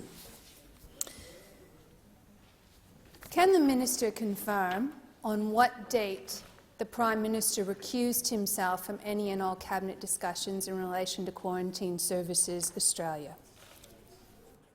Minister. I'll take that on notice, Mr President, but again reiterate that in terms of the contract and the engagement there, that was a matter undertaken by the department with no discussion, approval or otherwise by the Prime Minister. We'll now go to Senator Small. Thanks, Mr President. My question is to the Minister representing the Prime Minister, Senator Birmingham. Can the Minister update the Senate on the achievements of Australians throughout 2021 and how this Liberal National Government has had a plan to support Australian families and businesses throughout the challenges of COVID-19 this year? Oh, sorry. Call the Minister. Minister Birmingham. Thanks, Mr President. I thank Senator Small for his question, and in thanking Senator Small, I want to in particular thank all Australians who we are indebted and grateful to for all they have done throughout 2021 as a nation to stand together, particularly in the face of the once-in-a-century global pandemic that our nation and the world has been grappling with, which has resulted in the largest economic shock to the world since the Great Depression. Australians have demonstrated their resilience, and they should be congratulated and thanked for the efforts they have made, including coming out in droves to get vaccinated. More than 39 million doses administered nationally, more than 92% of the eligible population over 16 having had a first dose, and more than 87% now having had a second dose. COVID continues to be an enormous challenge right around the world. Only a few months ago, the Delta strain was wreaking havoc here, as it has across so many nations as the dominant variant. But lockdowns and restrictions put in place have helped to save lives and livelihoods alongside the strong economic policies and support measures that have been in place. Australia's fared far better than much of the rest of the world. On a per capita basis, the UK and USA have had over 40 times the number of COVID deaths compared to Australia. By avoiding death rates such as in OECD nations, we've managed to save over 30,000 lives. We've also fared far better than most countries on the economic front. Whilst we saw a contraction in the September quarter, this was during the period of the lockdowns across New South Wales, Victoria and the ACT. But our economy has been roaring back. Job ads are more than 30% higher than they were at the start of the pandemic. In fact, they're at a 12-year high. More than 350,000 jobs have come back since the start of September. We're on a pathway to see unemployment at or below 5% for a sustained period, only the second time that's happened in 50 years. That's the strength, and that's thanks to the hard work of Australians. Senator Small, a supplementary question. Thank you, Mr President. Minister Birmingham, how do the efforts of Australians in rolling up their sleeves to make Australia one of the most highly vaccinated nations in the world provide us with the confidence to safely reopen, stay safely open and live with the virus as we look ahead to 2022? Minister. Mr President, our national plan for reopening that the Prime Minister drove and ensured we had the expertise of the Doherty Institute to underpin and took through National Cabinet has relied upon Australians rolling up their sleeves to get vaccinated, and we thank them for doing that. In fact, they've become champions at it, delivering such high, globally high vaccine rates across Australia. It is this that makes possible the safe reopening across our country. It's the incredible outcome made possible by all of the health workers and those who have both risked their lives to help people suffering from COVID-19, but also helping to protect us all through the rollout of the vaccination program. That journey is not over. We are now one of the first countries in the world to roll out a comprehensive nationwide booster program to make sure people can be as safe and as protected as possible. We've got access to more than 151 million additional doses, and the boosters will be freely available to anyone who is fully vaccinated. This is something we can all look forward to Minister, in 2022. Minister, your time has expired. Senator Small, a second supplementary question. Thank you, Mr President. Minister, how will this government's plan continue to provide the confidence to sustain our economic recovery? And indeed, what are the risks to a stronger and brighter future for all Australians in 2022? Minister. Mr President, we entered this pandemic from a position of economic strength, having brought the budget back to the point of balance for the first time in 11 years. This provided us with the fiscal artillery to be able to respond comprehensively throughout the pandemic with $311 billion in direct economic and health support. JobKeeper, the coronavirus supplement, record business tax incentives to drive more investment through the economy, introducing and extending temporary full expensing and loss carryback arrangements. All of them have helped to ensure that our economy gets through COVID strongly and comes out of it strongly. At the same time, $10.2 billion in tax relief flowed to 11.5 million Australians just during the September quarter, the largest tax cuts to flow in a single quarter in 20 years. We may have been able to do all of this because we've stuck to our plan, kept our economy strong, kept Australian businesses strong, and the world can only but wonder what it would have been like had the Labor Party and their higher taxes been there instead of the actions that we have taken to keep such strength. Expired. Senator Ayres. My question is to the Minister representing the Prime Minister, Senator Birmingham.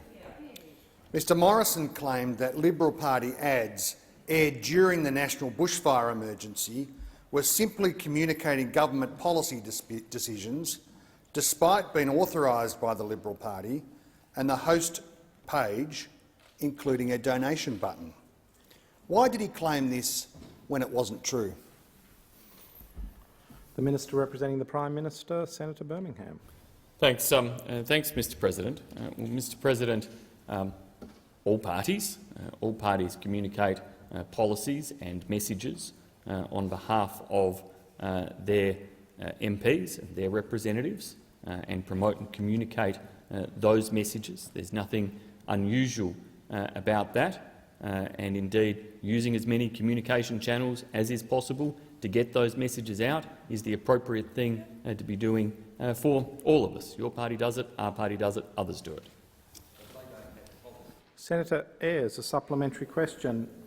Order. Mr Morrison claimed that he had a comprehensive conversation with Zoe Salucci McDermott, a bushfire victim in Cobargo.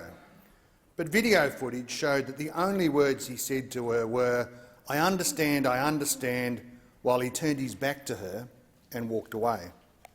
Why did he claim this when it wasn't true? Minister.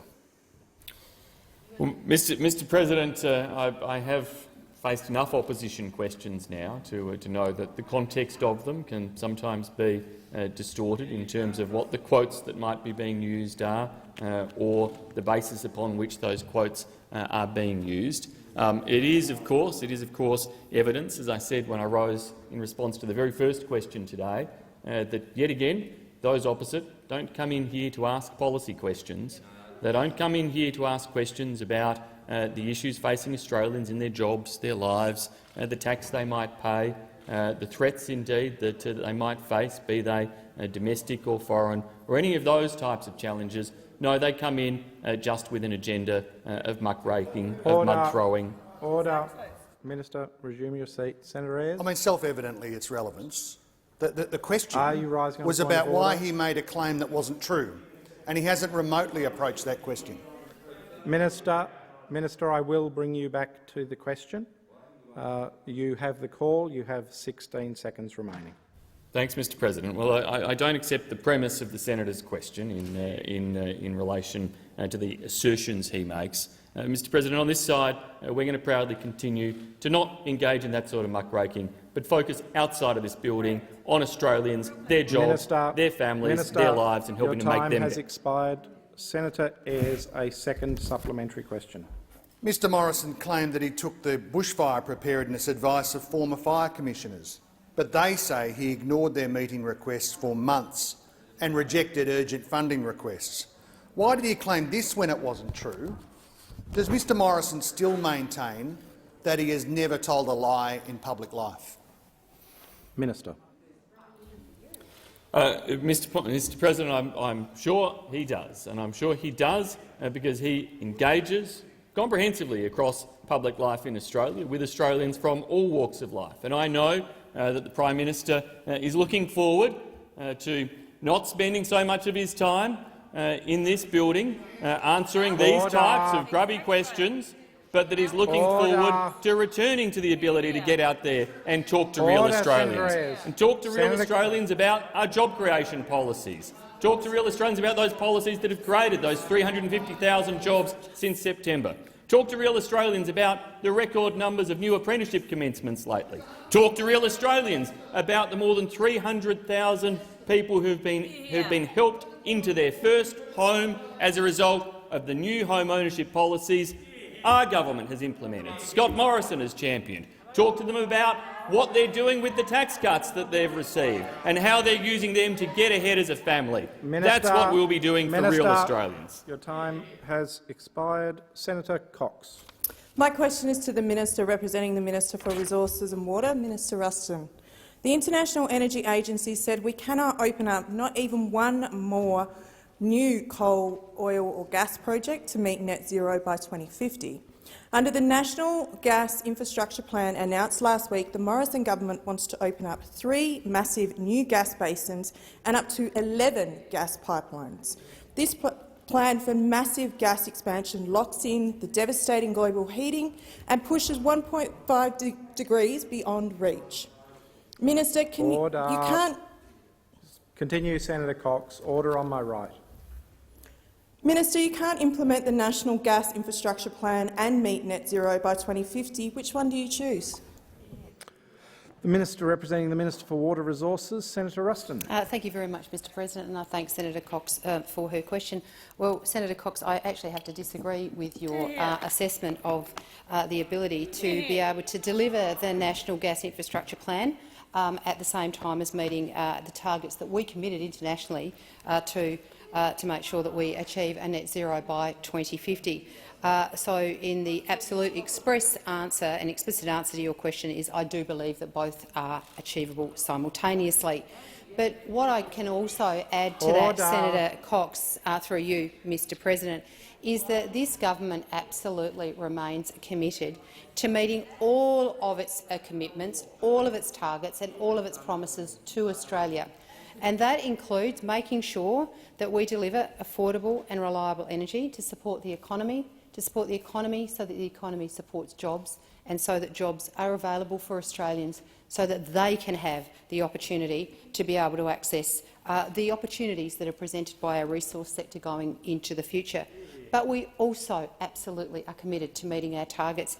I mean, our track record so far as a government in terms of meeting targets that have previously been agreed to is exceptional. We meet our targets and we exceed our targets, and there is every possibility that we will continue to do that. We certainly are intending to exceed our targets as we go through 2030. So, Senator Cox, through you, Mr Chair, we are, as a government, absolutely committed to the delivery of the National Gas Infrastructure Plan because it is absolutely imperative to rural and regional Australia, the jobs, the businesses and the economies of people that live outside the capital cities. And I know most of you live in capital cities, but this is a program that not only supports all Australians, allows Australians to be able to benefit from the wealth of the resources that sit under our ground, but it supports our regional communities, their economies and the jobs for people that live in regional Australia. And I would have thought that that's what you would have wanted too.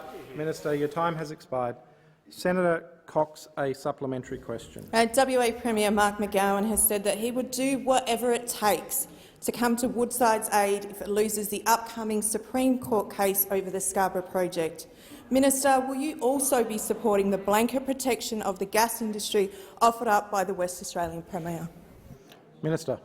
Order. Thank you very much, Mr President. Well, what this government will continue to do is to provide the appropriate protections to all Australian businesses that are afforded through the extraordinary amount of regulation that's put in place to make sure that we have a balanced response, but we also protect the future of this country.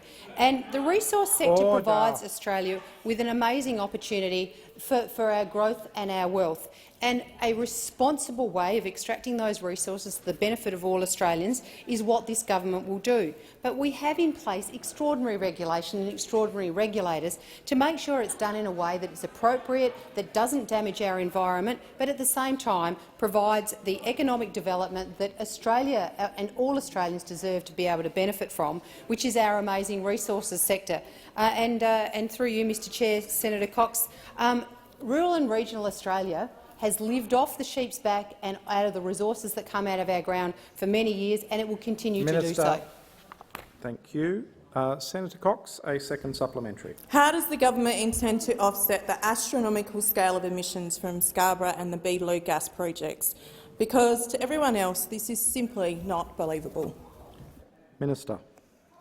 Thank you very much, Mr President. Well, I think the statement that Senator Cox just made is completely inaccurate, and I completely refute it. I don't believe everybody believes the statement that you've just put forward to the chamber, Senator Cox. In fact, I think that most reasonable Australians actually understand that good governments actually can balance out making sure that we look after our environment, but at the same time making sure that our economy is strong, because a strong economy supports all Australians, and that includes people that live in rural and regional Australia as well as those that live in the city. But we know that our gas-fired recovery is extremely important for Australia. We will do it in a responsible way that doesn't damage the environment, but we will not do it in a way that damages Australian businesses, puts jobs on the line and— Senator Rice, on a point of order. Point of order on relevance. Senator Cox's question was very clear. How are you going to offset the emissions? I cannot direct the minister how to answer a question. I believe the minister was being relevant to the question. Minister, you have the call. Yeah, thank you very much, Mr President. Well, to the interjection or the point of order, the same way we always do, Senator Rice, and that is responsibly and via a regulated mechanism. Order. Thank you, Minister. And we now go to Senator Patrick. Thank you, Mr President. My question is to the Minister for Foreign Affairs and relates to the implementation of the AUKUS agreement.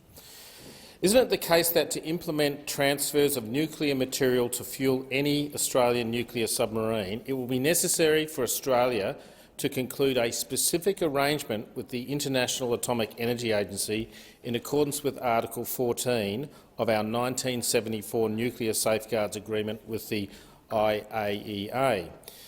Isn't it a fact that in more than 40 years in which the IAEA have been implementing comprehensive nuclear safeguard agreements, the agency has never concluded a paragraph 14 agreement? Isn't this required agreement unprecedented? Isn't it the case that the approval by the IAEA Board of Governors will be required for the agency to agree to a paragraph 14 agreement with Australia? The Minister for Foreign Affairs, Senator Payne. Thank you very much, Mr President. Thank you, Senator Patrick, for your question. And there are a number of issues that you have raised in that question. I'll try and canvass as many of them as I can.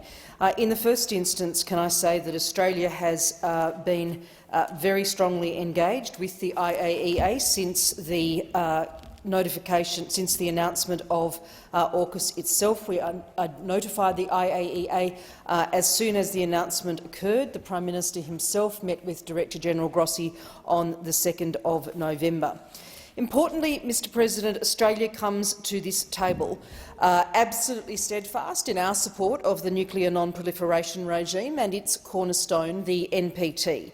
There is no change to our status as a non-nuclear weapon state, and we will comply with our obligations under the NPT. In fact, we have one of the best nuclear weapons non-proliferation reputations in the world. I can go to that further, Mr President, but let me also record for the record that neither the NPT nor Australia's Comprehensive Safeguards Agreement with the IAEA prohibit naval nuclear proliferation. We aim to set the highest possible non-proliferation standard and strengthen the integrity, indeed, of the non-proliferation architecture.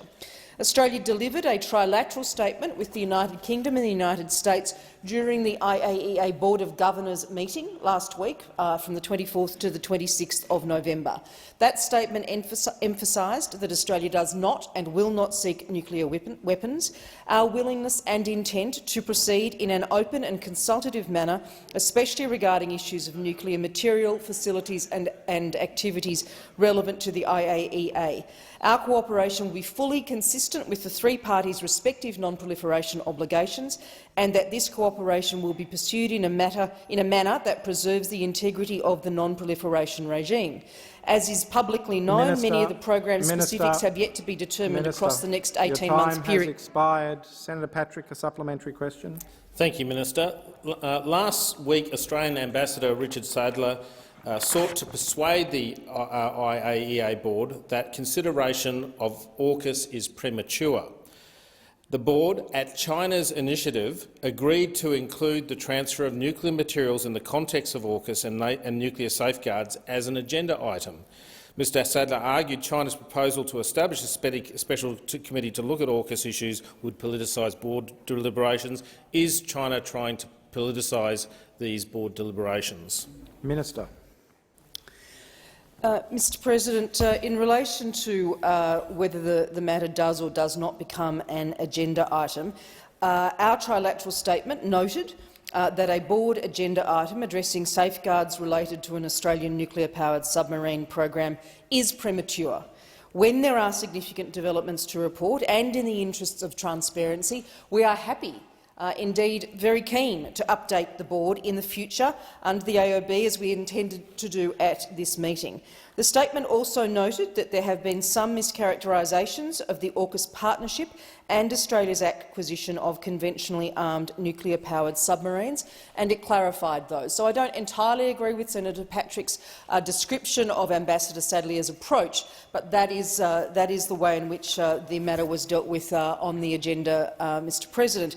Can I say that we have seen wilful disinformation in relation to the AUKUS announcement from a number of parties, and that disinformation compounds multiple offences of a similar nature this year.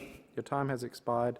Senator Patrick, a second supplementary. Thank you, Mr. President. Minister, how concerned are you that China and Russia will seek to obstruct IAEA board approval of the safeguard arrangements that will be required to implement the AUKUS nuclear submarine program? Are you concerned that AUKUS will be hostage to other issues on the IAEA agenda, Iran's nuclear ambitions and what to do with North Korea?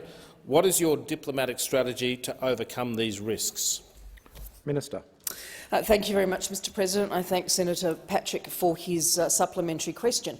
We expect all members of the IAEA board and, in fact, members of the international community to act responsibly, to engage in the accurate dissemination of information, not disinformation or misinformation for that matter. That goes to these matters, Mr. President, and of course many others, as I have stated repeatedly during the pandemic in particular, and this is no exception. In relation to the IAEA, we will continue to work transparently and openly within it and with the IAEA. We'll engage with the IAEA in a manner that is consistent with the established rules and practices of the IAEA. Australia, the United States and the United Kingdom will not be playing political games which undermine that very architecture. We know that it goes to the heart of the importance of this process, and we intend to work within that constructively, openly and transparently. Senator Davey. Thank you very much, Mr. President. My question is to the Minister representing the Deputy Prime Minister, Senator Mackenzie. Can the Minister update the Senate on how the Liberals and the Nationals in government are delivering for regional Australia to provide confidence for small business and families for a stronger future in 2022? The Minister representing the Deputy Prime Minister, Senator Mackenzie.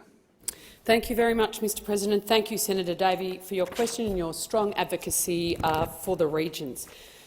Mr. President, the Liberal and National governments are the only governments that can deliver for regional Australia because, after all, we're the most in touch with the millions of Australians who actually live and work in these beautiful parts of our nations. Many of us on both the Liberal Party and the Nationals actually live and raise our families in these regions. Not the Greens, I must say, who do their very best every single day in this place to shut down sustainable, best practice rural industries like forestry every single day, or the Labor Party, who continually turn their backs on blue-collar workers slogging it out in our mining, resources and manufacturing industries. It is the Liberal and Nationals who have the track record of delivering for regional Australia and will continue to do so. Based on the current investments and previous investments our governments have made, we'll be providing over $100 billion to the regions to 2030.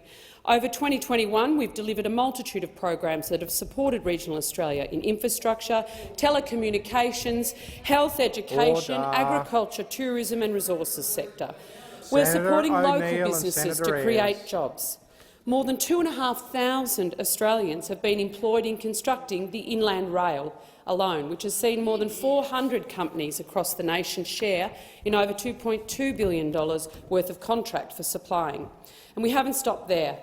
We're about getting people, produce and products where they are needed. The success of the regions that we're currently experiencing, accelerated under COVID-19, didn't just happen.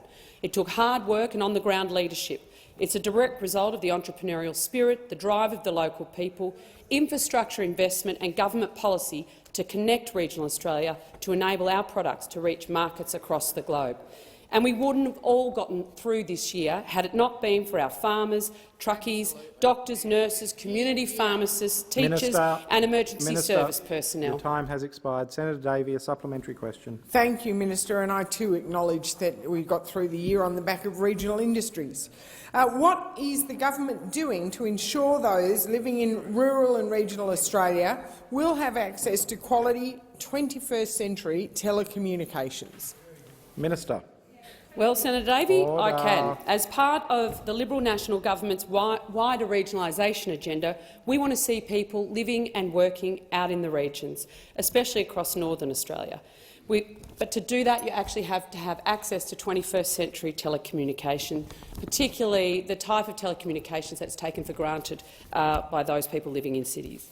And our government wants to make that transition easy by increasing their digital experience. Connectivity helps regional businesses grow, creating jobs. It helps people in regional Australia to work remotely. It dissolves the distance. And today I was pleased to launch the second round of the Regional Connectivity Program that supports unique place-based connectivity solutions to the tune of $112 million. $45 million of that will be quarantined for projects to unlock that potential of Northern Australia. And it was great to stand and make that announcement with a champion for Northern Australia, Matt Canavan. Under round one of the program, we saw Minister, so many Minister, your time has expired. Senator Davey, a second supplementary. Too much good things to say. Given the high-risk weather season that is currently upon us, how is our government ensuring that telecommunications in regional and rural Australia is adequate and resilient in times of need to keep people safe and connected? Minister. Firstly, I'd like to thank the thousands of first responders and volunteers who do so much for Australia and Australians at our time of need. And without them, we would be in a very, very different place. And right now we've got the floods in New South Wales. First responders have received over 5,000 calls and have assisted in over 140 rescues through this period. We know that increased connectivity can save lives, and because of our mobile black spot program alone that we've rolled out since coming to government, nearly 68,000 calls have been made to 000 that wouldn't have been able to be made by regional Australians. That's real evidence that we're helping to save lives and livelihoods. Our government is delivering over $37 million to prevent, mitigate and manage telecommunication outages in natural disasters through our STAND program. That extends the battery backup to our mobile black spot program. Better telecommunications for our rural and country fire service, depots and evacuation centres is one way we can say thank you to our first responders. Your time has expired. Senator McCarthy. Mr President, my question is to the Minister representing the Prime Minister, Senator Birmingham. It was revealed publicly today that when Liberal MP Bridget Archer told Mr Morrison's office that she was considering voting against the cashless debit card, two senior members of his staff literally stood over her in her office. Ms Archer spoke against the cashless welfare card legislation, then abstained from voting. Ms Archer has said that she felt bullied, threatened and intimidated by these staffers for almost 2 weeks. Is Mr Morrison aware of who the staff are? The order. The Minister representing the Prime Minister, Senator Birmingham. Thanks, Mr President, and I thank Senator McCarthy for the question. The member for Bass is somebody who I consider to be a good friend and I know is a powerful advocate for her community, and she brings strong principles and strong opinions to this place, like many on this side of the chamber and all across the chamber, brings strong principles and strong opinions in their service. Now, like all parties, obviously when people are looking to differ, then discussions are had ideally around those differences. In our side, ultimately, as Ms Archer did on that occasion, she was free as a Liberal Party MP to not necessarily vote. Minister. On relevance, the question is directly on: is Mr Morrison aware of who the staff are? I have been listening to the Minister. I'm not prepared to rule that he was not being directly relevant. I'm listening carefully. Minister, you have the call. Thanks, Mr. President. As I was saying, all parties you would expect to have those discussions. In the Labor Party, if you were having such a discussion, it would of course be an expulsion discussion. In our party, if you're having such a discussion— Minister, resume your seat. Senator Wong on the point of order. Yeah, on a point of order. it is a point of direct relevance, and these are Senator McCarthy asked about public reports that Ms Archer said she felt bullied, threatened and intimidated by Prime Ministerial staffers prior to the vote. So I put it to you that a reference to what happens after a vote is actually not relevant to the question. This is about activity or alleged behaviour by Prime Ministerial staff in the lead-up to a vote. Senator Canavan on the point of order. Thank you, Chair. Just on the point of order, that's not what the Minister was saying. He was clearly talking about the discussions that would happen before a vote, as he mentioned, an expulsion discussion. That would be the case in the Labor Party. The question clearly goes to the appropriateness of discussions around a vote, and therefore bringing in how that would be dealt with in other political parties, with other senators and members of this place, is clearly relevant to that question. Senator Wong, order. Order. Senator Wong has had the opportunity to bring the minister back to the question. I'm listening carefully to the answer. I cannot direct a minister how to answer a question. Minister, you have the call. Thanks, Mr. President. The point purely that I was making is that robust discussions are had in this place. They're had right here in the chambers about people's position in relation to bills and votes. They're had in offices across the building about people's positions in relation to bills and votes. Only one side of politics has a structural threat in place as part of their rules that says very clearly in terms of what the threat is, if you go against us, you're out of here. That is not what happens in our party, but of course discussions are had, Mr. President. Order. I will not give Senator McCarthy the call until there is order in the chamber. Order. Senator Gallagher. Senator McCarthy, you have the call for a supplementary question. With allegations of bullying, threats and intimidation of one of his female MPs by his own staff having now been made public, what action has Mr Morrison taken? Minister. Thanks, Mr. President. Mr. President, Mr. Morrison has made clear his respect for the member for Bass, his support for her, and very much his ongoing engagement and discussions with her. Order. Once again, as has been the case through many of the questions I've faced today, and it's not uncommon, what is put to me as assertions or direct quotes are not always completely direct quotes that apply. Order. Mr. President, as I've made clear, discussions you would expect happen between party leaders and their members or senators and their officers. These are commonplace across the building.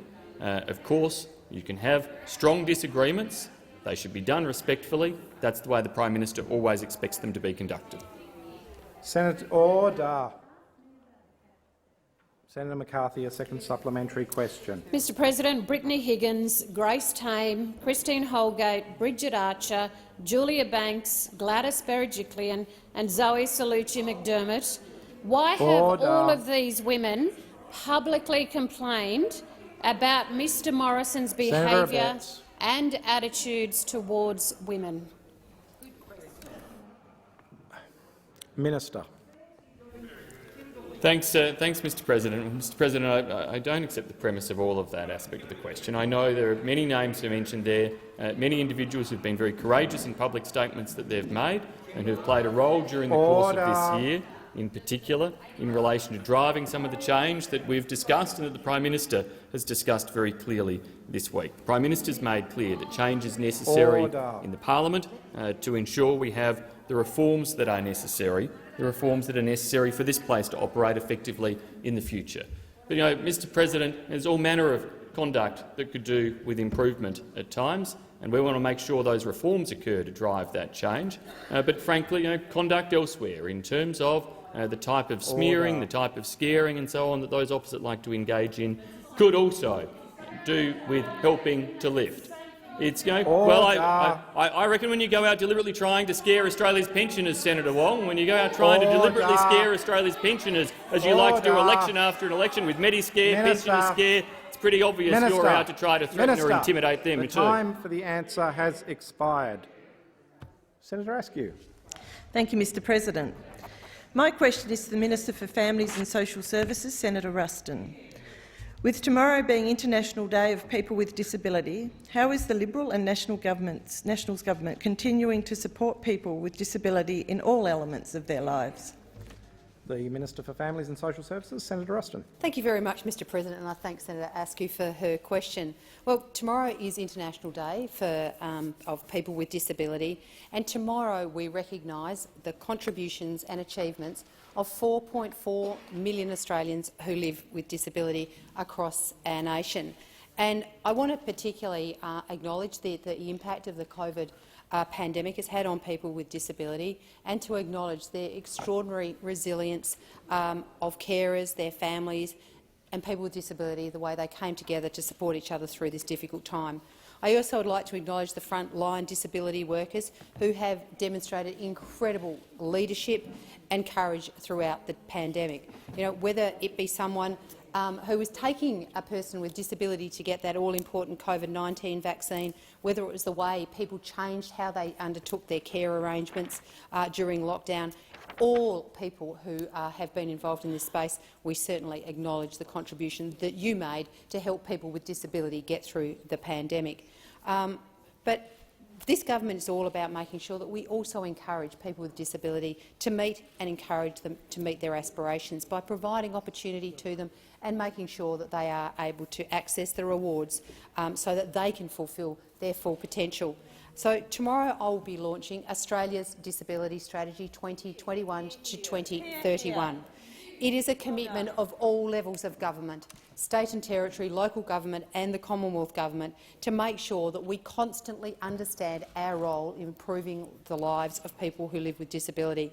And this comes on top of more than 3,000 consultations with people with disability, peak bodies, carers, families, academics, to make sure that the next National Disability Strategy, Australia's Disability Strategy, actually recognises the need to have a foundation to create generational change, a society where all people with disability can reach their potential.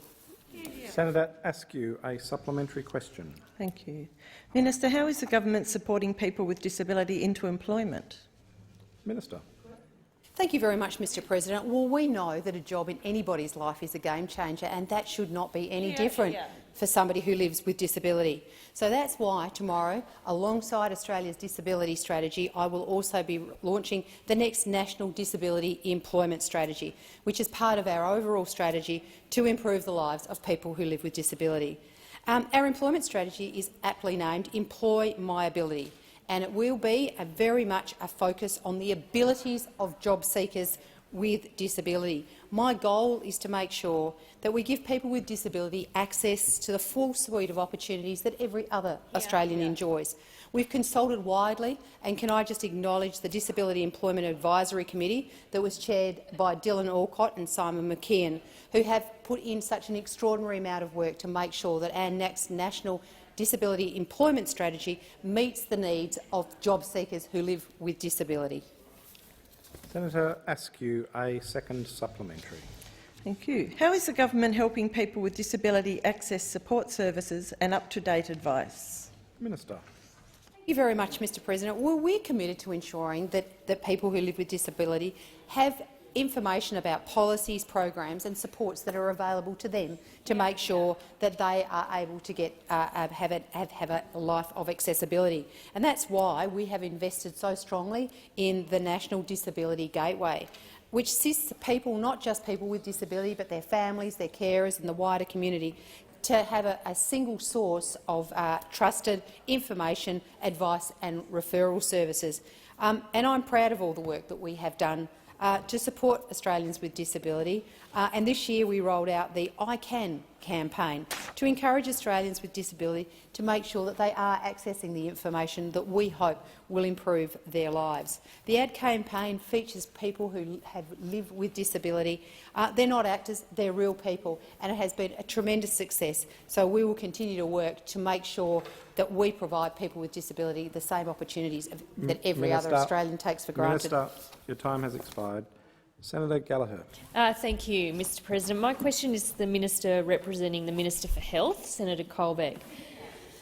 Senator Gerard Rennick has said of the Pfizer vaccine, and I quote, "When are these snake oil salesmen going to be called out? The Pfizer shot doesn't deserve to be called a vaccine."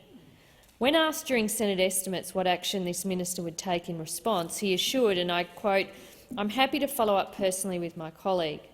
Has the minister personally spoken with Senator Rennick about these comments? If so, when, and what did he say?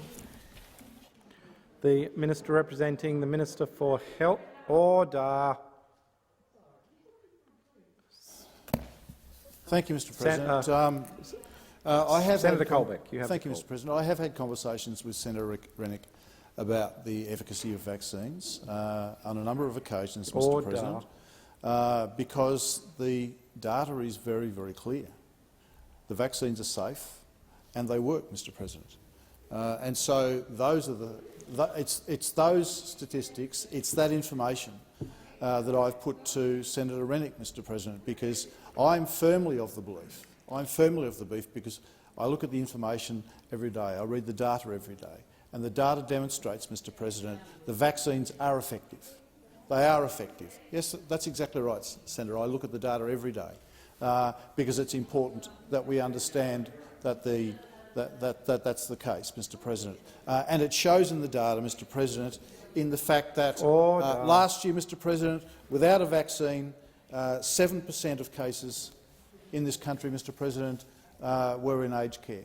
This year, with the workforce vaccinated and the residents of aged care vaccinated, the number of cases as a proportion of the aged care cases is 0.7%, Mr President. 10 times less. 10 times less the number of people in aged care as a proportion of cases this year compared to last year, Mr President. So the data is very clear. And those are the points that I put to Senator Rennick, Mr President, because I want him to understand what I know by looking at the data, that the vaccines that we have for Australians are not only safe, but they are effective, Mr President. And I will, at every opportunity, continue to repeat that message, not only for people like Senator Rennick, who has some questions, but I'll also repeat that for other Australians, to convince all Australians that they ought to take up the opportunity for a vaccine, Mr President. And over 92% of Australians have now had a first dose, and approaching 87% have had a second dose. That's a great result, Mr President, and I congratulate Australians for going out and getting vaccinated. Your time has expired. Senator Gallagher, a supplementary question. Thank you, Mr President. Senator Rennick has also set up a taxpayer-funded website undermining COVID-19 vaccines, which Australian Medical Association Vice President Chris Moy has described as, and I quote, "conspiracy theory push polling. It's about as anti-scientific as you can get." Does the minister agree? Minister. Thank you, Mr President. I agree with Mr Moy.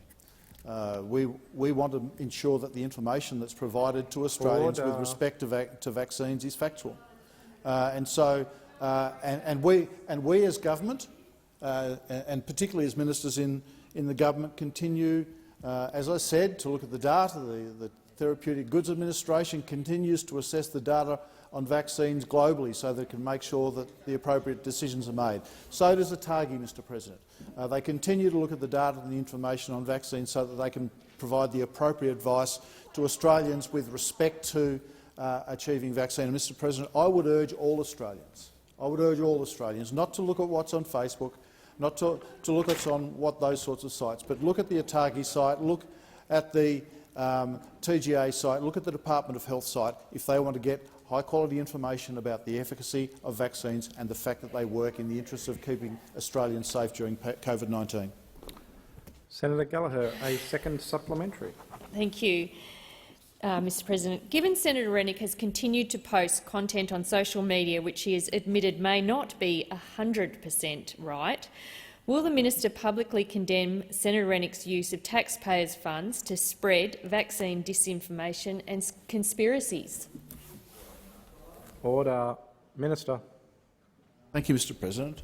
Well, I've urged Senator Rennick to ensure that the information on his website is factual and is true, and I acknowledge that he's admitted that it isn't. But, Mr President, one of the really important jobs that we all have here in this place is to give a voice to our constituents. That's one of the things that we do. It's a really important thing we do. But in the circumstance of an issue that is so important as this, it is our responsibility to ensure that the information that we are sharing, that the voices that we are giving elevation to by virtue of the fact that we are public figures and have a platform to be able to do that. We need to make sure that that information is true, Mr President. And I've had that conversation, and I, Mr President, have had that conversation with Senator Rennick because it's a principle that I believe is extremely important. We want to make sure that Australians get access to information, that it's true. We want them to get vaccinated, and we want them to understand the vaccines that we have in this country are safe and that they work. Minister. Your time has expired. Senator Henderson. Thank you very much, Mr President. My question is to the Minister for Senior Australians and Aged Care Services, Senator Colbeck. Can the minister provide an update on the number of Australians accessing a home care package and how the Liberal and Nationals government is supporting senior Australians? The Minister for Senior Australians, Senator Colbeck. Thank you, Mr President, and thank you, Senator, for your question.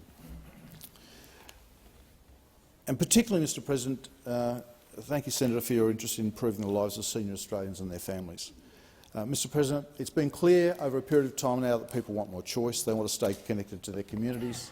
They want to stay as independent as possible. They want to remain in their own homes. Mr President, and our government is delivering on that. The government announced in the budget, as part of our response to the Royal Commission, a further $6.5 billion as an investment to release 80,000 additional home care packages. That's 40,000 packages this financial year, Mr President, and a further 40,000 packages next financial year, Mr President.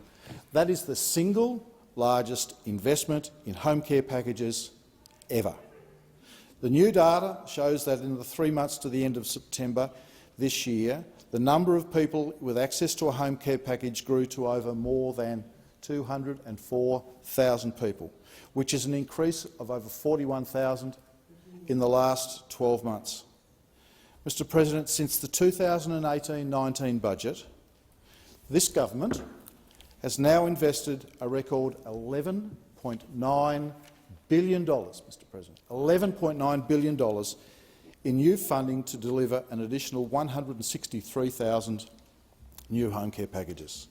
By June 2023, there will be around 275,000 home care packages available to senior Australians every year. And every year under our government, home care packages are up, residential places, care places are up, and every year, Mr President, aged care funding has been up. Mr President, Labor went to the last election with $387 billion in new tax proposals. Not a single dollar for a home care place, aged care quality and care safety or workforce, and nothing for mainstream aged care services. Minister, your time has expired. Senator Henderson, a supplementary question. Thanks, Mr President.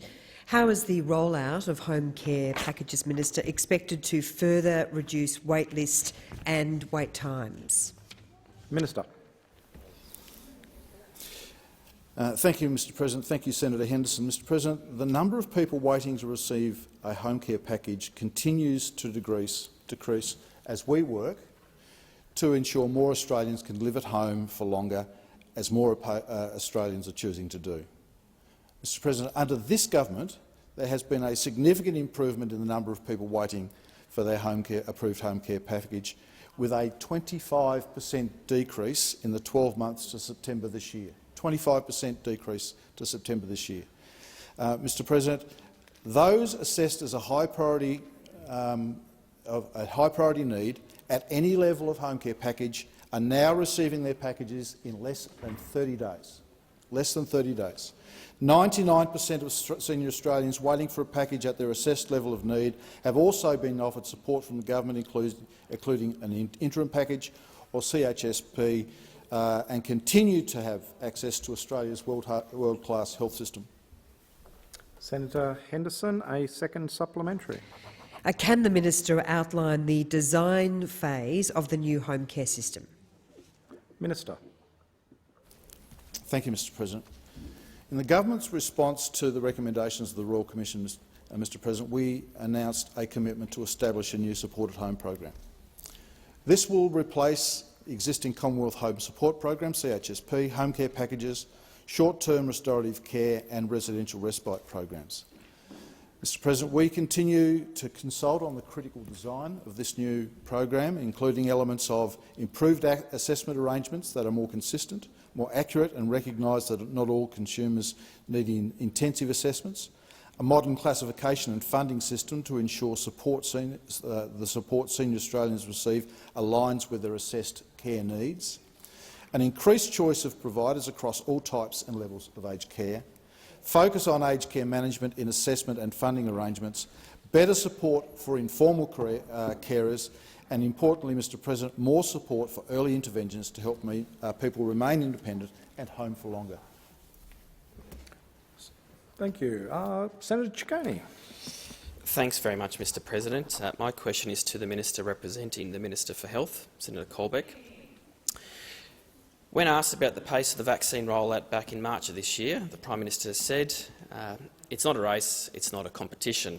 Has the Minister asked the Prime Minister why he said that when it wasn't the case? Order. The Minister representing the Minister for Health, Senator Colbeck. Well, Mr. President, I think the Prime Minister subsequently said, and the Labor Party are very wont to go back to historical statements and forget about what's happened in the intervening period. Mr. President, Mr. President, the Prime Minister also said that it doesn't matter how you start the race; it's a matter of how you finish the race, Mr. President. And Mr. President, what is quite clear, and what is quite inconvenient for the Labor Party, Mr. President, is that we have one of the best vaccination rates in the world now, Mr. President. In the world, Mr. President. Because of the hard work that was done by members of this government, Mr. President, to ensure that we did have vaccine supplies, to do the hard work to ensure vaccine supplies came to the country, and we always said that the rate of vaccination would increase as the vaccine supplies came into the country, Mr. President, and that is exactly what has happened, Mr. President. We said that we would like to be able to offer every Australian a vaccine by the end of the year, and we've done that, Mr. President. We've done that in spades. In fact, we've got ample supplies. We are one of the first countries in the world, Mr. President, one of the first countries in the world to have a whole-of-population booster program underway, Mr. President, and close to 500,000 Australians have already taken up the opportunity for their booster, Mr. President. So despite the fact that we did have some difficulties with the vaccine rollout at the outset, Mr. President, we now have the equal 10th highest first dose vaccination rate in the OECD, Mr. President, higher than the UK, higher than the US, higher than France, higher than Germany, higher than Israel, Mr. President. And so, Mr. President, I think thanks to the Australian people, we can say that we have one of the most successful vaccine rollout programs in the world, Mr. President. Senator Ciccone, a supplementary question. The Prime Minister repeatedly has said it's not a race after the vaccine. Senator Ciccone, do you want to just restart? I did not hear the start of your question. The Prime Minister repeatedly said it's not a race after the vaccine had been approved by regulators. But when asked why he said the vaccine rollout was not a race, he claimed he only said that in relation to the approval of the vaccines. Has the Minister asked the Prime Minister why he said that when that also was not the case? Minister. Well, Mr. President, it's really sad that the Labor Party continue to live in the past when, in fact, we have run one of the most successful vaccination programs in the world, Mr. President. Australians understand that. They understand the importance of vaccination program, and, Mr. President, they are turning up in their droves, Mr. President, to get vaccinated, Mr. President. And in fact, they're turning up to get their booster shots now that those have become available, because we have said to the Australian people, and they've come with us, we have good vaccines. We have a range of supplies of vaccines, and Mr President, they trust the vaccines overwhelmingly and they're turning up to get vaccinated. And I thank Australians for showing that confidence in our vaccination program and turning up to get vaccinated. Senator Ciccone, a second supplementary. Thank you very much. On April 6, the Prime Minister appeared to blame the European Union for a lack of vaccine supplies, which the EU has denied. The very next day, the Prime Minister claimed he never blamed the EU. Has the Minister asked the Prime Minister about his criticisms of the European Union? Minister. Well, Mr President, I'm doing like the Prime Minister is, which is looking to the future. I'm not living in the past, as the Labor Party are doing. We're looking to the future. We're looking forward to opening the country up. We're looking forward to the economic recovery that comes along with that, Mr President, and we're looking forward to Australians having the opportunity to travel and be back together for Christmas and into 2022, Mr President. So the Labor Party can live in the past. They can look at the future in the rearview mirror, Mr President, but we're getting on with the economic recovery. Senator Fawcett. Thank you, Mr President. My question is to the Minister for International Development and the Pacific, Senator Seselja. Can the Minister update the Senate on how Australia is working with our Pacific family to secure our region's recovery from the COVID-19 pandemic? The Minister for International Development, Senator Seselja. Thank you, and I can. Our region's health, prosperity and security is absolutely vital to Australia's, and we have been working closely with our partners across the Pacific to address our shared challenges. Now, in response to the pandemic, Australia is investing more than $1 billion above and beyond our ongoing development support in our region. And despite some of the messages from those opposite, particularly the Greens, we've already shared over 9.2 million doses across the Indo-Pacific as part of our commitment to deliver 60 million doses to our neighbours by the end of 2022. Now, in addition, Australia is investing $130 million in the COVAX facility, which has distributed over 100 million doses to Southeast Asia and the Pacific, and more than 400 million doses globally. Vaccination means more than just doses, and Australia has allocated $623 million to get vaccine doses in arms, including vaccine procurement, distribution, administration, training and planning. Now, beyond the health impacts, this pandemic has also posed serious economic challenges across our region. In 2020-21, Australia provided $361 million in direct financing to support economic growth and social protection in our region. This investment has helped governments in our region to expand social protection schemes to support more than 150 million people.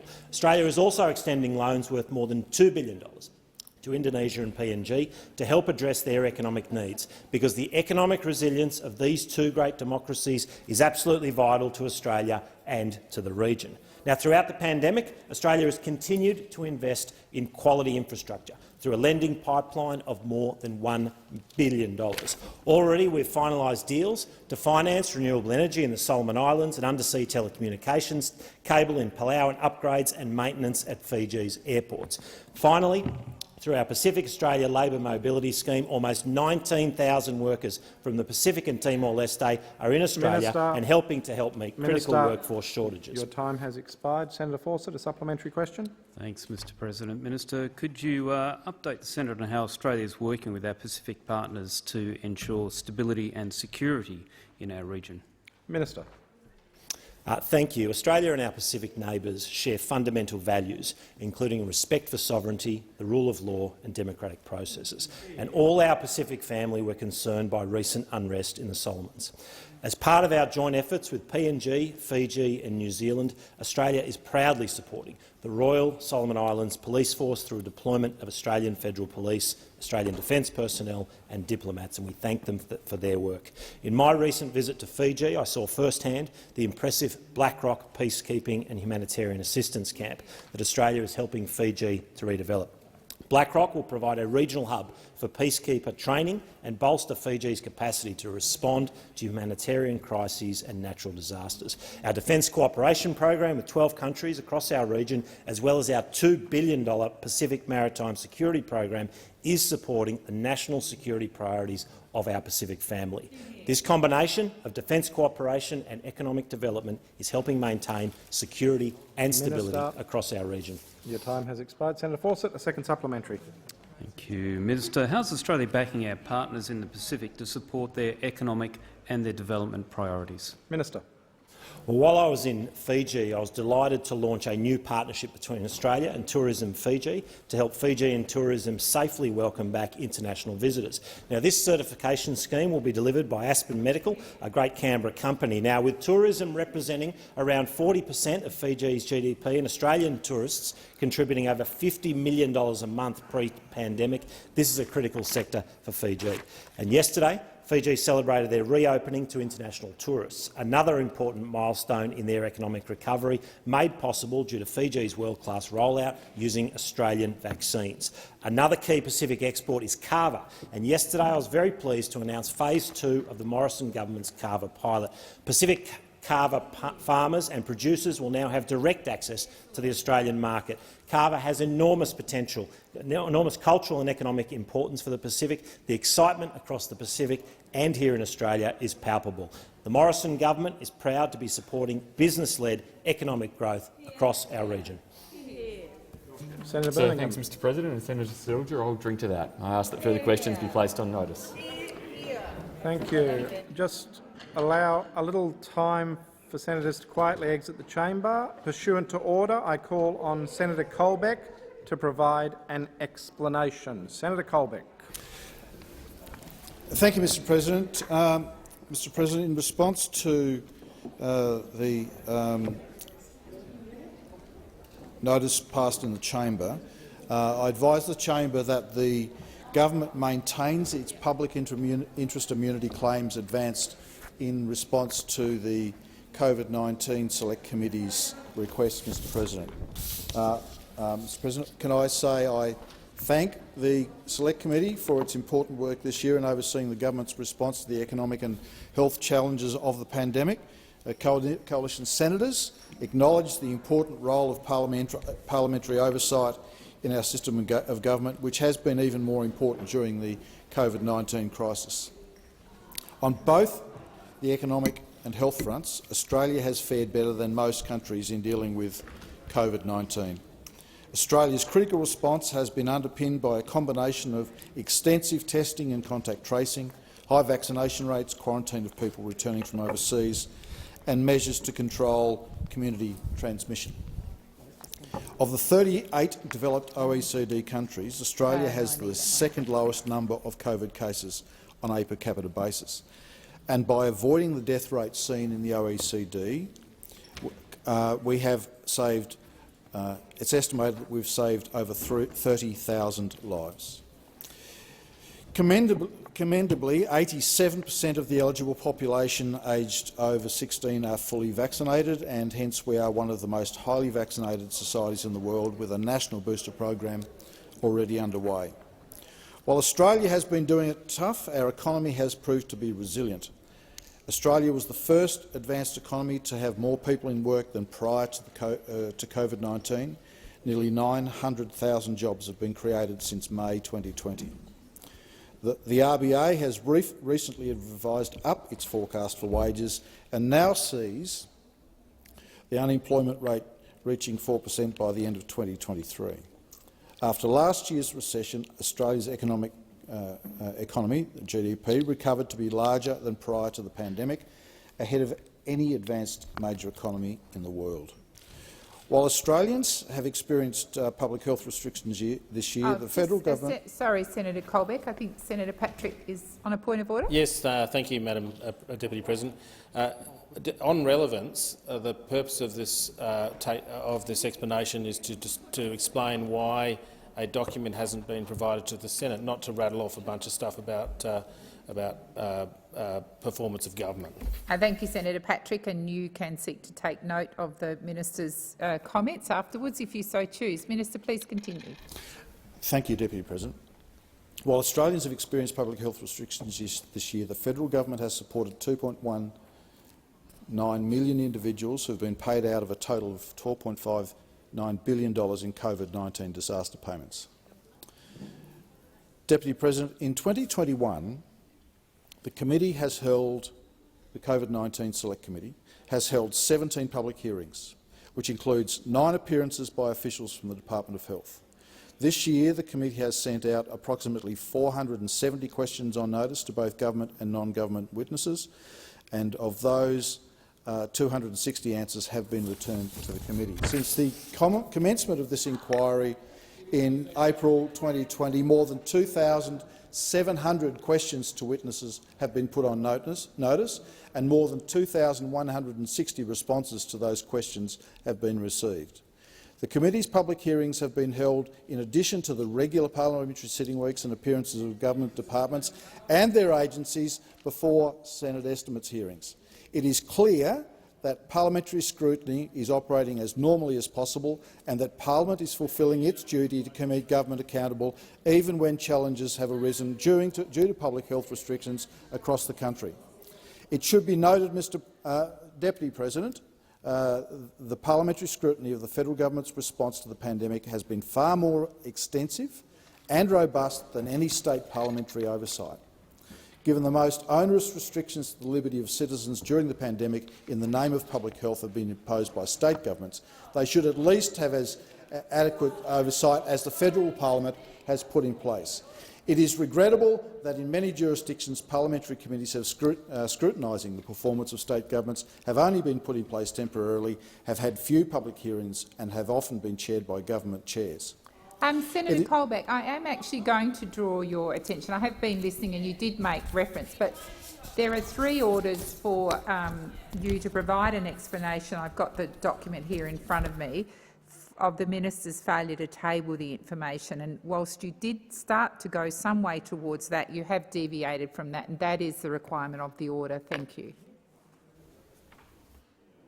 Thank you, Mr President. It is a long-standing view of governments of both persuasions that the deliberations of Cabinet should remain confidential because disclosure may impact the government's ability to receive confidential information and hence make appropriate and informed decisions for the Australian community. This is especially so, Deputy President, when the responsibility of protecting the health and welfare of the Australian people during a pandemic is at stake. As stated in the second interim report, the relatively few disagreements between this committee and the government regarding a small number of public interest immunity claims should be viewed in light of these facts and the committee's busy workload.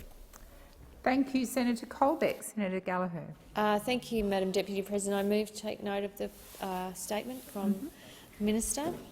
And I'm not actually sure that the Minister addressed the issues that have been raised in the third interim report by the Select Committee on COVID-19. It seemed to be a whole lot of excuses about the actual fact that scrutiny was occurring and continuing to occur. But the real issue here, if we cut to the chase, because it's the final sitting day of the year and I know there's a lot of other business to get through, is that the Select Committee was established with the support of the government and other senators in this place. It was a unanimously agreed to. The terms of reference were agreed. They were broad.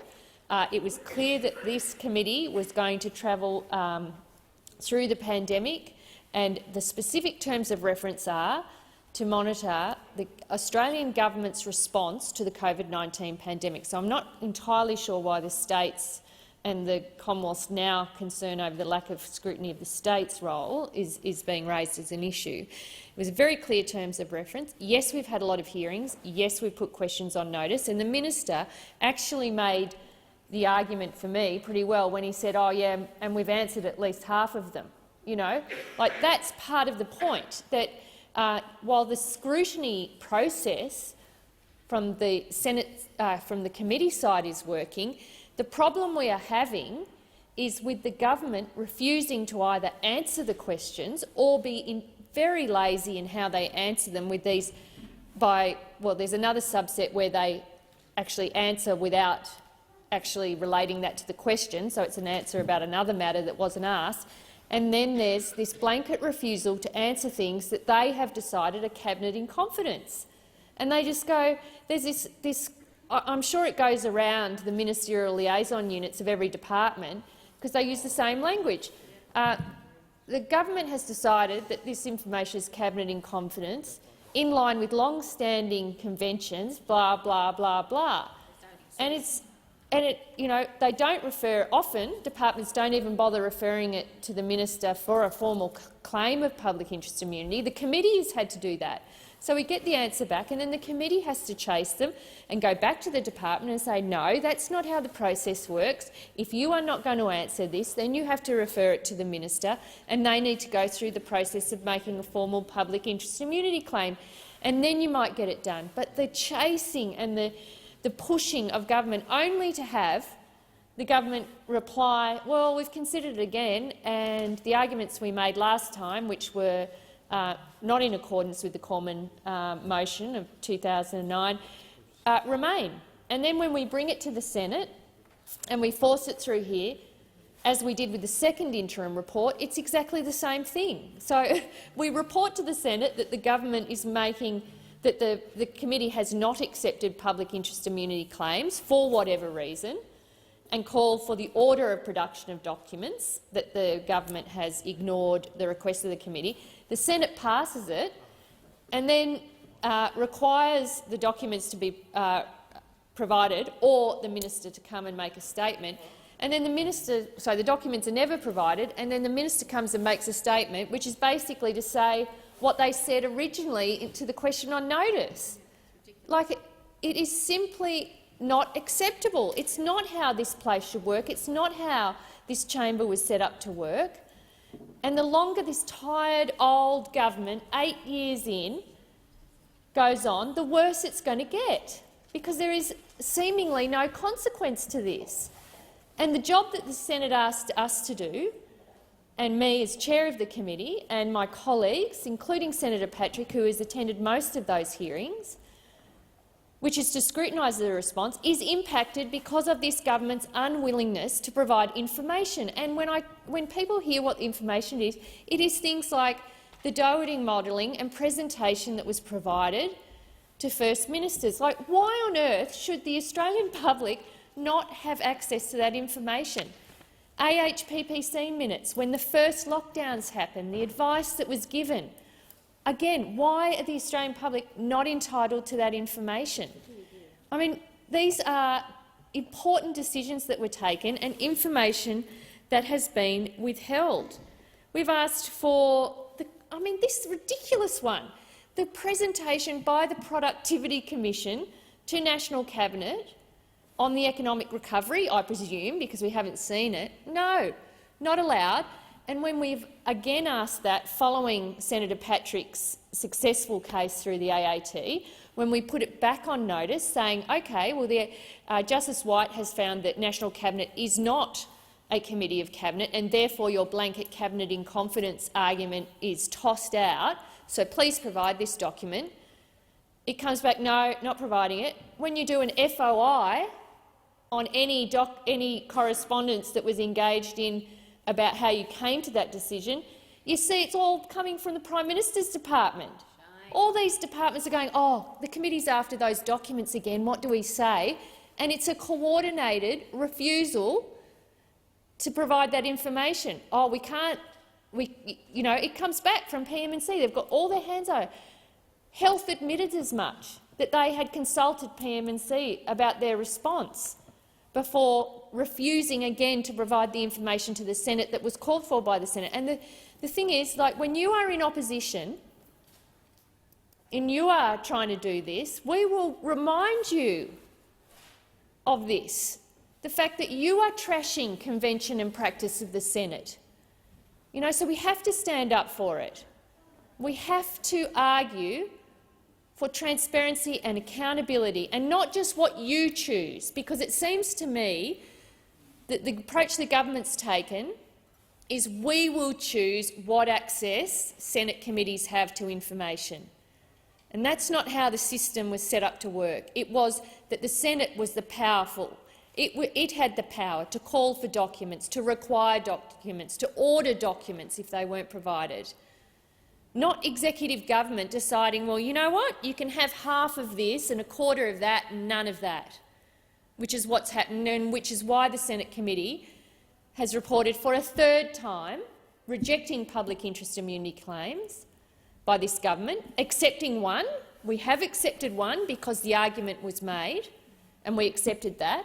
But on the other ones, access to important information, we haven't accepted it, and the Senate yesterday voted to require the government to provide it, and we got this. We got a speech about how great the government's been, how great it's going to be, how great it's always been, but by the way, you're not getting access to anything. It's just not good enough. And I'll leave some time for Senator Patrick to make some other comments.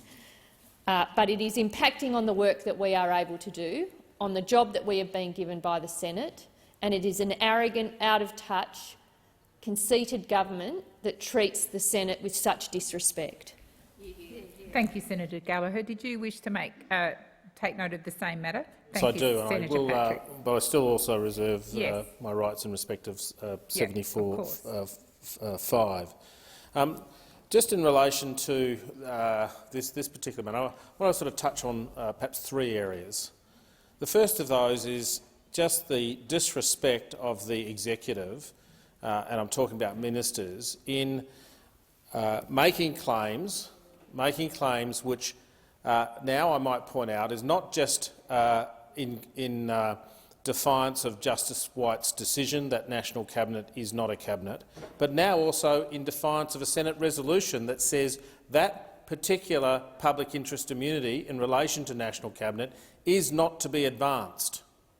That is what the Senate has decided, and as officers of the Senate, indeed, people need to look very long and hard at themselves in advancing those sorts of immunities. Look, I'll give you another one to try. Intergovernmental relations, because that may actually constitute a reasonable public interest immunity. But stop lying. Stop deliberately misleading. Stop basically confronting what is law in Australia. Accept the law as it is, and that National Cabinet is not a committee of the federal cabinet. The second point I would touch on, and that this goes to what Senator Gallagher was talking about, and that is public officials turning up and basically making public interest community immunity claims as well. Also knowing full well, because it's been quite highly publicised, the matter in the AAT against the Prime Minister by myself, where Justice White established that there was the National Cabinet was not a cabinet. And I'll just go back to the law as it is in Australia. Okay, this is not me suggesting what should happen. This is the law. Under the Public Service Act, under Section 10, there are certain values that the APS holds that include that they act in a professional manner, in an objective manner. They act with integrity. And indeed, Section 10 in brackets 5, the APS is apolitical and provides advice that is frank, honest, timely and based on the best available evidence. That is the obligation placed in law upon public servants. And what's happening here, and I've named a few of them, and I might point out there's another one that I've just got back in the last day or so from another public servant. I'll come back to that when I deal with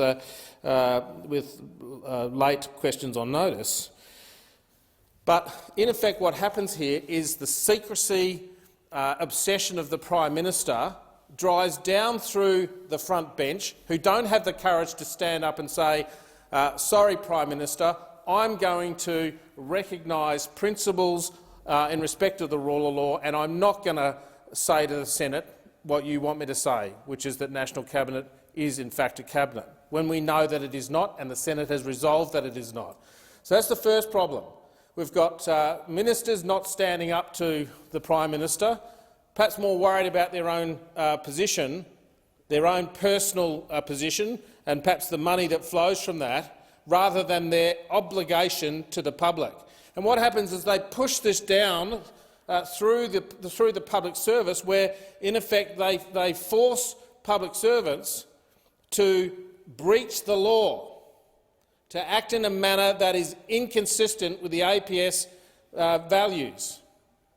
and the APS Code of Conduct, also enshrined in the Public Service Act. Now, I'm not actually making any excuses for those public servants, because they, particularly the senior ones, ought to stand up and say, sorry, Minister, I'm not saying that, I'm not doing that. And sadly, we've seen some examples, led by Mr Gaetjens, as to where they just cast that aside and say, no, I'm going to hoist my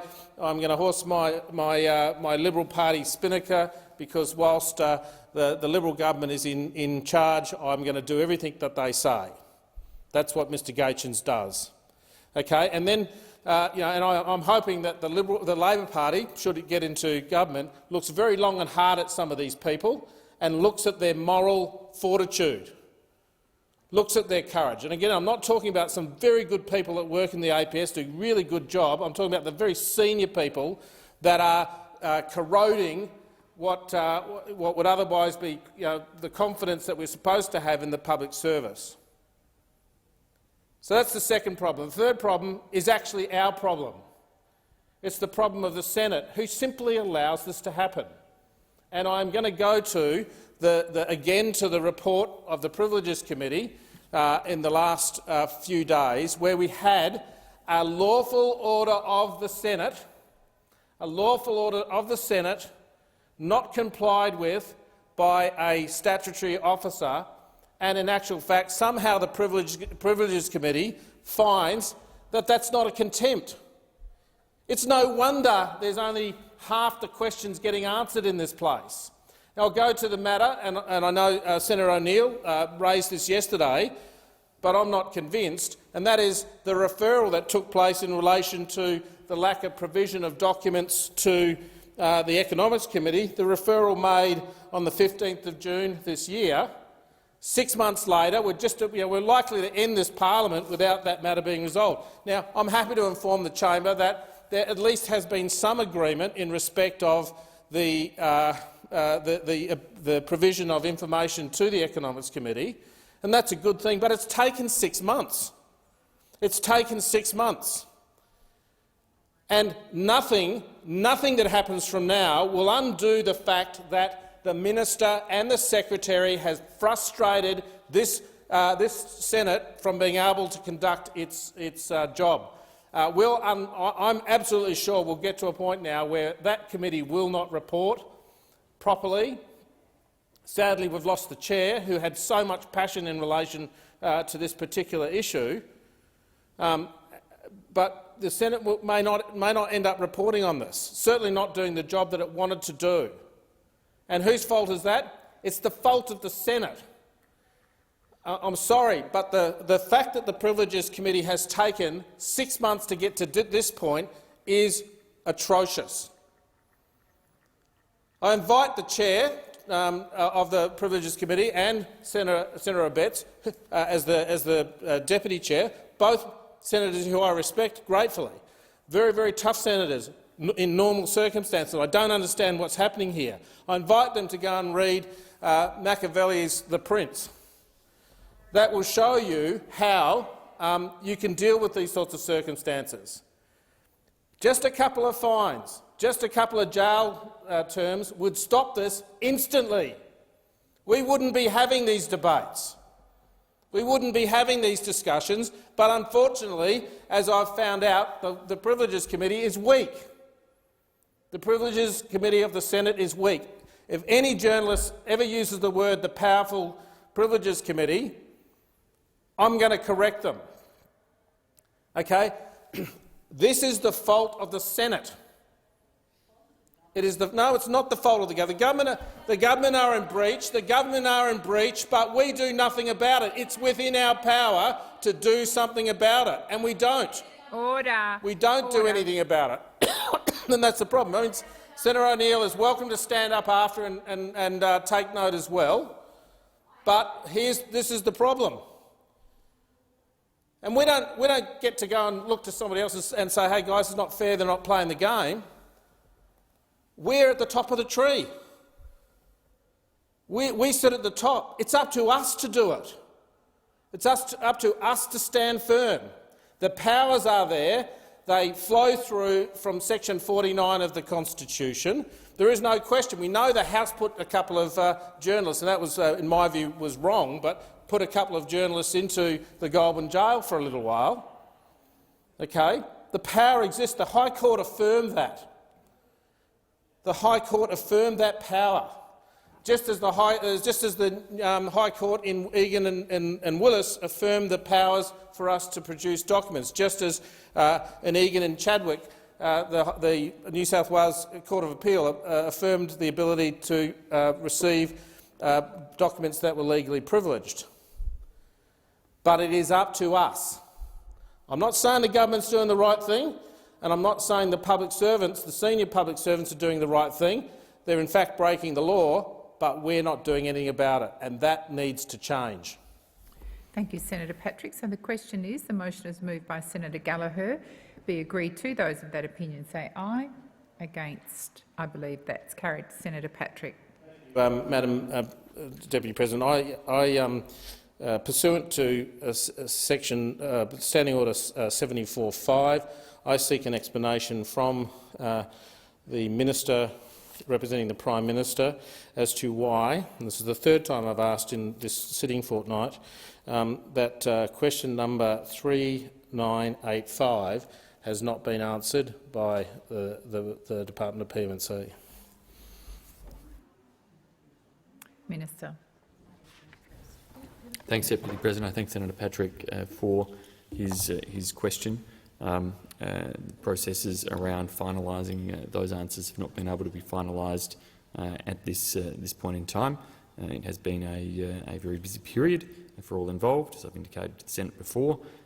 Through the life of this parliament, there have been record numbers of questions asked across questions on notice to the Senate chamber, across parliamentary estimates proceedings. Indeed, I think the questions total something close to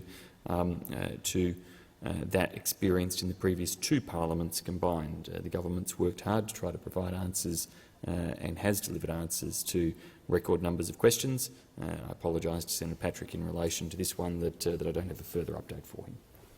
Senator Patrick. Take note of the Minister's answer. Again, this question relates to a simple request as to how much money was spent in my case against the Prime Minister in relation to National Cabinet. Because you know what? I'm interested in finding out the answer. I'd love to know why, whatever amount of money was spent, we spent that money when the government was just going to not comply with the principles that Justice White has put.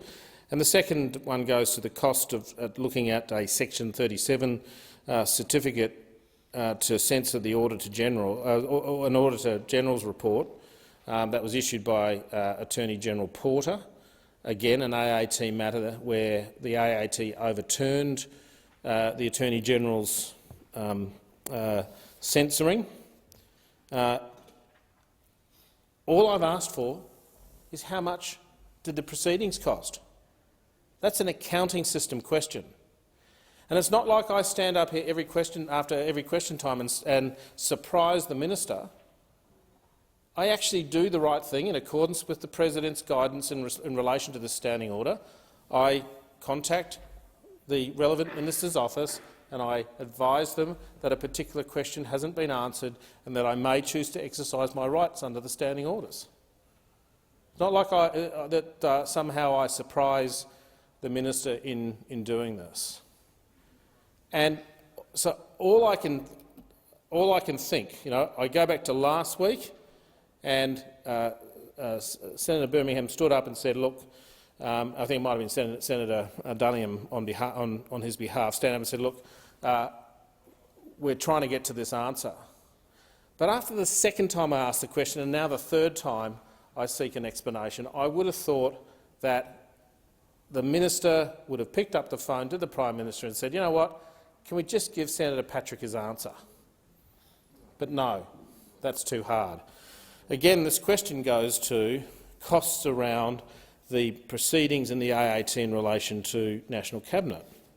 And it does disturb me because, firstly, I don't think on the evidence that was supplied to the tribunal by Geoffrey Watson SC, eminent barrister, and I thank him for his pro bono work on the issue, it would have been obvious to anybody that there was no argument to be had, that National Cabinet did not meet any of the requirements of a cabinet, didn't have cabinet solidarity, didn't have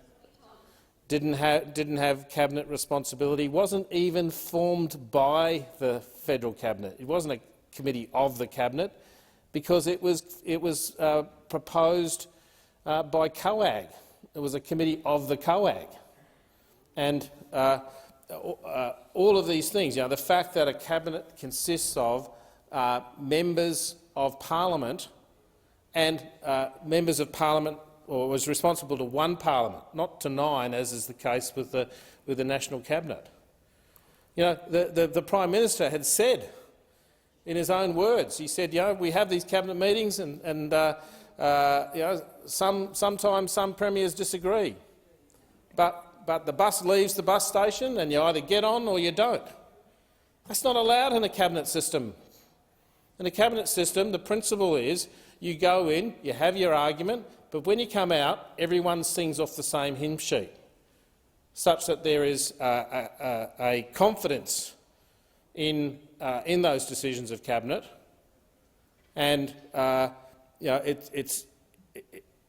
it's clear. It was clear going into those proceedings that there was no chance that Justice White would find in any other way than that there wasn't a committee of the cabinet. And yet today, sadly, in the last couple of days, I've got yet another FOI decision that's come back. Another FOI decision, not after cabinet minutes this time. After I seek access to the following information relating to the Infrastructure and Transport National Cabinet Reform Committee established in October 2020. I want the minutes of all meetings and the action items for all meetings. So I'm not after, in this instance, even the meetings of the National Cabinet. I'm after some peripheral committee that they've established that might feed in and provide advice. If you look at where National Cabinet extends to, it's quite amazing. It's almost, half of the government could well be covered by a National Cabinet claim if it were permitted under law, which it is not. But again, I've got an official here, in this case Petra Gartman, and I am going to continue to name people. I point out I've had over 200 FOIs, and I've never come into this chamber and named a decision maker. I normally simply appeal them. That's the normal process, but in this instance it's so offensive that the claims, in respect of the claims that are being made, against such a prominent and weighty judgment from Justice White. I get an answer that says, acknowledges, I'm aware of and have considered the Administrative Appeals Tribunal decision delivered on the 5th of August 2021 by Deputy President Justice White in Patrick and the Secretary of Department of Prime Minister and Cabinet 2021, AAT 2719.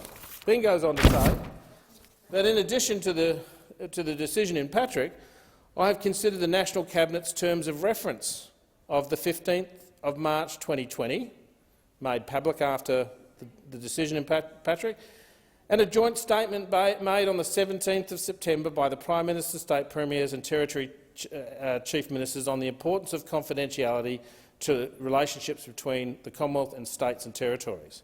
I have formed the view that National Cabinet is a committee of the Cabinet for the purposes of the FOI Act, above and beyond the law. Above, that's an official. Well, it is a.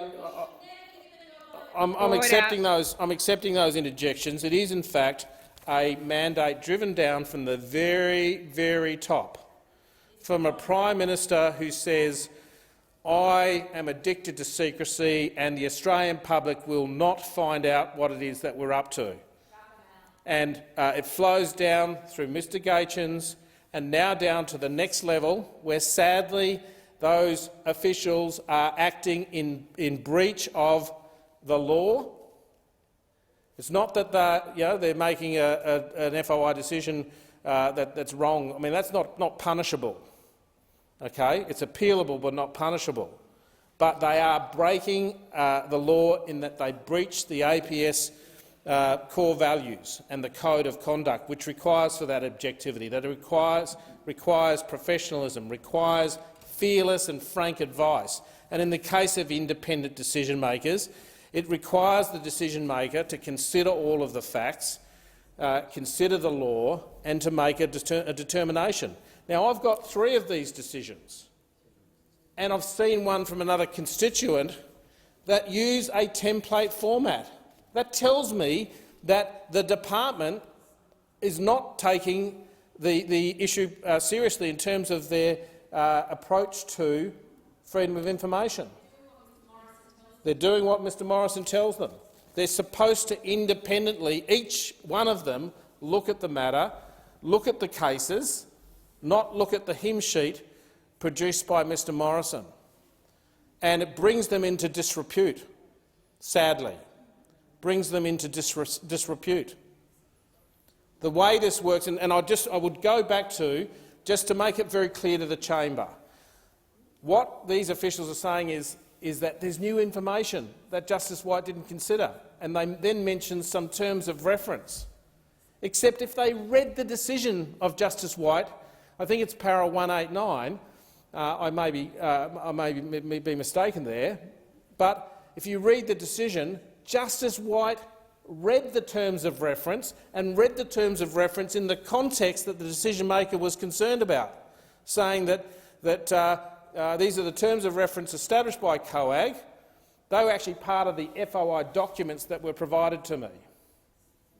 And Justice White saw them, he looked at them, and then when he was making his decision, he raised some serious concerns about PM&C, which is supposed to be the preeminent government body. He raised concerns that they hadn't put on any evidence other than secondary, other than hearsay, as to the forming up of the National Cabinet. So he said, you know what, I'm going to take the terms of reference that were in the documents and I'm actually going to include them in my decision, and then he said, but it doesn't change the fact, because the terms of reference were generated by COAG. So that's the first point that these decision-makers are trying to hang their hat on. And it's wrong. It's simply wrong. The second one is they say that since that decision, the Prime Minister and the Premiers all stood up and said, we want National Cabinet to be confidential. Except that's not how this works. Justice White was asked to make a legal determination on the statutory expression of Committee of Cabinet. Okay? He was asked to interpret what was in the statutes. No amount of statements outside of this chamber as to what Committee of Cabinet means, whether it's the Prime Minister, Premiers or even a legal expert, can override what Justice White has said.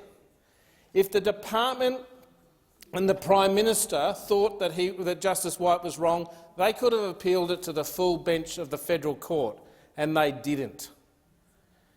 They didn't. And so what do they go off and do now? They now just come out with this approach that says, let's just ignore what the judge said. And that's why I stand up in this chamber upset. That's why I'm having a go at public servants directly, noting their seniority and the need for them to respect the law of this land. That's why I stand up and say what I do, and I'm doing it on a regular basis, because it's unacceptable. It's unacceptable to the Australian public. I mean, just the principle in general that Australians are not allowed to see some of the really important decisions that were made by the National Cabinet that affected their liberties. Weren't allowed to see the AHPPC's advice as to whether children should go to school or whether we should have lockdowns or what constituted a hotspot. All of that sort of stuff ought to have been made available to the public. It should have been made available to the public, and the Prime Minister should have recognised that the release of that information was important. It was important for public confidence.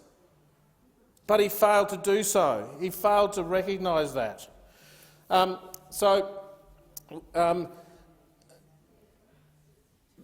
That's why I'm disturbed about what's happening here. We've got another official who simply has not had regard to her obligations, Petra Gartman, again basically trimming her sails to the political will of the Prime Minister. And it is quite appropriate for me to walk in here noting that the government spent money. They spent money on a QC to challenge me in the AAT. They spent all that money. I want to know how much it is. And the Prime Minister, is refusing to provide me with that information. And that's why I come in here week after week and day after day, and I'll continue to do so in the very few sitting weeks that we have next year, to press for this answer. Gee, I hope by February I've got an answer to this question. It's just the government needs to understand our role is oversight. Our role is to inquire, to inform ourselves as to what government is doing on behalf of the people, and to question what they're doing on behalf of the people. And that's exactly what we do when we ask a question on notice. We're not doing it for ourselves, we do it for our constituents, the people who we represent and the people who actually pay the ministers' salaries and the public servants' salaries. And it's completely disrespectful that the government takes more than the 30 days in the standing orders to answer these questions. I hope the next time I stand I will not be needing to exercise Standing Order 74.5. Thank you. Thank you, Senator Patrick. So the question is, the motion is moved by Senator Patrick to take note of answers to questions be agreed to. Those of that opinion say aye. Against, I believe the ayes have it. We'll now move on to taking note. Senator O'Neill. Very much, Deputy President, and I rise to take note of the answers given by Senator Birmingham and Senator Colbeck to the questions asked by Senator Gallagher, Senator Ayres and Senator Ciccone. And before I go to my prepared remarks, can I just indicate that we would normally be finished this part of the day, but we've had 45 minutes of hearing about what it's like in this building. The stench of a place. It's like swimming in a sewer. And the king of the sewer rats is Mr Morrison, leading them along a path of deception. What a way to end the year. What a way to close out this year. Another year of scandals. Another year of jobs for the mates. Press releases with no policy. Rorts, botched vaccine rollouts, backflips and lies after lies. And they delivered the same performance again at question time. The government of Liberal and National members and senators had two major jobs this year. They needed to establish proper quarantine and they needed to roll out the vaccine.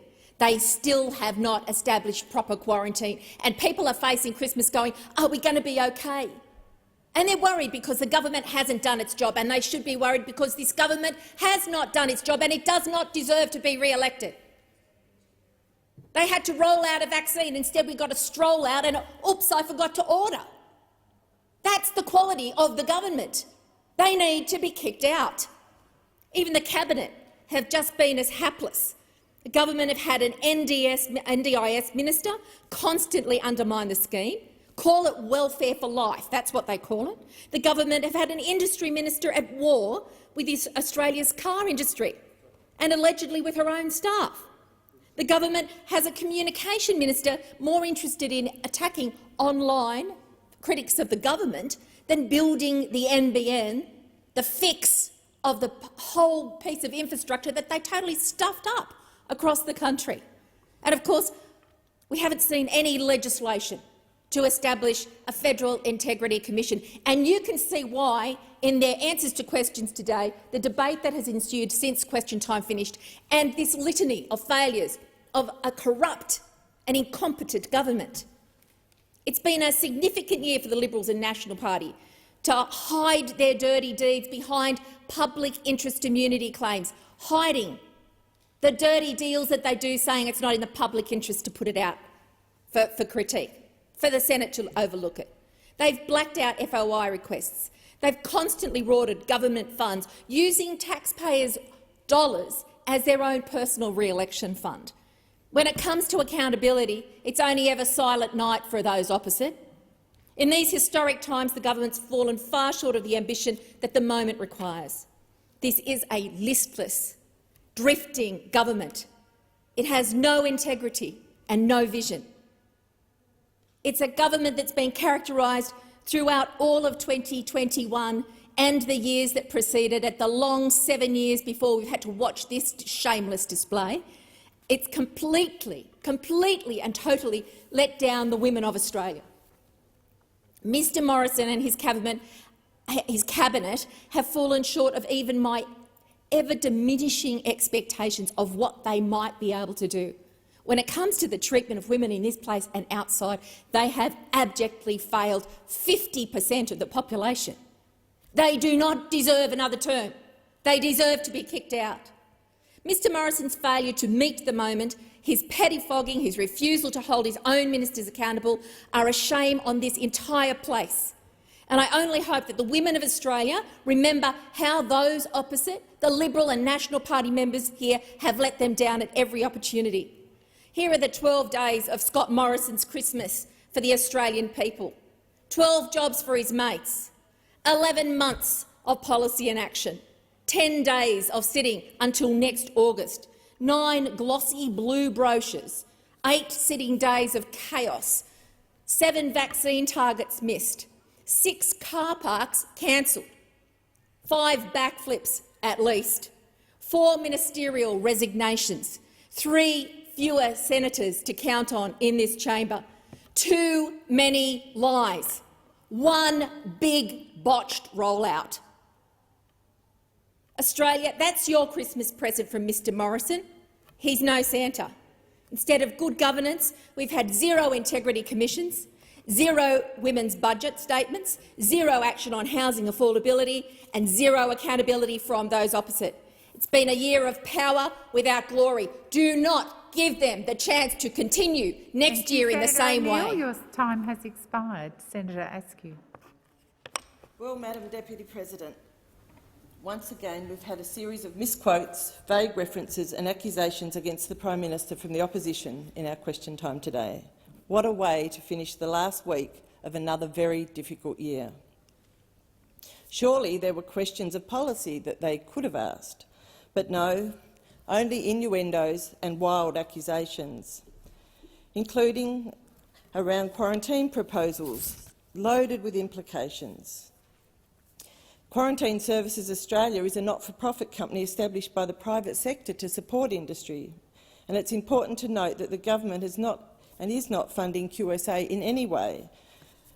Of course, we do have an interest in the work they do, or they're proposed to do, because we want Australian businesses to be able to bring in the skilled workers they require to grow and create more jobs during our pandemic recovery. We know there's a skilled workforce shortage in Australia, and travel restrictions during the pandemic have presented particular challenges. That's why we've flagged skilled workers are our next stage in the border reopening, which, as we know, was due this week but has been paused until the 15th to give us time to understand the new Omicron variant. That said, our vaccination rates being among the highest in the world means we're now in a very strong position. That's why the New South Wales, ACT and Victorian governments removed the requirement to quarantine for fully vaccinated international travellers from the 1st of November. And in my home state, Tasmania, we're due to follow on the 15th of December. Dependent on vaccination rates, the remaining states and territories have flagged their intention to remove the requirement for fully vaccinated international travellers to quarantine by the end of this year or early next year. So the large-scale quarantine services we thought back in July that may be necessary are unlikely to be required in the future due to what we've achieved with our vaccination program. However, we do know that quarantine arrangements will likely continue to be necessary for certain groups of people coming into the country.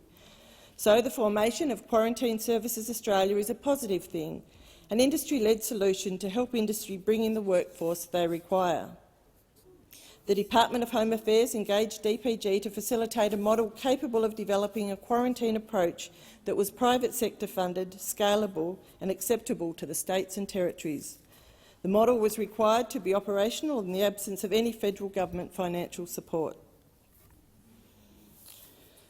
And on the topic of quarantine facilities, I remind senators that during the course of COVID-19, this government has successfully worked in partnership with the Northern Tasmanian Government to utilise the Centre for National Resilience at Howard Springs and indeed doubled its bed capacity, expanding the facility's capability to 2,000 beds.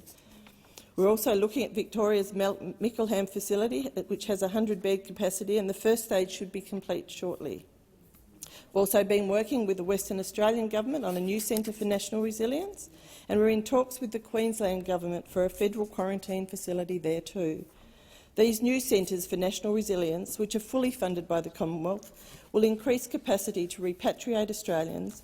However, afterwards, these facilities will also be available for other important long-term resilience uses, such as supporting responses to natural disasters. Madam Deputy President, today is our final day in this place for 2021, and later today we'll be undertaking a time of reflection and thanks for the year we have had. We will be wishing those around us a great break, a lovely holiday and a joyous Christmas season. So with that in mind, Madam Deputy President, how can we justify the behaviour we've seen in this place, not just today where those opposite have once again launched an attack on the Prime Minister, but over recent days where unparliamentary behaviour and comments have been made against each other? The Jenkins report was entitled Set the Standard, and that is something that each and every one of us in the building, and particularly this place, should reflect on, particularly over the coming weeks. Too often there is language used, there are remarks made with the sole purpose of inflicting pain, and blatant disrespect is evident. We should be attacking the policies of our opponents, not the person. Madam Deputy President, I hold the Institute of the Senate and other senators in high regard and believe that when we return in 2022, we must hold each other to even greater account. This is not a gender or sexuality issue. It's not a political or a race issue. We are all here as equals, and we need to show due respect to that fact and to each other. I look forward to seeing everybody in the new year. Thank you. Thank you, Senator Askew. Senator Walsh. Thank you very much, Deputy President. Well, here we are at the end of Parliament for the year, and after 8 years in government, 3 years under Prime Minister Morrison, what are we left with? A government in shambles, a government that is divided, a government that is coming apart at the seams, a government who can't keep their own people in line, a government who can't pass their own legislation, a government that Australians simply can't trust, a government that is led by a Prime Minister who can't seem to determine what is fact and what is fiction, a Prime Minister who says one thing one day and something completely different the next. From Cobargo to Paris, our Prime Minister, he is known for being loose with the truth. That is his reputation. And this is a government and a Prime Minister the people of Australia cannot trust to deliver for them. Because with Prime Minister Morrison, every problem is someone else's fault. Every crisis is someone else's responsibility. And instead of action, what we get from this Prime Minister is excuses. It's not my job. It's a matter for the states. I don't hold a hose. Whether it's bushfires or whether it's a global pandemic, Australians just can't trust this Prime Minister to lead. Australians couldn't trust him to roll out the vaccines. They couldn't even trust him to buy the vaccines in the first place. Australians cannot trust this Prime Minister, the Prime Minister who said we were at the front of the queue and then said it wasn't a race, a Prime Minister who said one thing one day and something the next, and Australians paid the price this year. Australians cannot trust this Prime Minister to lead this country in a crisis, and they cannot trust this Prime Minister to lead the country at all. Australians can't even trust the Prime Minister to run his own government or even to run his own party. This Prime Minister is distracted by division in his own ranks. We have members of parliament, senators crossing the floor, left, right. We are in a situation in this place today where the government is held hostage by One Nation, held hostage by the extremes of its own party room. We are in a situation today where we have a Prime Minister who is showing no leadership whatsoever to rein in the members of his own party, his own government, who are spreading fear and misinformation about vaccines. He can't even shut down the misinformation of Senator Rennick. This Prime Minister cannot keep his own party in line. So how can the people of Australia expect him to deliver for them? This is a Prime Minister who won't rein people in who are spreading misinformation and mistruth, even when their actions threaten to undermine the advice of the public health experts, even when they threaten the efforts of the millions of Australians who have gone out and done the right thing and got themselves vaccinated, even when they put the health of Australians at risk. It is completely unacceptable and shameful. But instead of providing leadership when we need it, instead of building on the values that saw us come together over the course of this pandemic, we have a Prime Minister seemingly happy to benefit from the division in our community, playing a dangerous game of double-speak in a desperate scrounge for votes, a desperate ploy to distract the people of Australia from the fact that after 8 years they don't have a plan for the things that matter to Australians. They have no plan to deliver the things that matter. A plan for good, secure jobs, the jobs that people need. They've got no plan to grow wages, the flattest on record. They've got no plan to fix our broken aged care system and value our aged care workers. No plan to rebuild manufacturing and make more of what we need here. No plan to act on climate and bring green energy jobs to Australia. And at a time when wages are going backwards and the cost of everything is going up, they've got no plan to make people's lives any better. No plan to make it easier. No plan to build a better and brighter future.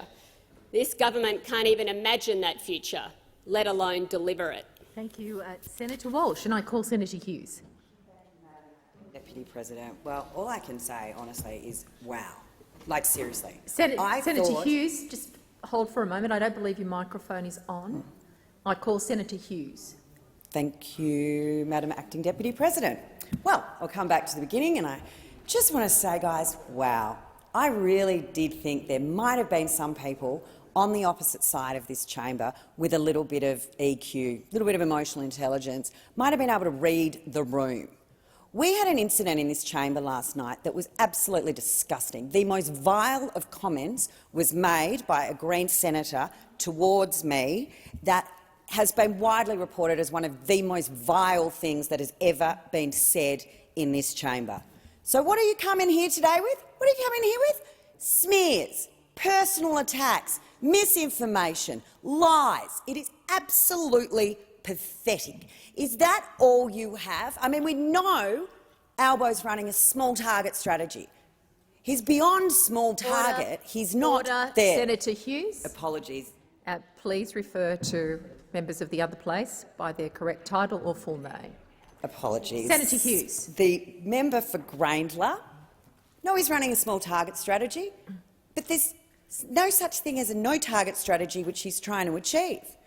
I mean, you have no policies on anything, and that is reflected in the fact that you come in here day after day making personal smears against the Prime Minister that are based in absolute mistruth, misinformation, distorting the facts.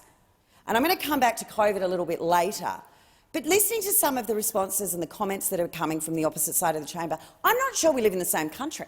Australia has the highest vaccination rates amongst most countries across the world. We are at such a significant rate of vaccination, and this might be one for you to take a little note of. That's why we don't need quarantine centres, because once we're vaccinated, we're not quarantining. So we understand that you guys like to just throw money around, like, you know, because it's the taxpayers and you just chuck it where you can. There is no need for them. You guys wanted to give people $300 to get the vaccine. They've gone out and got it willingly for nothing. $6 billion you were prepared to just up the wall. $6 billion of taxpayers' money to try and pay people to get a vaccine. Did not need to even think about it. But I would actually just like to point out to this place that not only in this chamber do we hear vile comments, but in question time today in the other place, when the Minister Hunt was answering a question for the member for Chisholm, an ALP member screamed across the chamber, "Go and get a room." Well, we know you can't read it. Someone screamed out, "Go and get a room," to Minister Hunt when he was answering a question from Gladys Liu.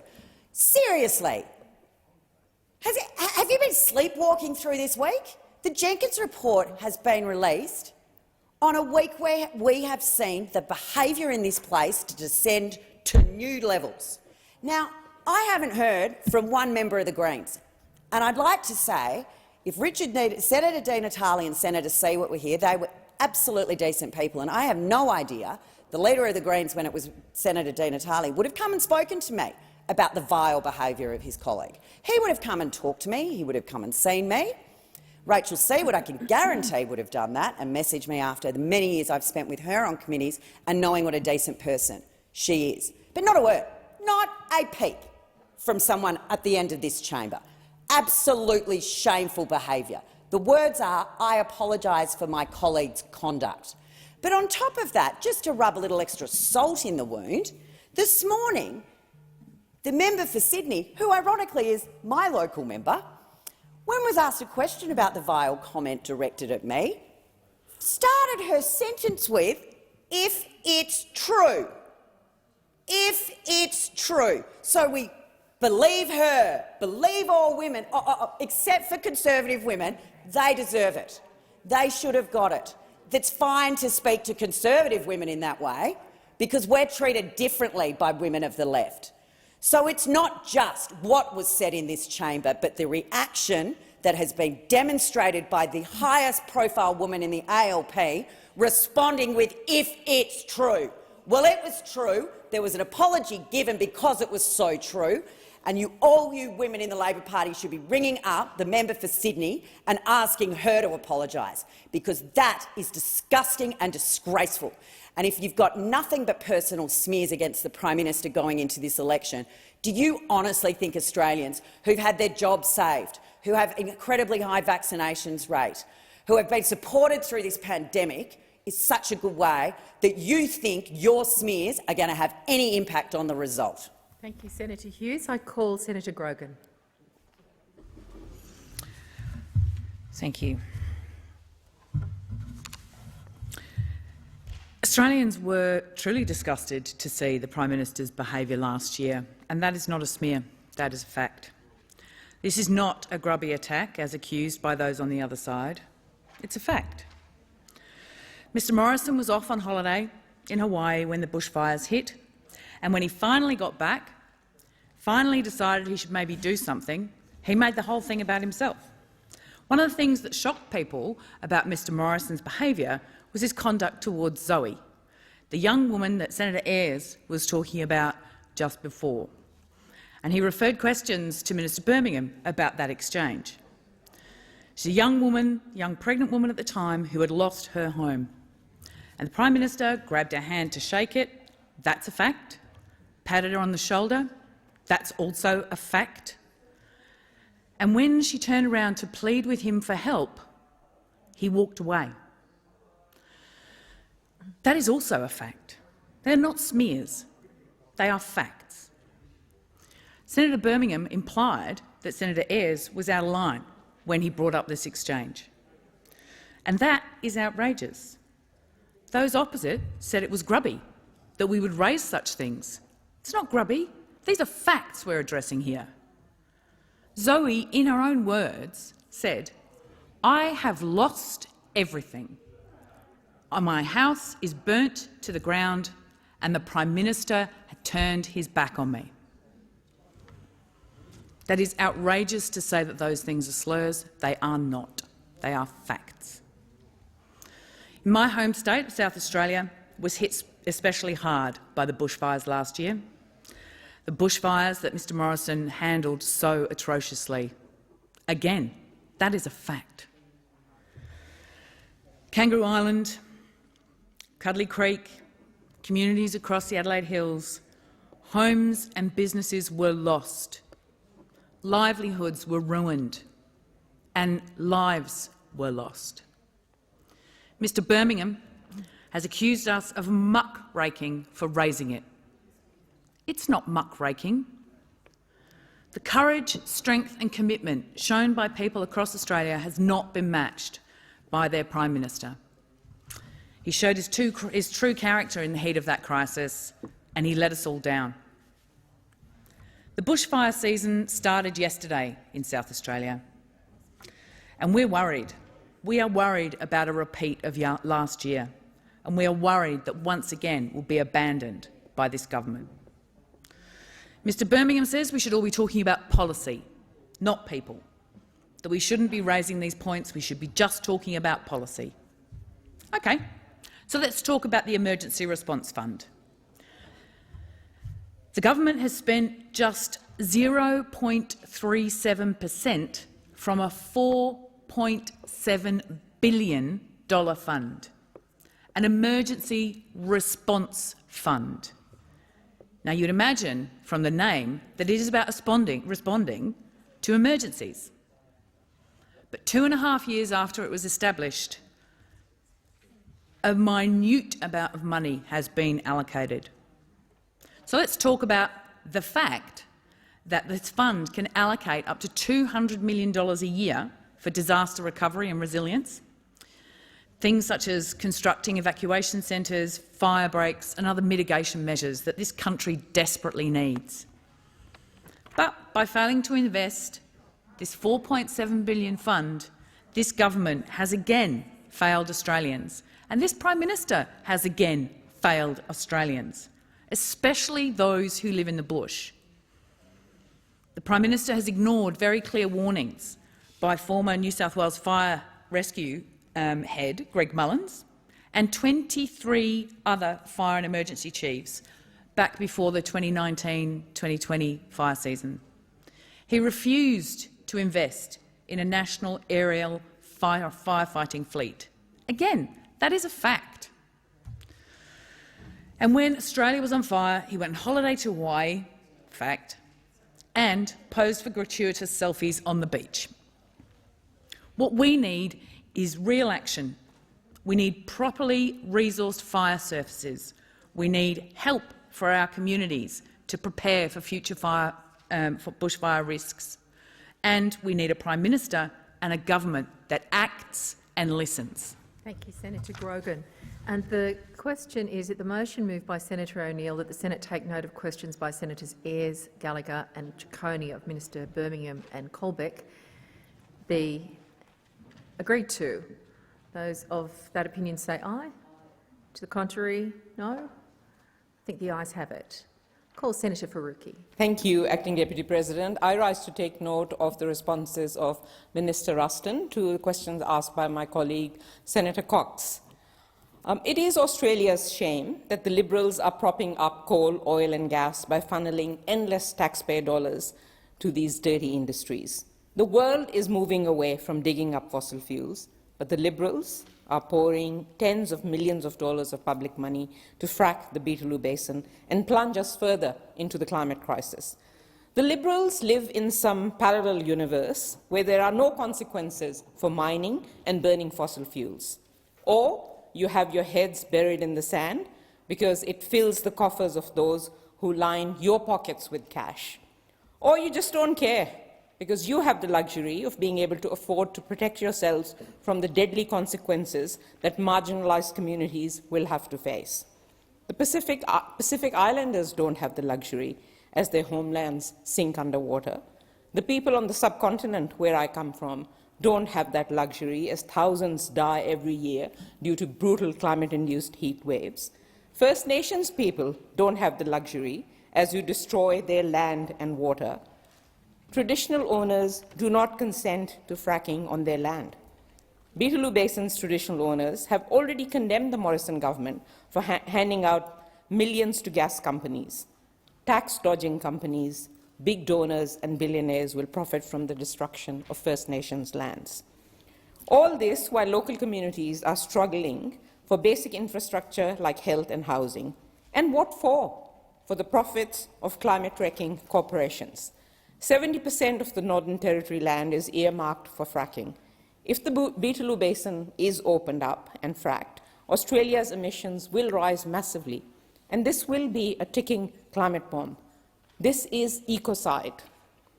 The International Energy Agency has warned us to reach net zero by 2050, there should be no more coal, oil or gas projects. The Greens will not stand by and watch the Liberal Nationals destroy country and plunge us faster into a climate emergency. We know that Australia must take responsibility for our role in the climate crisis with a serious plan to bring down Australia's carbon emissions. And that means no more coal and gas. And which side is the so-called opposition party taking? In August 2021, the Morrison government, supported by Labor, voted to give $50 million of public money to oil and gas corporations to open up the Beetaloo. No amount of actual science or the climate disasters that we have been witnessing in our own backyard, the fires, the floods, the heat waves, nothing seems to convince the Liberals and Labor that digging up fossil fuels is dangerous in the extreme. It is killing us. It is destroying our livelihoods, our communities, and our planet. The Beetaloo slush fund stinks of corruption and will be deadly for our climate. This gas rot has already given millions to Minister Taylor's mates.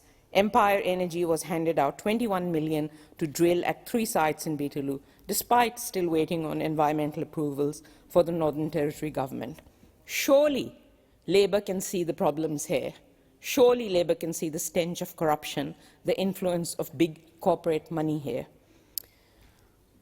It's clear that the Liberals don't give a damn about climate change, or democracy for that matter. But I expected better from Labor. But sometimes you do wonder why you expect better from Labor, because you are let down every single time. If you don't want to stop fracking the Beetaloo Basin, if you can't support an end to coal and gas, then you don't really want to tackle the climate crisis. Then all the rest are just empty words. It's all mere theatre. And through you, Acting Deputy President, in the last minute that I have, I do want to wish everyone a restful, rejuvenating and relaxing holiday season. It has been a very tough 2 years, so I hope that we can all enjoy a little break with our loved ones. And happy Festivus, everyone. Thank you very much, Senator Faruqi. And the question is that the motion moved by Senator Faruqi that the Senate take note of questions asked by Senator Cox of Minister Ruston be agreed to. Those of that opinion say aye. Against, no. The ayes have it. We're moving now on to the tabling and consideration of committee reports and government responses. Senator Urquhart. Madam Acting Deputy President, I present a dissenting report relating to the inquiry by the Community Affairs Legislation Committee into the National Disability Insurance Scheme Amendment, Participant Service Guarantee and Other Measures Bill 2021. And I probably should seek leave to continue my remarks. Thank you, Senator. Thank you. Senator Ayres, you seek? No, I think I'll go to Senator Davey. Just quick ones, yes. I present additional information received by committees relating to estimates. Thank you. And on behalf of the Joint Committee of Public Accounts and Audit, I present the 487th report of the committee as well as an executive minute on the committee's 484th report.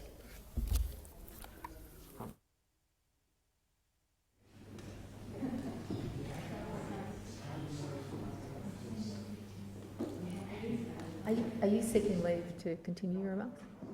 So the question is then that the Senate take note of the document. Those of that opinion say aye. Against? No? The ayes have it. The ayes have it.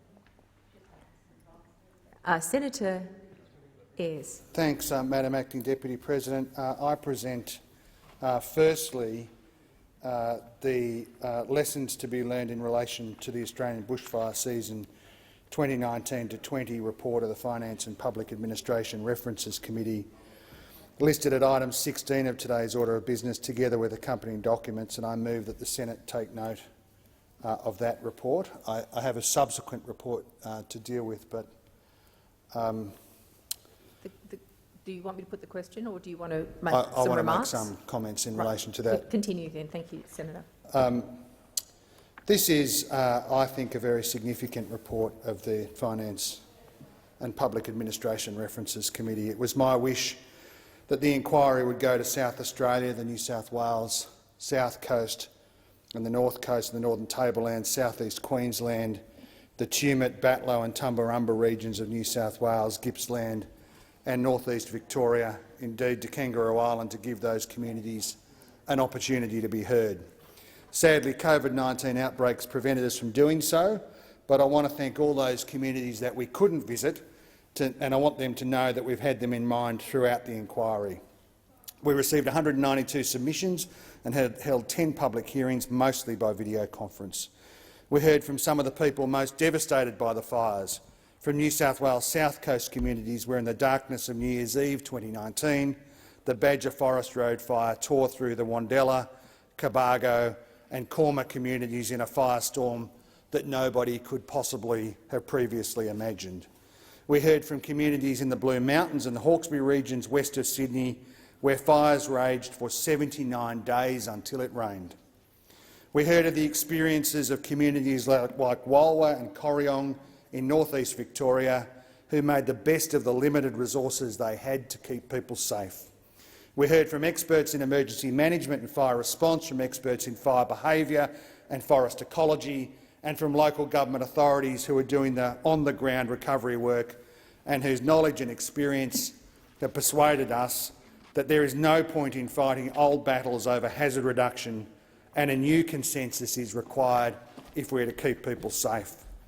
Fires take their names from their places of ignition.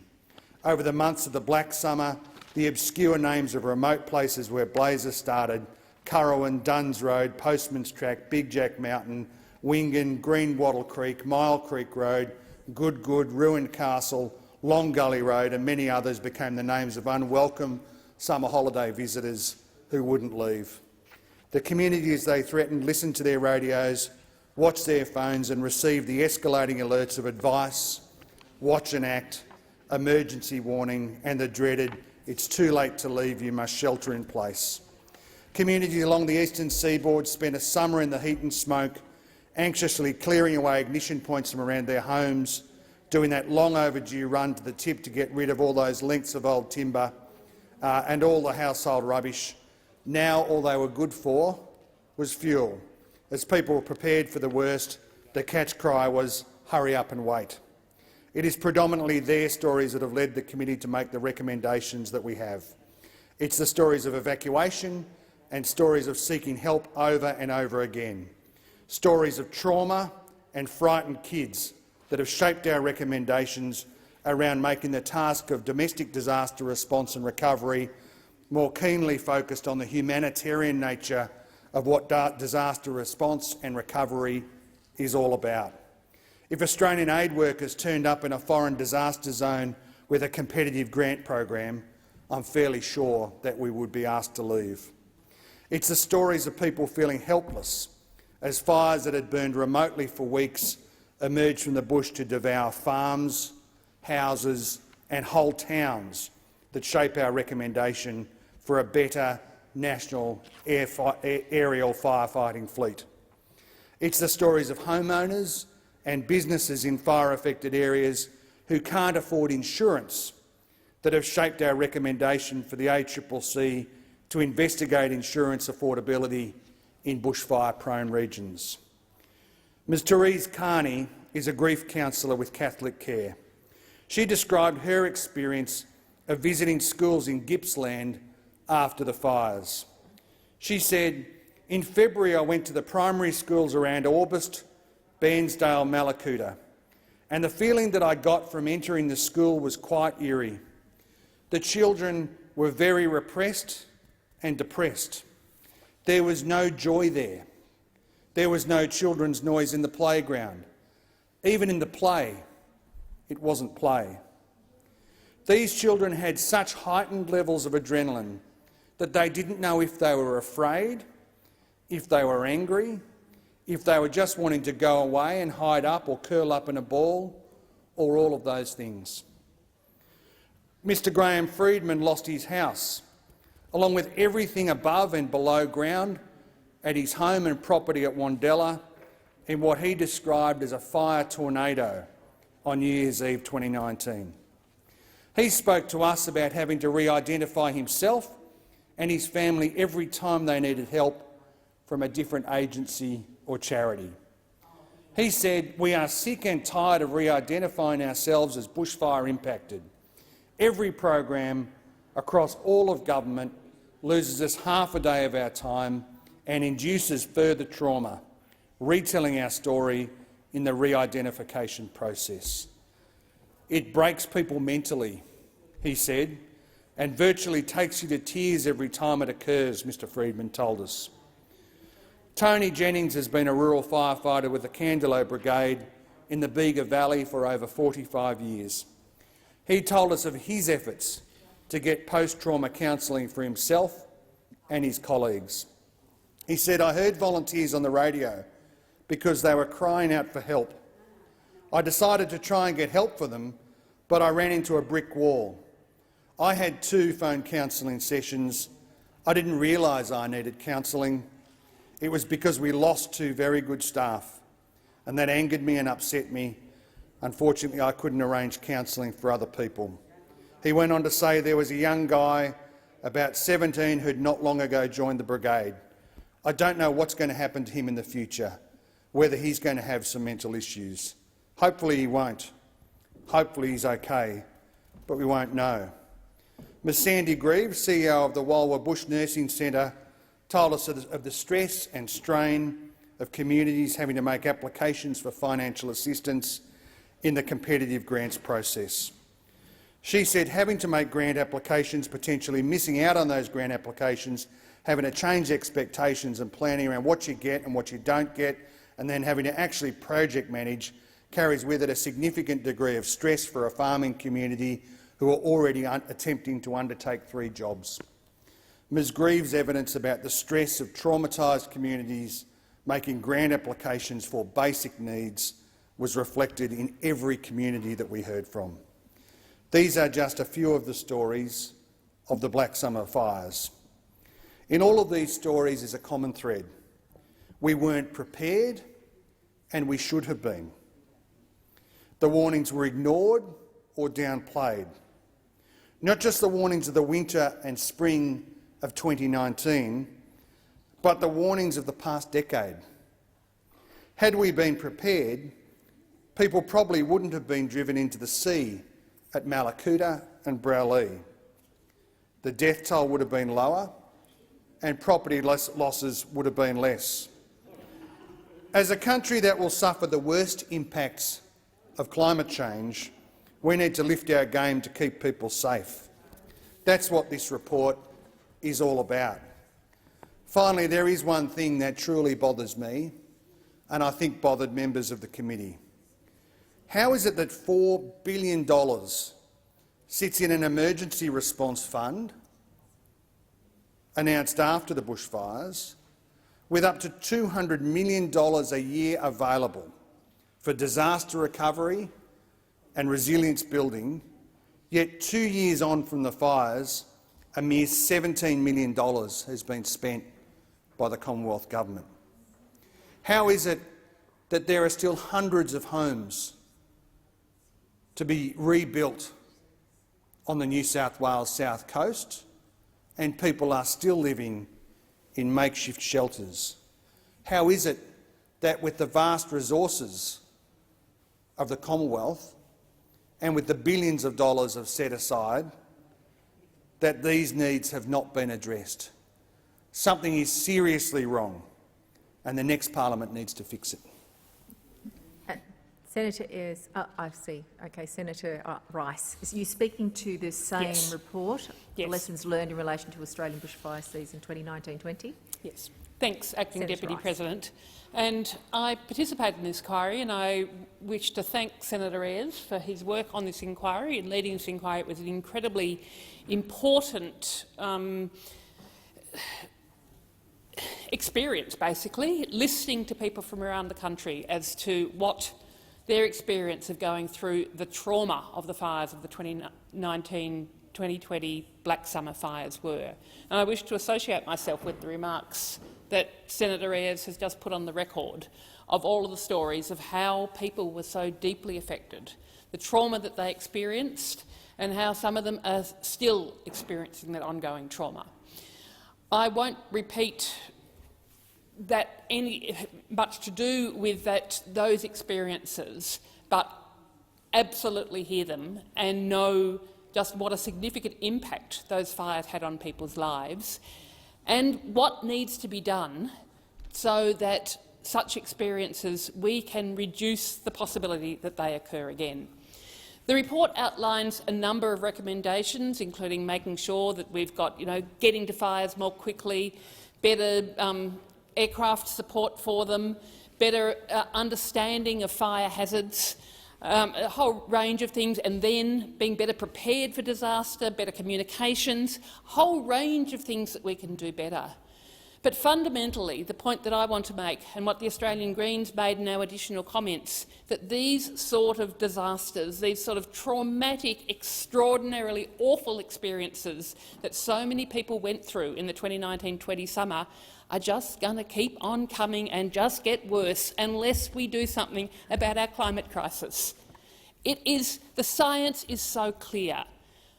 I was briefed just this week by lead authors of the latest Intergovernmental Panel on Climate Change report, the 6th Assessment Report, which brings together the knowledge of climate science from all around the world. These Australian climate scientists, leading climate scientists, we covered the whole ground of things, but I was particularly interested in what they had to say about fire, and the story is devastating. Essentially, even at 1.5 degrees of warming, which we're trying our best to keep under, fires like we saw over the 2019-20 summer are going to become more frequent. They're going to become more intense, and the fire season is going to be longer. They told me in particular the fire season is just going to keep on starting earlier, and we're going to be having more intense fires from earlier in the summer, earlier in the spring, and they are going to continue for longer. This is the reality, and of course the world is not on track for staying beneath 1.5 degrees of warming. We are far from it. At the moment, we are on track for 3 to 4 degrees of warming. And Australia, of course, is completely complicit in this devastating scenario. That's what we are looking for. So there's nothing that we can do. We can do all of the pre-planning, we can do all of the fighting the fires, but if we get to a world of 3 degrees or more of warming, the sort of fires that we saw in 2019-20 are going to be like a walk in the park, and more of Australia is going to be subject to those fires. And the fire weather that we saw occurring for the first time to any great extent in 2019-20, of the pyrocumulus clouds, basically the fire feeding its own behaviour, that was noted by the fire scientists who were studying the fires after they occurred, and said this was unlike what had been seen in most fires across Australia ever before. This is just the beginning. So I urge the Senate, I urge the government, I urge everybody in this place, no matter what party you are from, to be taking these warnings seriously. We've got to listen to the stories, the tragedies that people experienced during 2019-20, and we've got to learn from them.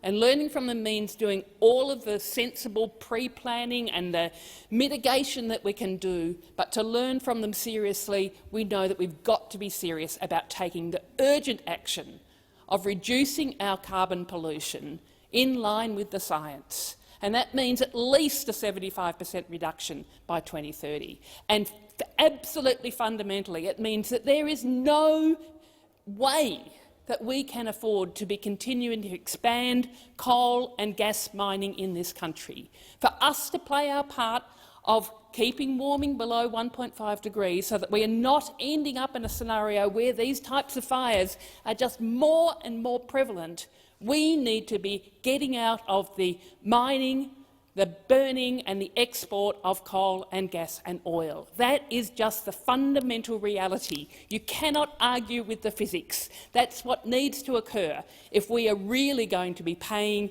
proper attention to the lessons that we have heard and the lessons that we've learnt from the 2019-20 Black Summer fires. Senator Rice, are you seeking to continue your remarks? To continue my remarks. Thank you. No other speakers on that report. Senator Ayres, I think, are you wanting to speak on the next report? I present the second of the Finance and Public Administration References Committee reports. The report into the Urban Congestion Fund is listed at item 16 of today's order of business, together with accompanying documents, and I move that the Senate take note of the reports. This afternoon, thousands of Australians will be struck in traffic. Even as Australia recovers from the pandemic, the traffic has started again in our major cities. Before the pandemic, Sydney-siders spent an average of 71 minutes a day commuting. Those figures to highest in outer suburbs. Rouse Hill, for example, saw its average commute jump by 60% in the 5 years to 2019. That is time away from family, hours of our lives spent waiting, unproductive in economic or family or community terms. At a campaign rally before the 2019 election, dripping with mock marketing sincerity, the Prime Minister said this about the construction of commuter car parks. Yes, it's cement and it is bitumen, he said, and it's all of these things.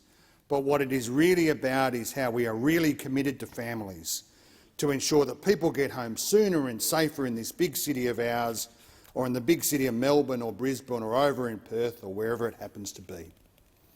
This report outlines a broken promise to those Australians, how the government saw that desire to spend more time with our families and exploited it for their short-term political advantage.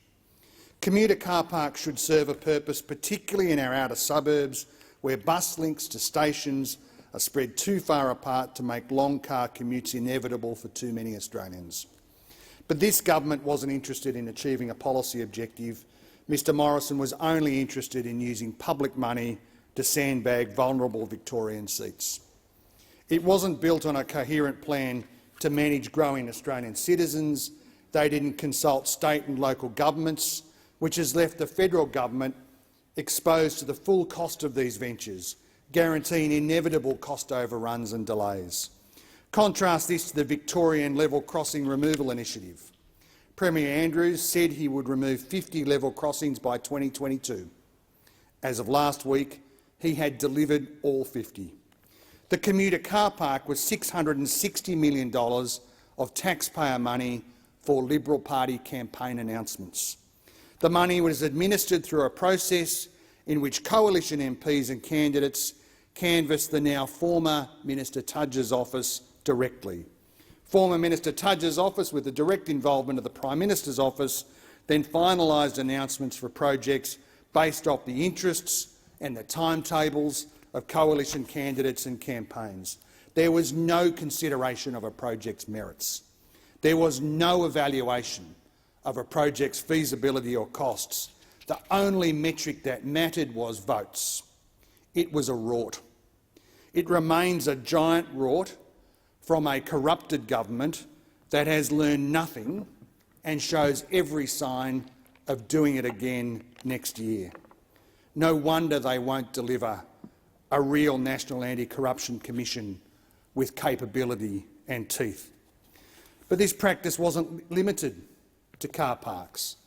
The evidence before the committee demonstrates that the entire $4.8 billion Urban Congestion Fund has been used as a vehicle for the selection of projects with the same process.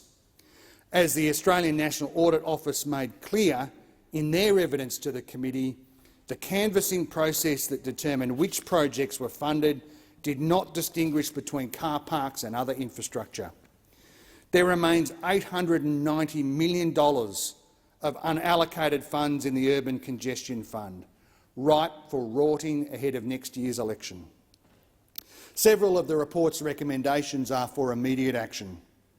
The committee recommends an urgent ANAO audit of the entire Urban Congestion Fund.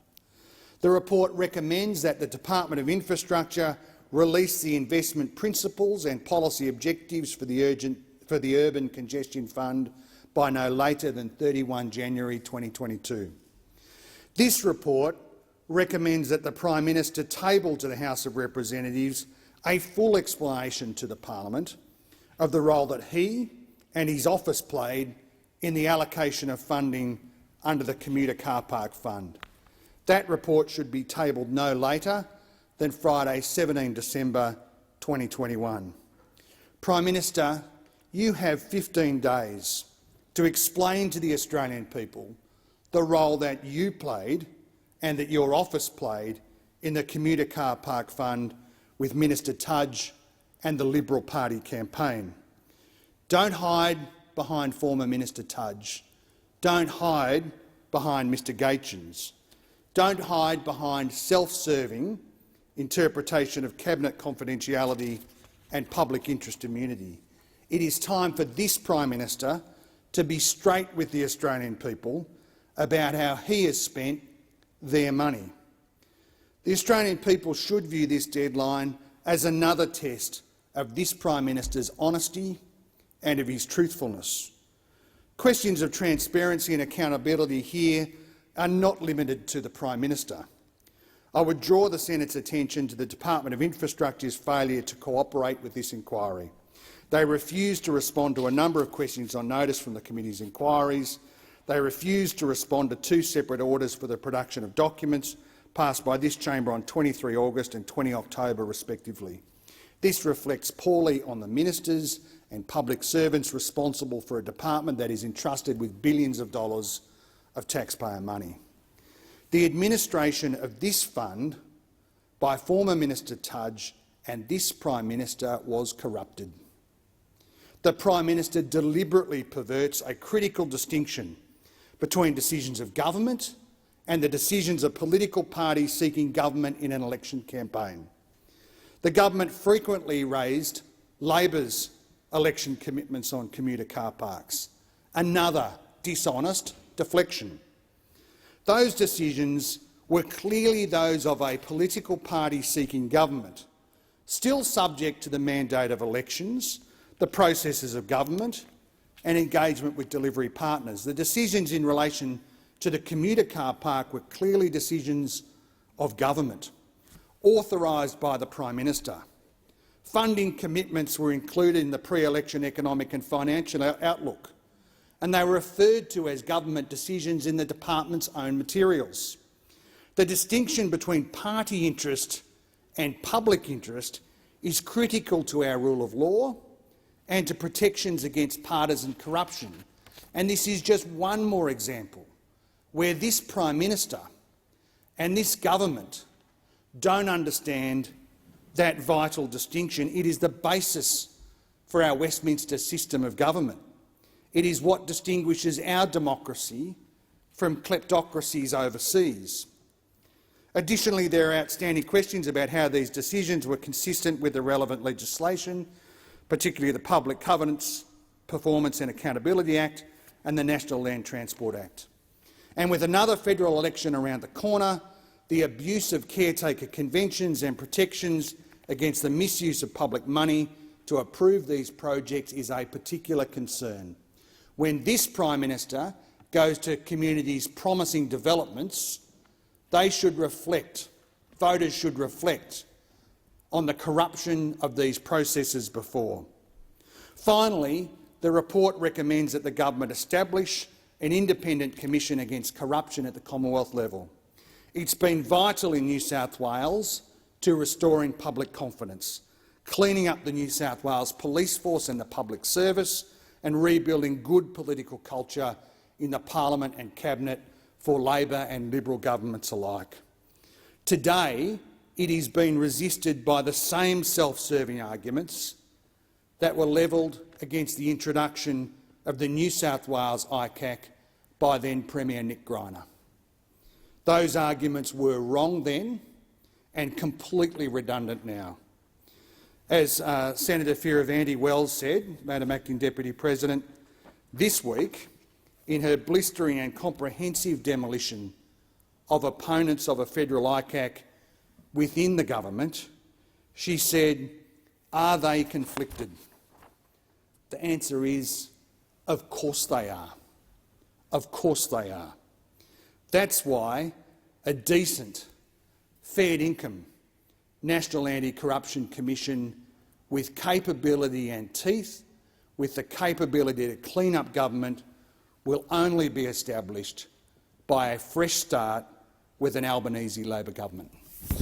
Senator Rice on the same point, yes, same report. Thanks, Acting Deputy President, and I'll be quick given the timing. So I just wanted to say three things which, to summarise the recommendations of this important report into the car parks rorts, colloquially. The first, which is reflected in the first recommendation, is that the Prime Minister was up to his neck in it. That this, as the report says, that the commuter car park scheme and the urban congestion fund was being used as a vehicle for political purpose. Basically, we had a systematic, coordinated scheme, not just car parks, but also going across sports rorts, community development grants, Building Better Regions Fund, basically systematic, coordinated scheme to be spending taxpayers' money for political purpose, to buy votes. The Prime Minister was up to his neck in it, and he needs to come clean. Hence the first recommendation of this report asking that we need to have a full explanation to the Parliament of the role that the Prime Minister, the Prime Minister's office, the Deputy Prime Minister's office and any other ministerial officers and staff played in the allocation of funding under the Commuter Car Park Fund. The second really clear suite of recommendations here reflect the fact that in terms of the overall purpose of the Urban Congestion Fund of tackling urban congestion, the whole process of determining where the money went did not come close to that. In fact, there was double removal from urban congestion. First of all, the department has done zero work on determining what sort of projects you should be funding if you're serious about tackling urban congestion, and certainly very, very little evidence that commuter car parks actually are at all useful for tackling urban congestion. But even if you accepted that, then that the process of deciding where those car parks should go was not based on any assessment of their efficacy in tackling urban congestion. Essentially, we had coalition members of parliament being canvassed to say, where would you like a car park, basically for where you could buy votes. There's such clear evidence, both from our report and the investigations we did, of course building upon the important work that the Auditor-General did into their report into the Car Parks Fund. And the third point, and I think that probably in terms of going forward the most important point is, well, how are we going to make sure this doesn't occur again? And essentially, when we asked the integrity experts as to, well, what can we change to make sure this doesn't happen again, and they came back to us resoundingly with the same answer, that we needed a federal anti-corruption commission, an integrity commission that had teeth. That's what is needed to make sure that this sort of corruption, these rorts, do not continue into the future. The Greens, of course, we've had a bill that's gone through this place. It's been sitting down in the House of Representatives for 2 years now. 2 years. We had a government that had promised that in this term of their government they were going to introduce legislation for an anti-corruption commission, which they've decided now in these last weeks of parliament just hasn't been a priority. We've had priorities of moving on religious discrimination law that's going to increase discrimination against people, awful lot of other legislation, but the anti-corruption legislation has not been a priority. Fundamentally, that's what we need. We need an anti-corruption body with teeth. And frankly, I do not trust that this government is going to deliver it. The only way that we're going to deliver it is to kick this government out. So I'm really looking forward to my last speech in this place for this year, looking forward to next year, looking forward to an election, looking forward to kicking this government out and then having what we would very much like to see, and what I think we've got a good chance of achieving, seeing the Greens with shared balance of power pushing the next government to be able to go further and faster on issues of corruption, as well as tackling the other important fairness and sustainability issues that we as an Australian community face. Thank you. Thank you, Senator Rice. Senator McCarthy. Might it help if I take the mask off? I know. Madam Acting Deputy President, I present the final report of the Rural and Regional Affairs and Transport References Committee on the Water Legislation Amendment, Inspector General of Water Compliance and Other Measures Act 2021, together with accompanying documents, and I seek leave to continue my remarks. Leave granted. Leave is granted. Senator Davey. Thank you, Madam Acting Deputy President. I rise to take note of the Rural and Regional Affairs and Transport Committee's report into the Inspector General of Water Compliance. As a participating member of the committee, I just wanted to make a couple of general points, and I will endeavour to be brief. The Nationals very much welcome the committee's recommendations and the ongoing monitoring role that they have for the next few months over the responsibilities and the implementation of the Office of Water Compliance and the Independent Inspector General. The one thing we do note, however, is that the committee has failed to reflect other opinions of the witnesses that would relate to any other matters as referenced in the terms of reference for the committee's responsibilities. The committee heard from several witnesses about the significant social and economic impact of water recovery and the view that sourcing the remainder of the water recovery targets from productive use will make their communities unviable. But this is not the first time this parliament has heard that view. Since 2010, when the Guide to the Basin Plan was first released, there's been at least 40+ inquiries into the Basin Plan, and each and every time we have heard of the significant economic impact of untargeted, non-strategic water buyback has had in our regional communities. In one area close to where I live, the area of Warcool, more than 50% of the water entitlements that were on issue in that district were purchased by the government. And yet, amazingly, the region continues to be productive, but at a cost. Increased water use charges, increased infrastructure costs, increased costs of doing business because there's less farmers in the district. That's just one example of the many that have been put forward time and time again to this parliament, and I don't know how many times I have to rise in this parliament to say there are better ways. In fact, in 2004, a parliamentary committee looking into the Living Murray program actually made a recommendation. They identified that water, just add water, is not the solution, that you need a holistic approach to improve and achieve environmental outcomes. So yet again, the Nationals are recommending that a mechanism be established to account for outcomes that can be achieved through complementary measures as an alternative to water entitlement recovery to meet the Basin Plan objectives. And I just want to bring to your attention some of the things we heard from some of the witnesses, and not just witnesses from the irrigation industry. I want to acknowledge Healthy Rivers Ambassador Mr Robert Newman, who identified that we need to focus on the interaction of agencies and the interaction of the delivery of programs, because when one component fails, the whole thing is put at risk. And he identified the fact that things like constraints relaxation, with the constraints, in his words, If you let one program slip, such as the constraints relaxation, it does create big deficiencies in the delivery of other outcomes. And he went on to say, and I quote, "Without that outcome, being constraints, the whole basin plan is jeopardised."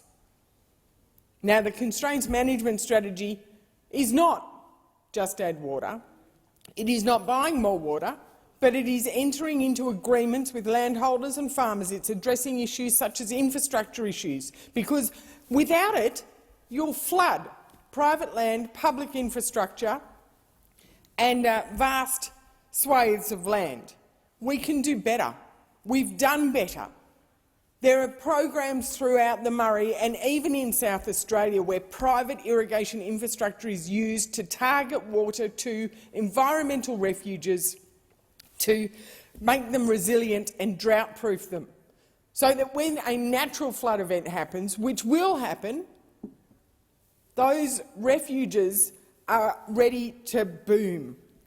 But it also gets them through during the drought. In fact, it is far better to use that sort of infrastructure to benefit our environmental wetlands in times of low water availability than to farcically think that without rain you're still going to be able to achieve a 120 gigalitre flow event. You can't do it because the environmental water holders' entitlements are the same as farmers' entitlements.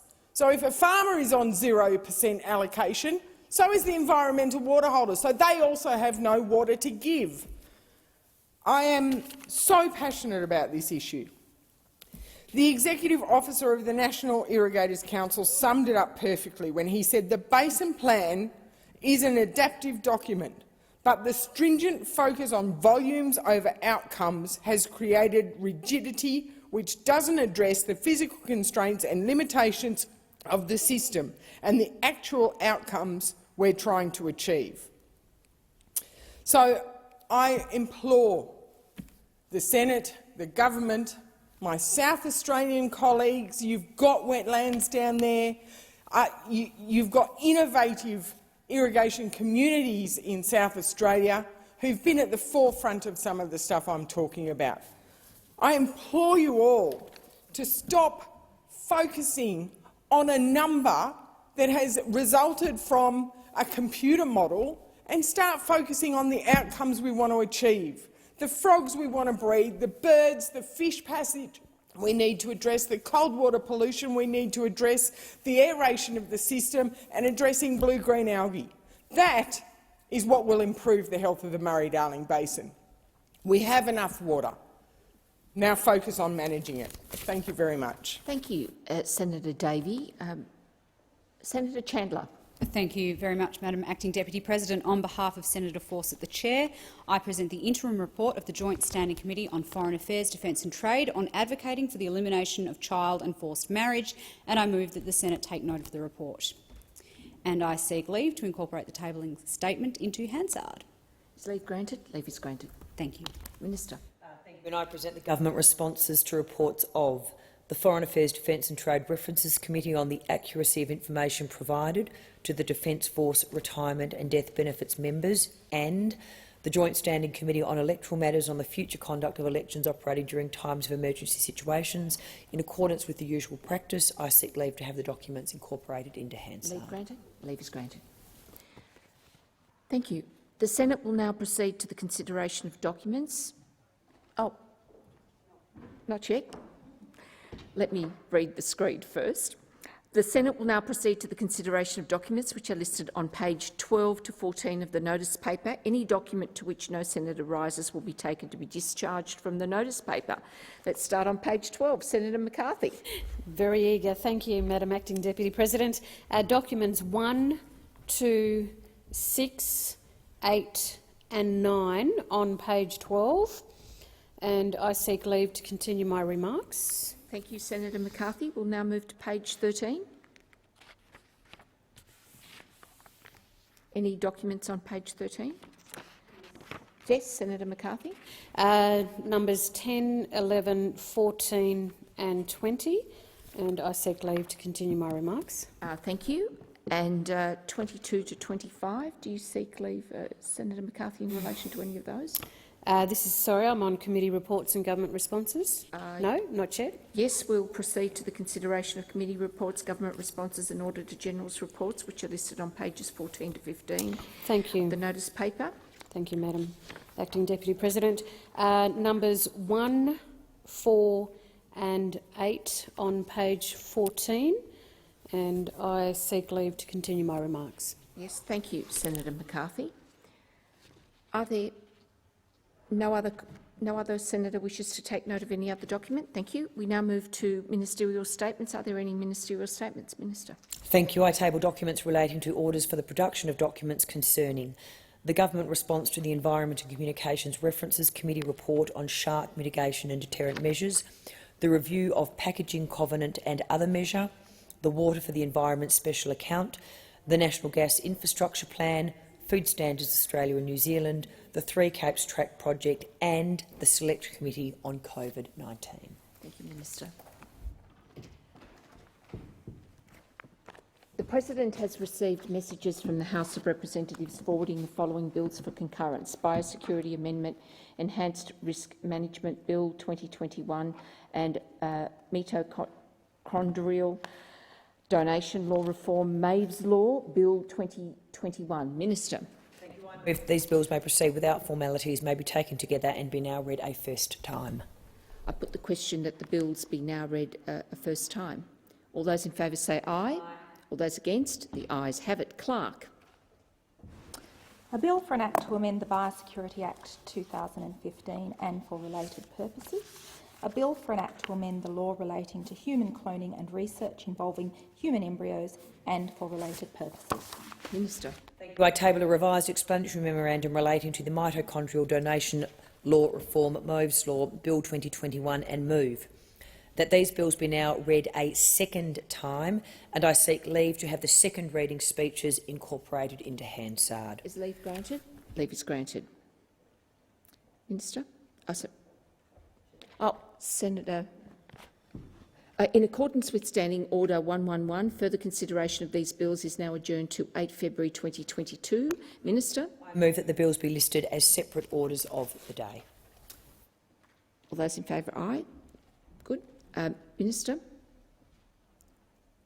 I'll put the question that the bills be made an order of the day. All those in favour, aye. All those against? The ayes have it. The President has received a message from the House of Representatives forwarding the Investment Funds Legislation Amendment Bill 2021 for concurrence. Minister? I move that this bill may proceed without formalities and be now read a first time. The question is that the bills be now read a first time. All those of that opinion say aye. All those against? The ayes have it. Clerk. A bill for an Act to amend legislation relating to the Future Fund, the Medical Research Future Fund and the Emergency Response Fund and for other purposes. Minister. I move that this bill be now read a second time, and I seek leave to have the second reading speech incorporated into Hansard. Leave granted. Leave is granted. Minister. I move that the debate be now adjourned. The question is that the debate be now adjourned. All those in favour say aye. Aye. All those against? The ayes have it. Messages have been received from the House of Representatives informing the Senate that the House has agreed to the following bills without amendment: Autonomous Sanctions Amendment, Magnitsky-Style and Other Thematic Sanctions Bill 2021, Crimes Amendment, Remission of Sentences Bill 2021 and Independent National Security Legislation Monitor Amendment Bill 2021. The President has received messages from the House of Representatives informing the Senate that the House has agreed to the amendments made by the Senate to the following bills: Aboriginal Land Rights Northern Territory Amendment Economic Empowerment Bill 2021, Agriculture and Veterinary Chemicals Legislation Amendment Australian Pesticides and Veterinary Medicines Authority Board and Other Improvements Bill 2019, Electoral Legislation Amendment Political Campaigners Bill 2021 and Treasury Laws Amendment 2021 Measures No. 5 Bill 2021. The President has also received messages from the House of Representatives informing the Senate of changes in the membership of the Parliamentary Joint Committee on Human Rights and the Joint Committee of Public Accounts and Audit. The President has received a letter requesting a change in the membership of a committee. Minister. I seek leave to move a motion to vary the membership of a committee. Is leave granted? Leave is granted. I move that Senator Pratt replace Senator Carr on the Legal and Constitutional Affairs Legislation Committee for the committee's inquiry into the Religious Discrimination Bill 2021 and related bills. Thank you. Yes, do I have to put that question? I put the question. All those in favour say aye. Those against, the ayes have it. I think we now move to you, Senator O'Neill, to tell us about your delegation report. Thank you very much, Deputy President. As Acting Deputy President, I seek leave to present a delegation report. Is leave granted? Leave is granted. Senator I O'Neill. present the report of the Australian Parliamentary Delegation to the 142nd Interparliamentary Union Assembly, which took place virtually from the 24th to the 28th of May 2021. And I seek leave to move a motion to take note of the document. Is leave granted? Leave is granted. I move that the Senate take note of the document. And I would just like to make a few brief remarks about the background for this remarkable organisation, which is actually about parliament-to-parliament contact, parliamentarians actually getting together, understanding more and more the way the world is working and how we can work together to improve things. It's an international organisation of parliaments of sovereign states, and it works to essentially promote democratic governance, institution and values, and aims to improve the lives of people right across the world by building strong national parliaments that can deliver better outcomes for citizens. Originally, the 142nd Assembly was scheduled for Geneva, Switzerland in April 2020, but of course, like so many of our communications across the world, that was profoundly interrupted by the COVID-19 pandemic. And in its wake, the IPU, the International Parliamentary Union Executive Committee, decided that the 142nd IPU Assembly would be held in the week of the 24th of May 2021 in a virtual format. Can I just say that when the virtual format runs on the time of a European country, it's a little challenging in terms of the representation, but nonetheless, my fellow delegates to that virtual IPU Assembly were Ms Lucy Wicks, MP, Member for Robertson, the Senator Honourable Sarah Henderson, myself and Mr Julian Hill, MP. And between us, with the support of a remarkable secretariat, and I just really want to acknowledge the incredible work they do for us, we attended quite a number of sessions between 11 p.m. at night and 3 o'clock in the morning to do our bit to stand for the people of Australia, to understand what's going on in other contexts and represent our great country. It was a shame that we were unable to join the actual 143rd Assembly, which is occurring in this week and over the last week in Madrid, to be active participants, because the IPU decided that it would be only by attendance, and we were no longer able to meet them between 11 p.m. and 4 o'clock in the morning. So it turned into a different sort of experience. Sadly, we were unable to make a contribution, but we'll be able to secure the documents and see what we can do. The IPU has taken this year to really renew its strategy for 2017 to 2021, and I think the 8 objectives that we've agreed to sign up with the rest of the participants are really worthy of noting. That is to build strong democratic parliaments, advance gender equality and respect for women's rights, protect and promote human rights, contribute to peace building, conflict prevention and security, promote interparliamentary dialogue and cooperation, promote youth empowerment, mobilise parliaments around global development agenda and bridge the democracy gap in international relations. This is a very, very important international organisation in which Australians have taken a significant and prominent role over many years. and it's different from many of the other delegations that might be just incidental. This is a period of commitment over the course of a parliament.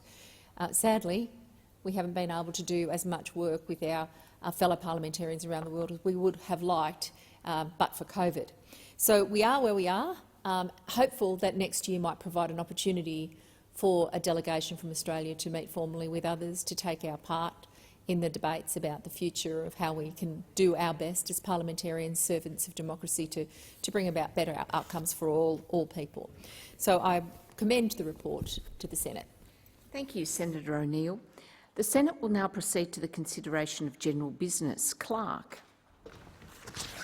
General business notice of motion number 1296 in the name of Senator Lambie relating to net zero emissions by 2050. Senator Lambie. Thank you, Madam Acting Deputy President. My goodness, it's been a long few weeks. Gotta love being one of the last ones here. I didn't always believe in climate change.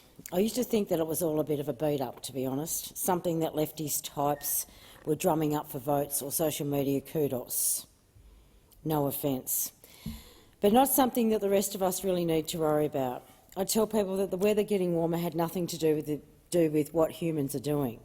I figured the climate's always changing. I didn't see what Australia could do about it. I don't think like that anymore. I changed my mind. A lot of Australians have changed their minds as well. I'm not the only one. And you know what? The Coalition has followed suit. They've signed us up for a net zero target for 2050, and they say every Australian will be $2,000 better off under their plan. I think it's a good thing that we have a net zero target. Anyone could see that it wasn't an easy process for the Coalition to get there, but they did, and I'm grateful that they did that. We're all sick of the political back and forth on climate change. It's been going on since 2007. The country's moved on. That's why I'm proposing this motion. The motion's calls on the government to give Australians certainty that their plan will be the plan from now on. Let's lock it in and get on with it. Because while we've all been fighting over emissions targets, we've missed something really important. We haven't done anything to prepare the country for the fires, floods, the drought and storms that are headed our way in the very near future. And this is what scares me. We have no plan of attack to deal with the natural disasters that are already developing, that are already destroying people's lives. We have out-of-control bushfires starting months before the fire season should have begun. People seem to have forgotten about the 2019 fires that were running all the way down the country just before COVID hit our shores. Those fires weren't just ferocious, they were everywhere. The smoke was so bad it went all the way across the Pacific to South America. It went all the way around the world. We lost 34 people and more than 46 million acres of land and thousands of homes. Right now, families are still living in tents because they can't afford to rebuild the homes that they have lost.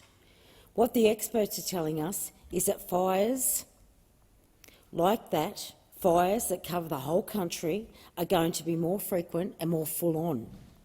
Even if we do pull back our emissions, those fires are coming. And this is the problem with the way we've been talking about climate change in our country. No one, absolutely no one, is talking about how we deal with the clean-up. There's nothing there to make sure we're ready when the fires hit. It's the same with the floods, the drought, the storms, you name it. We're going to have more of these extreme weather events, whether we like it or not. That's the reality. So what are we doing about it? Because when the 2019 bushfires rolled through, we were flying by the seat of our pants. Let's be honest. We didn't have boots on the ground when we needed them. Think about what we're asking our volunteer firefighters. Those 2019 fires started in June. In June. It was the middle of winter and we already had fires starting. Things got bad in September and they stayed that way until March. That's more than 6 months of having our fireys on standby. We're asking them to be on call in case there's a fire at any time from June through to March. That means they have to be prepared to go to their boss for leave at short notice or turn down shifts at work so they can help their community and go fight the fires. That's not practical and it's not realistical, and neither is it sustainable. It's just not. And that's just when the disaster hits.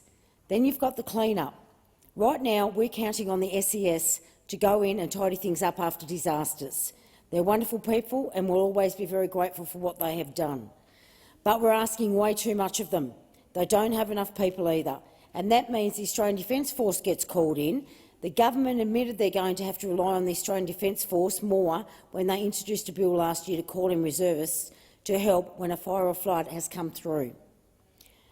But the ADF is supposed to be protecting our national security from external threats. They aren't really supposed to be in our country handing out bottles of water to people and sandbagging rivers.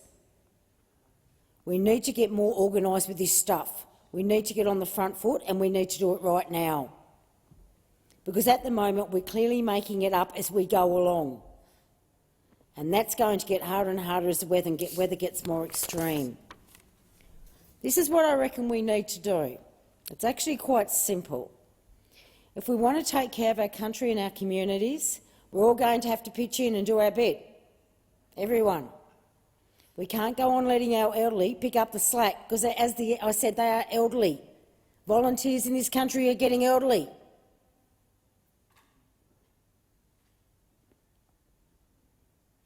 So we cannot continue just to allow the elderly to pick up the slack.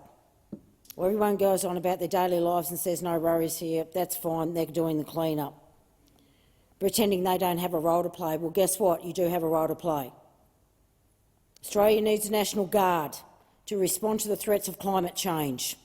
If you're under 25 and you are not working or studying and you're physically and mentally able, you will be expected to join up, do your service, help your country, give back.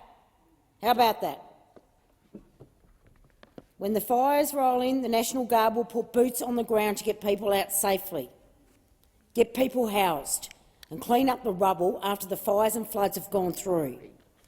The National Guard will build resilience, will reinforce shorelines to protect houses from rising sea levels, help farmers out with better irrigation systems to manage the droughts, put levees on rivers so they don't overflow into neighbourhoods when it floods.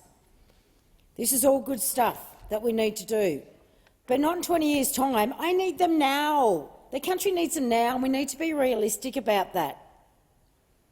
And for the people who sign up, we'll make sure you have a choice in what you do. You can choose to help out in local community organisations, or you can decide to go out and fight fires with the fire service. It's up to you. But whatever you do, you'll get your hands on training in a decent job. You'll get paid, and you'll be doing something meaningful for your country and your neighbours. There's nothing more hardy than that, trust me. It's going to take a massive change in the way we think about our disaster response. And that's what we need. We need better coordination between the states and the Commonwealth, so we aren't doubling up and going over the top of each other. We need to get a national view of how we're going to manage our response, because the problems we've got are nationwide.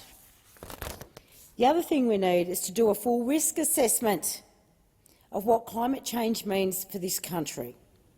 An independent risk assessment is the only way to take a good, hard look at where climate change threats are going to come from and what we have to do to prepare for them. It's about being prepared.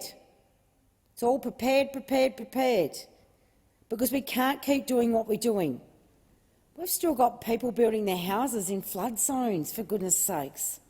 People are building houses right next to the beach, where the water will be at their back fence in a decade or two. You aren't even going to be able to get insurance on those properties pretty soon, and I know some people aren't already. But we're letting it happen because there's no planning and no forward thinking. We're going to look at our farmland and figure out where our food security will be in 10 or 15 years' time. We have more severe and longer droughts right now, and that will continue. What do we need to do to help our farmers cope with that? Has anybody even asked them? It's about having sense of what we're doing and where we're going.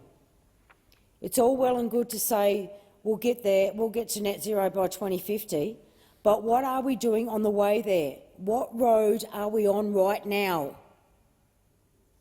Because if we don't know where we're going, whatever target we have for 2050 isn't going to matter very much, really, is it? We'll be in a bad shape no matter what. Australians deserve to know the truth of what to expect over the next 30 years, because the honest answer is that it won't be very pretty. It's going to be tough.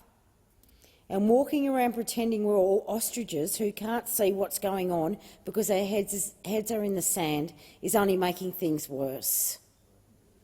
The reality is that we're all going to have to pitch in. We're all going to be doing the heavy lifting because we won't have a choice. This government and future governments after it are all going to have to figure out how we deal with this more severe natural disasters. Basically, we're not going to be in a conventional war, we're going to be at war with climate change.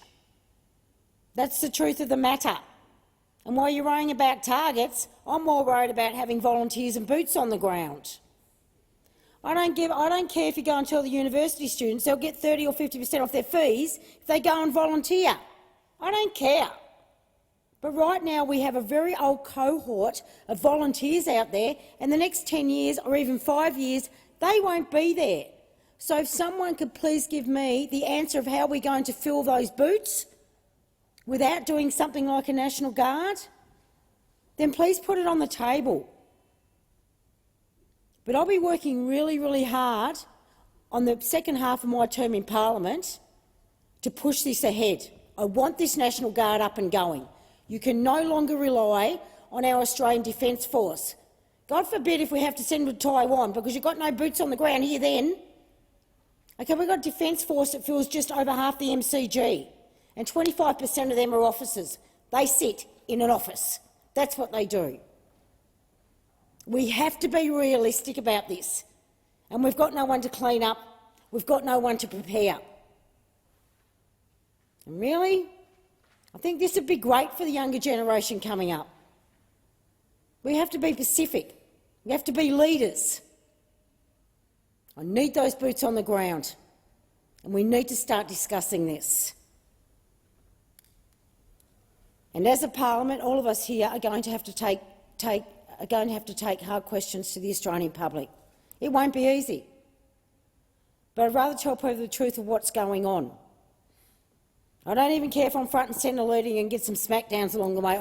I just don't care, because I can see what is going on out there and it's not much and we're not prepared. Climate change is happening, and we might be able to reduce emissions and slow that down eventually, but it ain't slowing down tomorrow. And these weather extremes are getting worse. God forbid, I dread to think what they're going to look like in 5 or 10 years' time. So I just want everyone out there talking about how we're going to do this, instead of talking about how we're going to rally and we're going to reduce emissions. I want to move to that next stage. That's fine if you want to rally and do reduce emissions, but quite frankly, I need young guns out there, and you need to be a part of this, because the elderly cannot do this volunteering for much longer, and we've got a big gap in society here. That's the truth of the matter. We are running out of time to get ourselves ready. We are already miles behind, and it will be Australians that bear the brunt of that delay. It will be the next generation. We are miles behind. It is time to get some courage, and it's time to start talking about this. It is time to sell this to the next generation, because they are the ones that will be out there with their boots on cleaning it up. And we have to be honest and truthful with them about that. We owe them that. Leaving them our mess, saying, hey, guess what? It's not about rallies anymore. It's not just about that. You're going to put some boots on. I'm sorry, but that's just being realistic. And we need to be honest with the next generation about that. That's all I have to say. I do want to say a very quick Merry Christmas to all Australians out there, especially Tasmanians, of course. I know it's been a tough year for all the parliamentarians, tough couple. Sometimes I don't think we give ourselves enough credit. We have been running around with COVID, and that's been really difficult. Many of us too have spent a lot of time in isolation, and I know we don't say much about that. But I do want to thank my colleagues in both houses. You know, it hasn't always been easy, like I said, but I wish you all a really Merry Christmas and a Happy New Year, and of course all the staff that work in Parliament, thank you very much. So, Merry Christmas and Happy New Year. Senator Abetz. This motion on the last day of the 2021 sittings highlights the top agenda item for Senator Lambie, and it's the extreme green agenda. You can't pretend to be the champion of the worker and those doing it tough whilst you're in Cooey and put forward an extreme jobs-destroying green agenda when in Canberra. The call to legislate a net zero emission outcome by 2050 is a glib, shallow approach devoid of any analysis or consideration for our fellow Tasmanians. Legislation means it would be illegal not to reduce emissions irrespective of the cost. Now, we all have a common vision, and that is for as clean an environment as possible. But to legislate targets may sound good, but it means job-destroying, livelihood-destroying consequences. The extreme green ideology embedded in Senator Lambie's motion has consequences, job and livelihood-destroying consequences. It will hit the poorest hardest and our manufacturing jobs. Legislating targets is exactly the same as saying you support a carbon tax, something which the Australian people quite rightly comprehensively rejected in 2013. Handing over control of our economy, our Australian jobs, to courts and activists, which would occur if this was legislated, is something the Coalition will never do, but Senator Lambie champions. It is irresponsible. A bit of research tells the story, but of course doing research might mean a bit of less time for dancing for TikTok. Where climate targets have been enshrined in legislation in the last 2 years alone, the people have been the losers. Look at Germany, look at France, look at the United Kingdom, where extensions to the Heathrow Airport under this type of legislation and proposal of Senator Lambie was delayed. The motion would usher in a new era of green lawfare. But of course, Senator Lambie voted recently to protect the Bob Brown Foundation to enable it to continue its un-Tasmanian work. So on this side, we have never legislated emissions targets, and for a good reason. It destroys jobs for everyone other than for green lawyers. On this side, we make calculated, balanced commitments, and then we get on with meeting them and beating them. We beat our 2020 target. We're on track to meet and beat our 2030 target. The only time an emissions target was legislated in Australia was the carbon tax, and that didn't end very well, did it? The people repudiated the Labor Green carbon tax without hesitation. They will do so again, even if Senator Lambie is used as the stalking horse for the Labor Green alliance. It really does seem, Mr Acting Deputy President, that Senator Lambie has been sitting between Labor and the Greens for a little bit too long, and the colour with which she started off her political branding, namely yellow, seems to change to green when she hits Canberra. But let's be clear, emissions are already more than 20% below 2005 levels, while our economy has grown 45%. We're on track to meet and beat our 2030 target. We've set out a credible plan to achieve net zero emissions by 2050. And here I have the comprehensive book setting it out with over 100 pages. And of course, Mr Acting Deputy President, that is so much more hard work than a glib two-line motion before the Senate.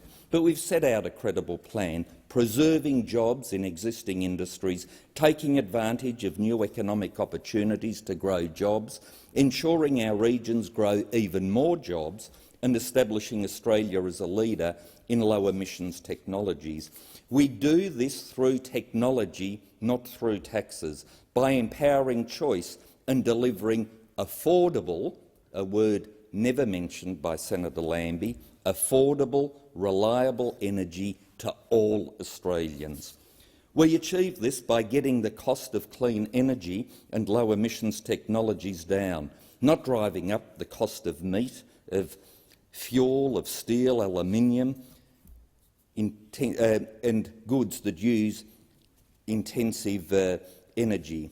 We need to protect the cost of living, something completely devoid from Senator Lambie's contribution. And those doing it tough rely on us to have the calibration of our policy position to ensure that they can make their household budgets balance. That's what we are on about. A carbon tax, albeit by a different name, and sector mandates favoured by supporters of this motion would shred affordability.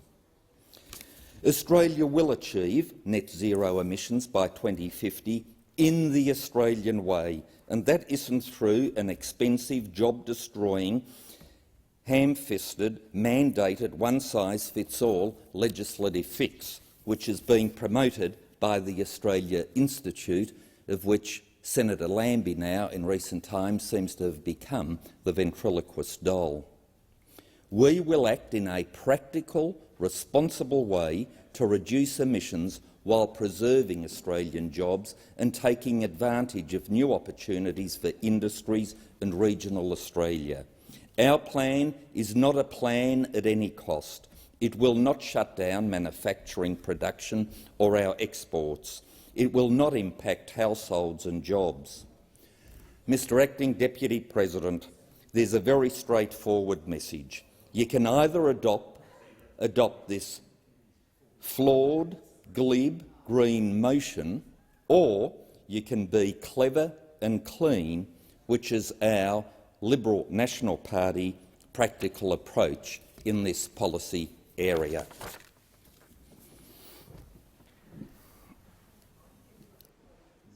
Senator Green, unfortunately, we've run out of time for debate.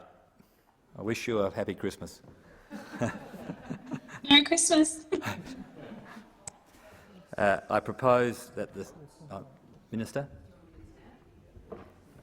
Okay, I move that the Senate, at its rising, adjourn until Tuesday, the 8th of February 2022 at midday, or such other time as may be fixed by the President, or, in the event of the President being unavailable, by the Deputy President, and that the time of meeting so determined shall be notified to each Senator, and leave of absence be granted to every member of the Senate from the end of the sitting today to the day on which the Senate next meets. Put the question. Those for the question say aye. Against no. The ayes have it. Senator Birmingham. Thanks, Mr Acting Deputy President and now Mr President. Mr President, it is the end of what has been an extraordinary parliamentary year. It has been the most challenging of years that I can certainly recall in my time in this place, and we have seen many things occur over those 14 and a half years. It's a time where individuals working in this building and those who have worked in this building have been challenged perhaps more at any other time, and have challenged us, and rightly so.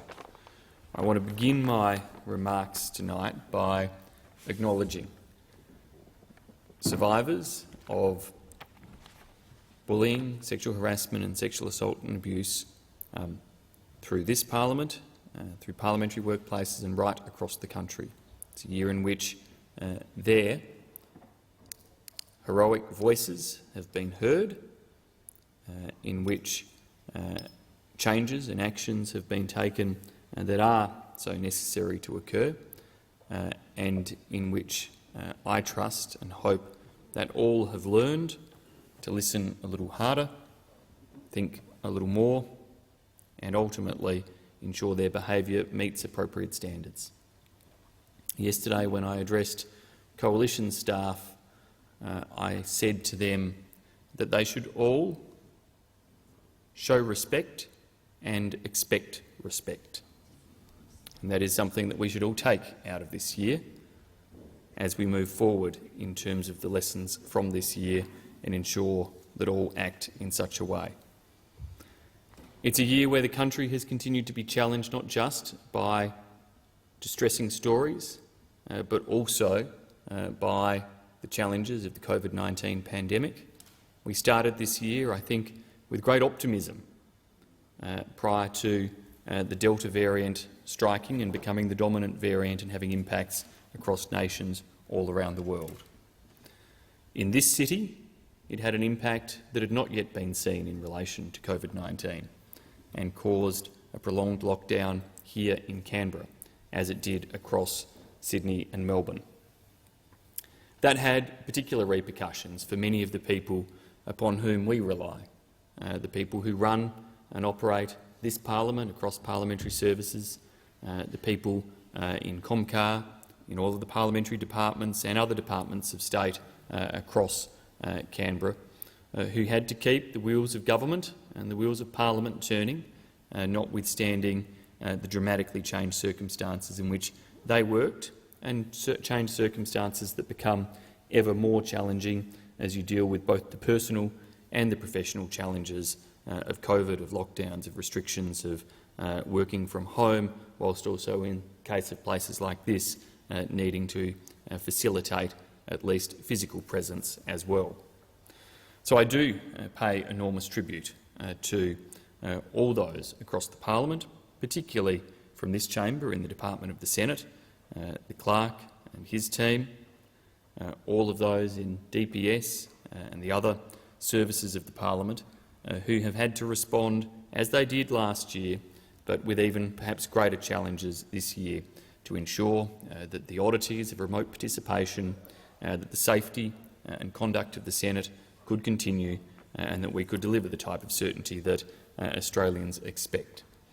They've done that, of course, Mr President, alongside some changes in leadership as well, a new President and a new Speaker. Again, I congratulate you and thank you for the manner in which you have assumed this office, as I thank your predecessor, Senator Ryan, former Senator Ryan, who it was such a delight to be able to see once more this morning, and whose service to this parliament we continue to salute, and particularly his service to this chamber as its presiding officer. This place works based on cooperation, convention, and the ability to be able to put our differences aside when required.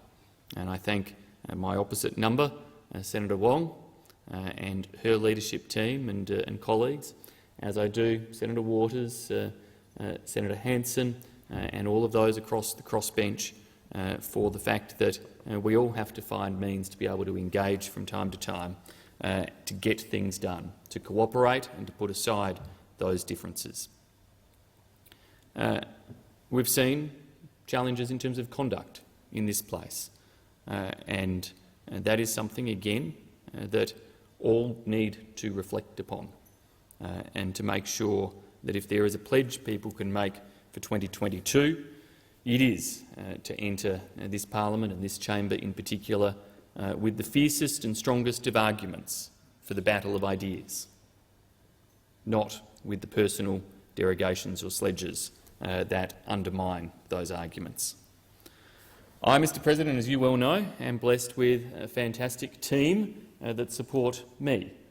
My Deputy Leader, Senator Cash, our Manager of Business, and Senator Ruston, her Deputy Manager of Business, and Senator Duniam, the Leader of the Nationals in Senator McKenzie, our Chief Government Whip in Senator Smith, and his long-standing deputy now in Senator McGrath, newer deputy replacing you, Mr President, in Senator Chandler, and the Nationals Whip in Senator Davey. You all help to make sure that in this place I can have confidence that the government's agenda is being pursued, interests upheld, and that the team is working as it should without the need for me to be here breathing down everybody's neck any minute or every second of the day.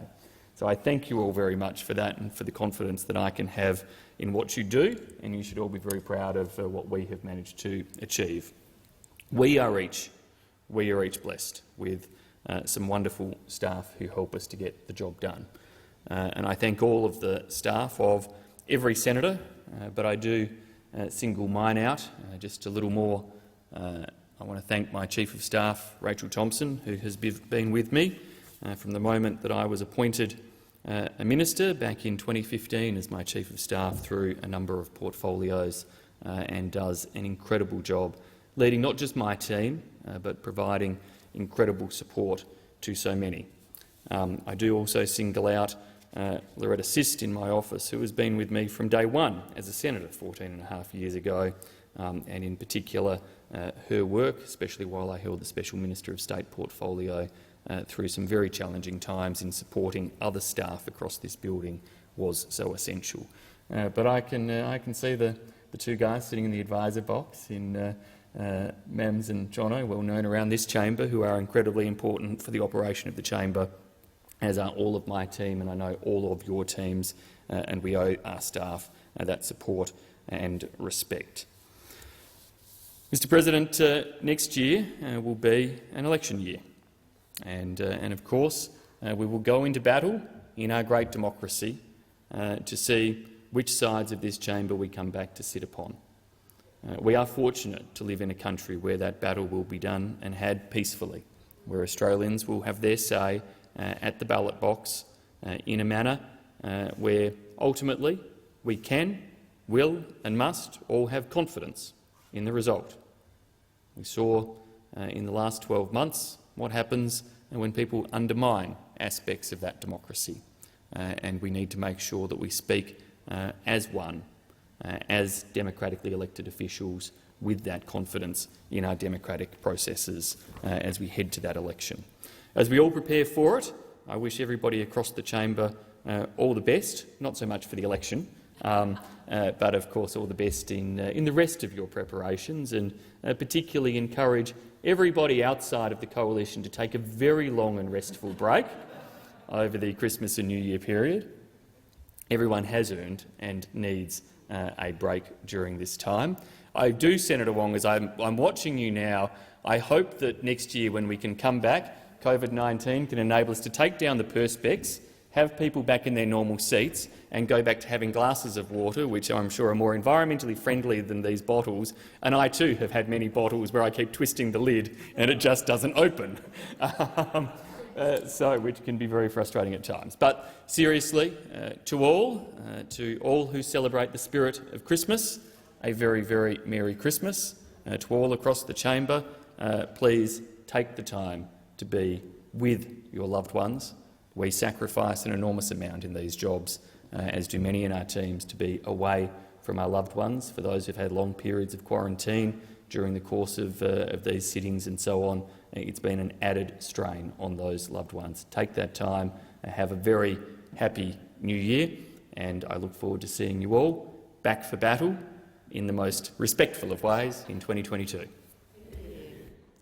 Senator Wong. Thank you, Mr President. I'm glad to have the chance to place some remarks on the record as we end this parliamentary year, and it has been a hard year. It's been a hard year for the country, a disruptive year for the country. Pandemic, lockdowns, separation from family, insecurity of employment and in business, some of the jagged features of the year we've had, and it's also been a hard year and a disruptive year for this chamber and everybody in it and everybody who supports all the people who are in it. Isolation of lockdowns, extended periods of quarantine. I think certainly been a year that I'm quite happy to move on from, and I think everybody else would agree with that. I will start by saying that leading this Senate Labor caucus is an enormous privilege and something for which I'm deeply grateful. And I'm very proud of my team, of our team, and the unity of purpose that we demonstrate. And I'm pleased to put on the record on behalf of my team greetings of the season and thanks.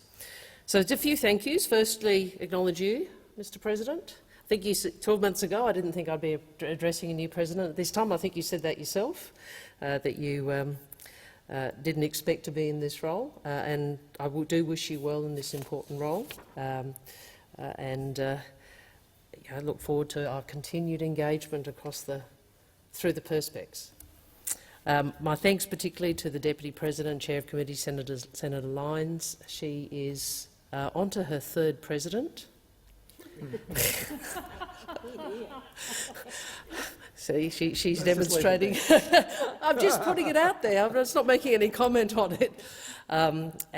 She does a fantastic job. I said this to her privately, and I'm happy to say publicly. Sue hasn't missed a sitting, I don't think, notwithstanding being from WA with all of the quarantine that we know that brings. That's a big effort.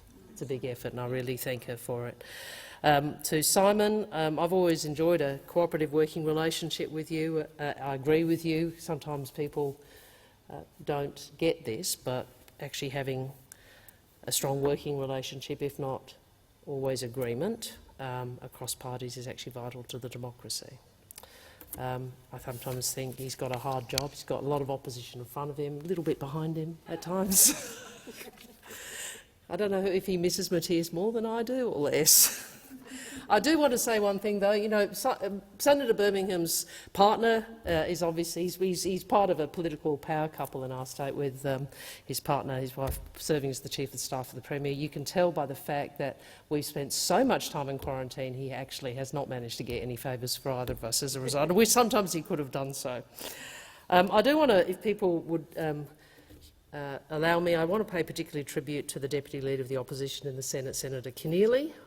This may or may not be the last time we'll get to be together in this chamber, depending on whether or not Mr Morrison goes a bit early. I want to say in this place that Christina has been an outstanding deputy, and I have been able to count on her every single day. She is a rare talent, she's fearsome and courageous, and she strengthened our team immeasurably. I am sad to lose her from the Senate, but I know she will be a formidable representative for the people of Fowler, and I wish her the very best. I haven't been able to guilt her into staying. So, as second best, I hope she makes a long and successful contribution in the House of Representatives, and I thank her for her friendship. I also thank, as always, my dear friend and colleague, Senator Gallagher, our manager. This is the finest group of women I've worked with. This has been a particular feat of endurance this year for Katie Gallagher, not only chair of the COVID committee and all the work she does here, but in the midst of all of this, the way in which the COVID-19 pandemic became real for her and her family. And she demonstrated through that the character that she has. Put simply, Katie's just a great human being. Great to work with you. To the opposition whips and deputy whip and deputy whips, to Senator Urquhart, to Senator Ciccone and Senator McCarthy. Whipping is the centre of chamber management, and I really want to thank you and your staff for all their work. This has been an even tougher year with all the travel and pairing and remote participation, and you've done a great job, and thank you all for your work, and I know that opposition senators are really grateful for your work. I thank all of my team for the commitment to advancing the Labor cause in the Senate this year. We don't win all of the time, but I always reckon we outperform our numerical position. It's going to be a tough few months, but we hope to be on that side by the time I'm giving these remarks next year.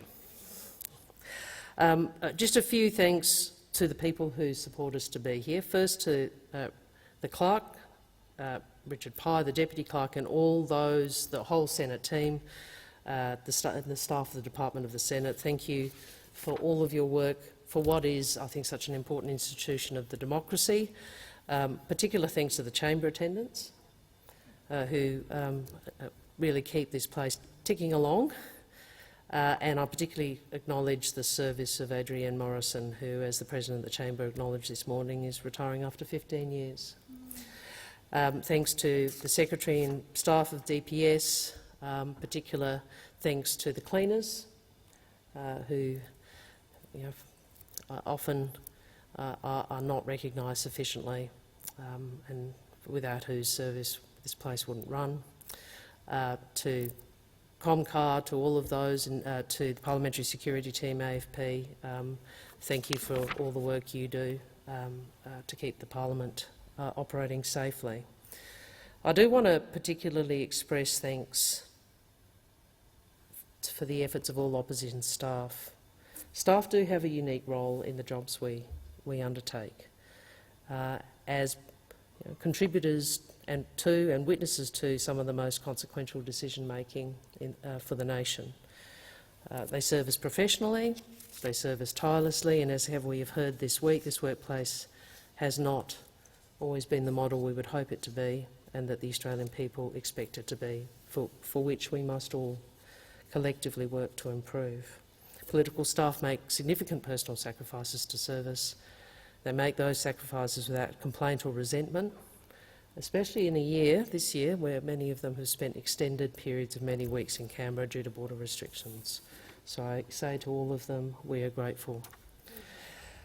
To all senators, it's been a year where I think there's been a lot of passion and emotion expressed. As I've said many times in this place, this is where conflict is engaged in, and we all work to contain that conflict, sometimes successfully. Well, I hope we can all work to contain that, sometimes successfully, sometimes not. But whatever differences we have, we all have people whom we love and cherish.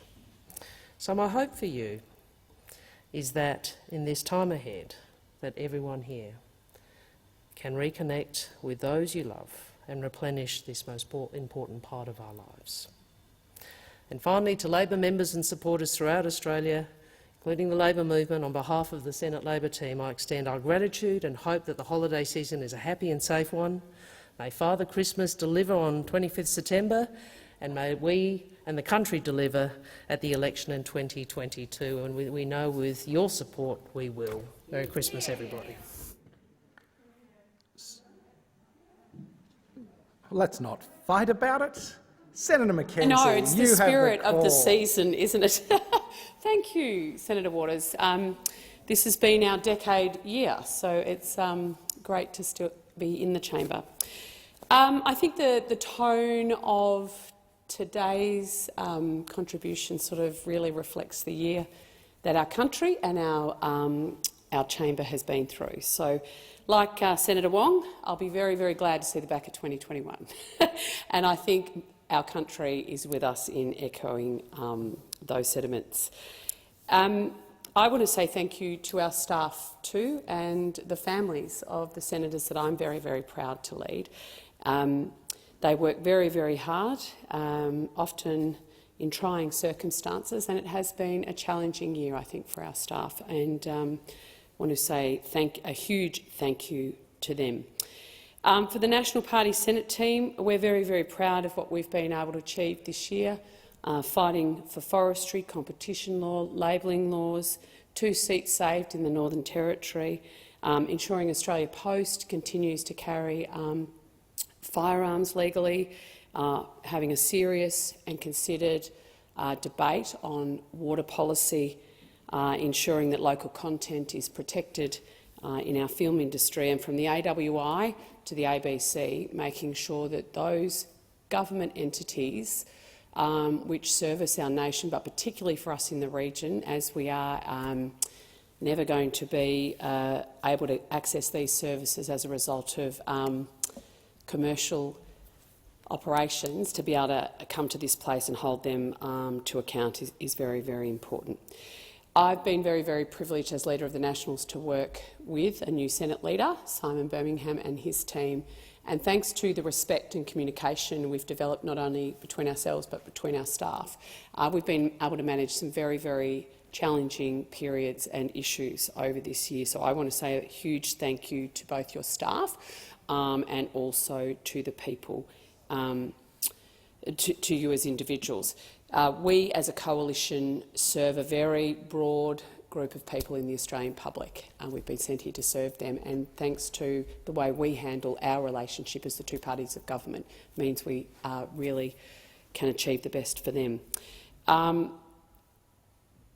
privileged to serve and lead very courageous, principled and passionate National Party senators who often have different views to each other, let alone to many in this chamber. And the way they can respectfully hope those conversations in this chamber, I think, really reflects what is unique about where and how we serve. The 5 people that I lead are also very proud of who they are and where they come from, and I think their voice is unique in this parliament, and I'm so proud to be part of a democracy that allows that minority voice to be heard. I don't think COVID wasn't the only challenge that APH has experienced this year, and proud again to be part of a generation of parliamentarians across the divide that are going to see change in our workplace because of the decisions we as individual senators and members will make as a result of what has occurred and been disclosed throughout this year. So, not shirking that responsibility, we're going to get there. We're the generation of change that's going to make this happen. So that's going to be a good story. People have thanked the gardeners, the Comcars, attendants. Thank you, particularly for carrying all my folders in of recent months. But also the gardeners. I walk in every day, and it is such a blessing to walk through such magnificent gardens here in APH, and I find, given we're inside all the time, those moments where we can run between courtyards for votes, etc., and feel the natural environment, I think is important. This is our home away from home, and all the staff at APH, whether they're at Aussies or our security guys or Comcar boys, and I'm saying that because they are actual both men, Lindsay and Andrew, take care of us. And I think it is, people say it's a boarding school, I think it's actually more of a home.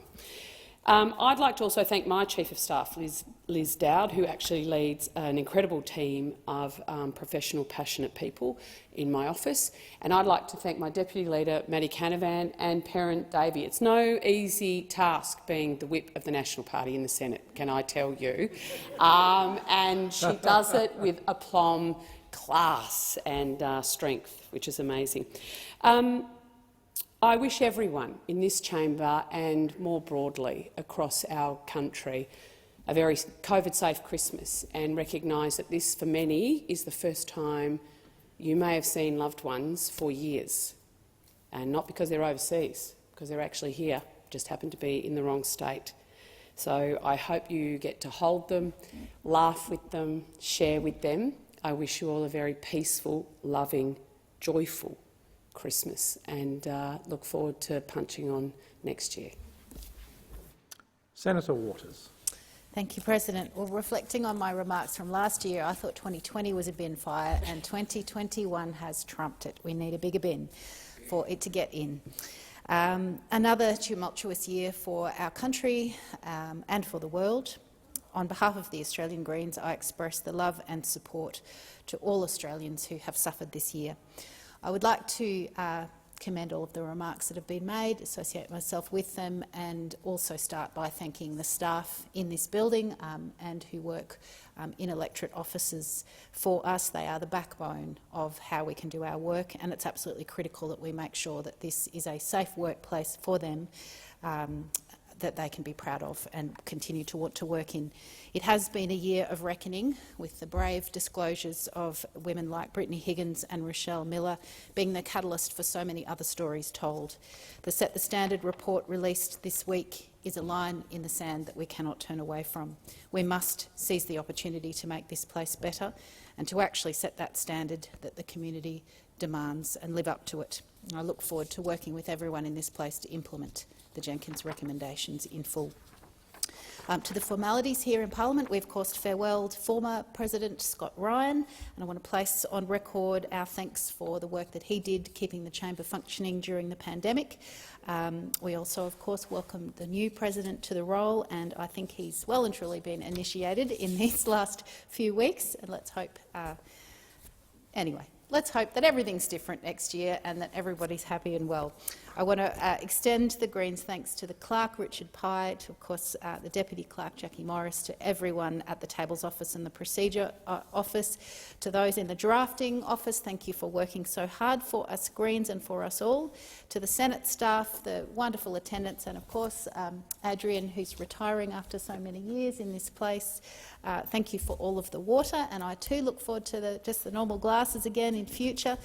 I want to thank the Parliamentary Budget Office. In a re-election year, we've kept them very busy, as I'm sure you all have also, to the Parliamentary Library staff who do excellent research work and always answer our tricky questions, to the Comcar drivers, the security guards, the baristas, the cleaners, the early childhood educators, the chefs at the trough, the gardeners as well, to the Department of Parliamentary Services staff for all of the service that you give us morning, noon and night. Thank you to the IT teams for keeping democracy functioning in a pandemic, particularly during the innumerable sittings and meetings and estimates and committee hearings. I only had to hold up a note once saying that I couldn't hear, and that's not a bad record. Remote Parliament has provided some important flexibility, which I think we could all hopefully carry forward, and it's also helped to personalise the experience in some ways, as pets and kids and all sorts of things popped up in the background. No one was a cat, so I guess we can call that a win. I hope that this Parliament can use the success of the past 18 months to start looking at ways to encourage greater participation and the diverse representation that remote Parliament could provide. To all my colleagues in this place, thank you for your commitment to trying to make the world a better place, even though we disagree on how that should happen. I acknowledge your commitment in performing these roles. It is not easy on us or our families. Thank you for doing it. Thank you to all of the citizens in our electorate who contact us with stories. It's critical that we remain connected with the community and the people that we represent. To my wonderful staff, I'm eternally grateful for their support. To all of my Greens Senate team, amazing, dedicated people, clearly not here because they're already on their way home after an enormous year that they have all worked so hard on. Acknowledge, of course, that this year we farewell to the indefatigable Rachel Seward, whom we dearly miss. We know she's very happy in her new role, but the place is very different without her. Of course, in her stead, we have the wonderful Dorinda Cox, who's already made such an impact, and it's a testimony to what she brings to this place that we have an inquiry already into missing and murdered First Nations women. Rach, of course, left the task of whip open, so acknowledge Senator McKim has taken on that task, and I suspect he's regretting that decision. However, it's too late now. So I'm very much looking forward to getting home to my kids, as I'm sure we all are. Please look after yourselves over the holiday break, and see you all next year. If there's nobody else, I just wish to add a few personal reflections on the year that's been. It has been a strange year. Many weeks spent away from family and friends. Far too many weeks in lockdown. But during that time, when I've been in Canberra, I've been reading Lord of the Rings to Jonathan, Eleanor and Felicity. Chosen not just for its length. We commenced this long journey with Frodo in May, and we're only about halfway through. It has been one of my favourite books carried through from my youth to adulthood. I tell you this to explain why, as we close this very strange parliamentary year, a quote from that most excellent of hobbits, Bilbo Baggins, came to mind. "I know half of you half as well as I should like, and like less than half of you half as well as you deserve." Now, as you puzzle that out, as have Proudfoots, and as did I when I was a young boy reading the book, I will assure you it is praise, but it is praise with a dose of humility. Taking the time to connect with our colleagues is never time poorly spent. As we all know, connections across the chamber are valuable and productive. To display civility in the face of fundamental ideological difference is the exemplar of our democracy, and particularly of this chamber, of the Senate. It is the reason I honour this place, and it is the reason that I believe the role I fill is such an important one. As I take time to reflect this summer, one of the things I'll be reflecting on is how I can, in this busiest of workplaces, assist the Senate to more strongly embrace this civility. Now, I have more people to thank than in previous years. Very quickly, to Richard and his team in the Clerk's office, John and team in the Black Rod's office, thank you all so much. I'm sure the change of presiding officers is viewed with some trepidation, but I very much appreciate all the advice and support I've received. The chamber attendants have been thanked so much, you deserve it. thank you, but the whole staff of the Department of the Senate who looked after us through these difficult COVID times. We all thank you so much. To Rob, Kate and all the staff of the Department of Parliamentary Services, cleaning, IT, catering, security staff, gardeners, Senator McKenzie, I mean, they do a remarkable job looking after us and looking after our democracy. To all our staff, you all do a remarkable job and I hope you all get to enjoy a break. To my staff, I cannot thank you enough. To my team in Perth, Grace, Sonia, Riley, Neve, Catherine and Lewis, I assure you that I will actually be out of quarantine and back in the office at some point. To my new team of Vincent, Duncan, Fiona and Shirin, thank you for supporting me in my new role so well. To Sue Lyons, Deputy President of the Senate, thank you for your assistance over the past weeks. As I took up the role of President, you have been an enormous support to me. I also wish to acknowledge Scott Ryan and Tony Smith. Both assisted me enormously in recent months. And I hope and I'm sure that no matter what their futures hold, they will almost certainly be slightly calmer than that of the role of presiding officer. Finally to you, my colleagues, Senator Birmingham, Senator Wong, to everyone in the chamber and to those who couldn't be here. There are those who I know in this place deeply, whose friendship, counsel and support I greatly cherish. And there are some who have recently arrived to this place. To one and all, I offer my thanks, my sincere hope for a safe, peaceful and blessed Christmas to you all, and I'm sure we all look forward to stepping into our own homes and saying, well, I'm back. And yes, that is another Lord of the Rings reference. Merry Christmas to you all. The President will receive a letter requesting President has received a letter requesting a change of membership of committees. Minister. Motion to vary the membership of committees. Is leave granted? There being no objection, leave is granted. Minister. I move that senators be discharged from and appointed to committees as set out in the list available in the chamber. I'll put that question. Those in favour say aye. Aye. Against say no. The ayes have it. The Senate stands adjourned and will meet again on Tuesday, the 8th of February 2022 at 12 noon.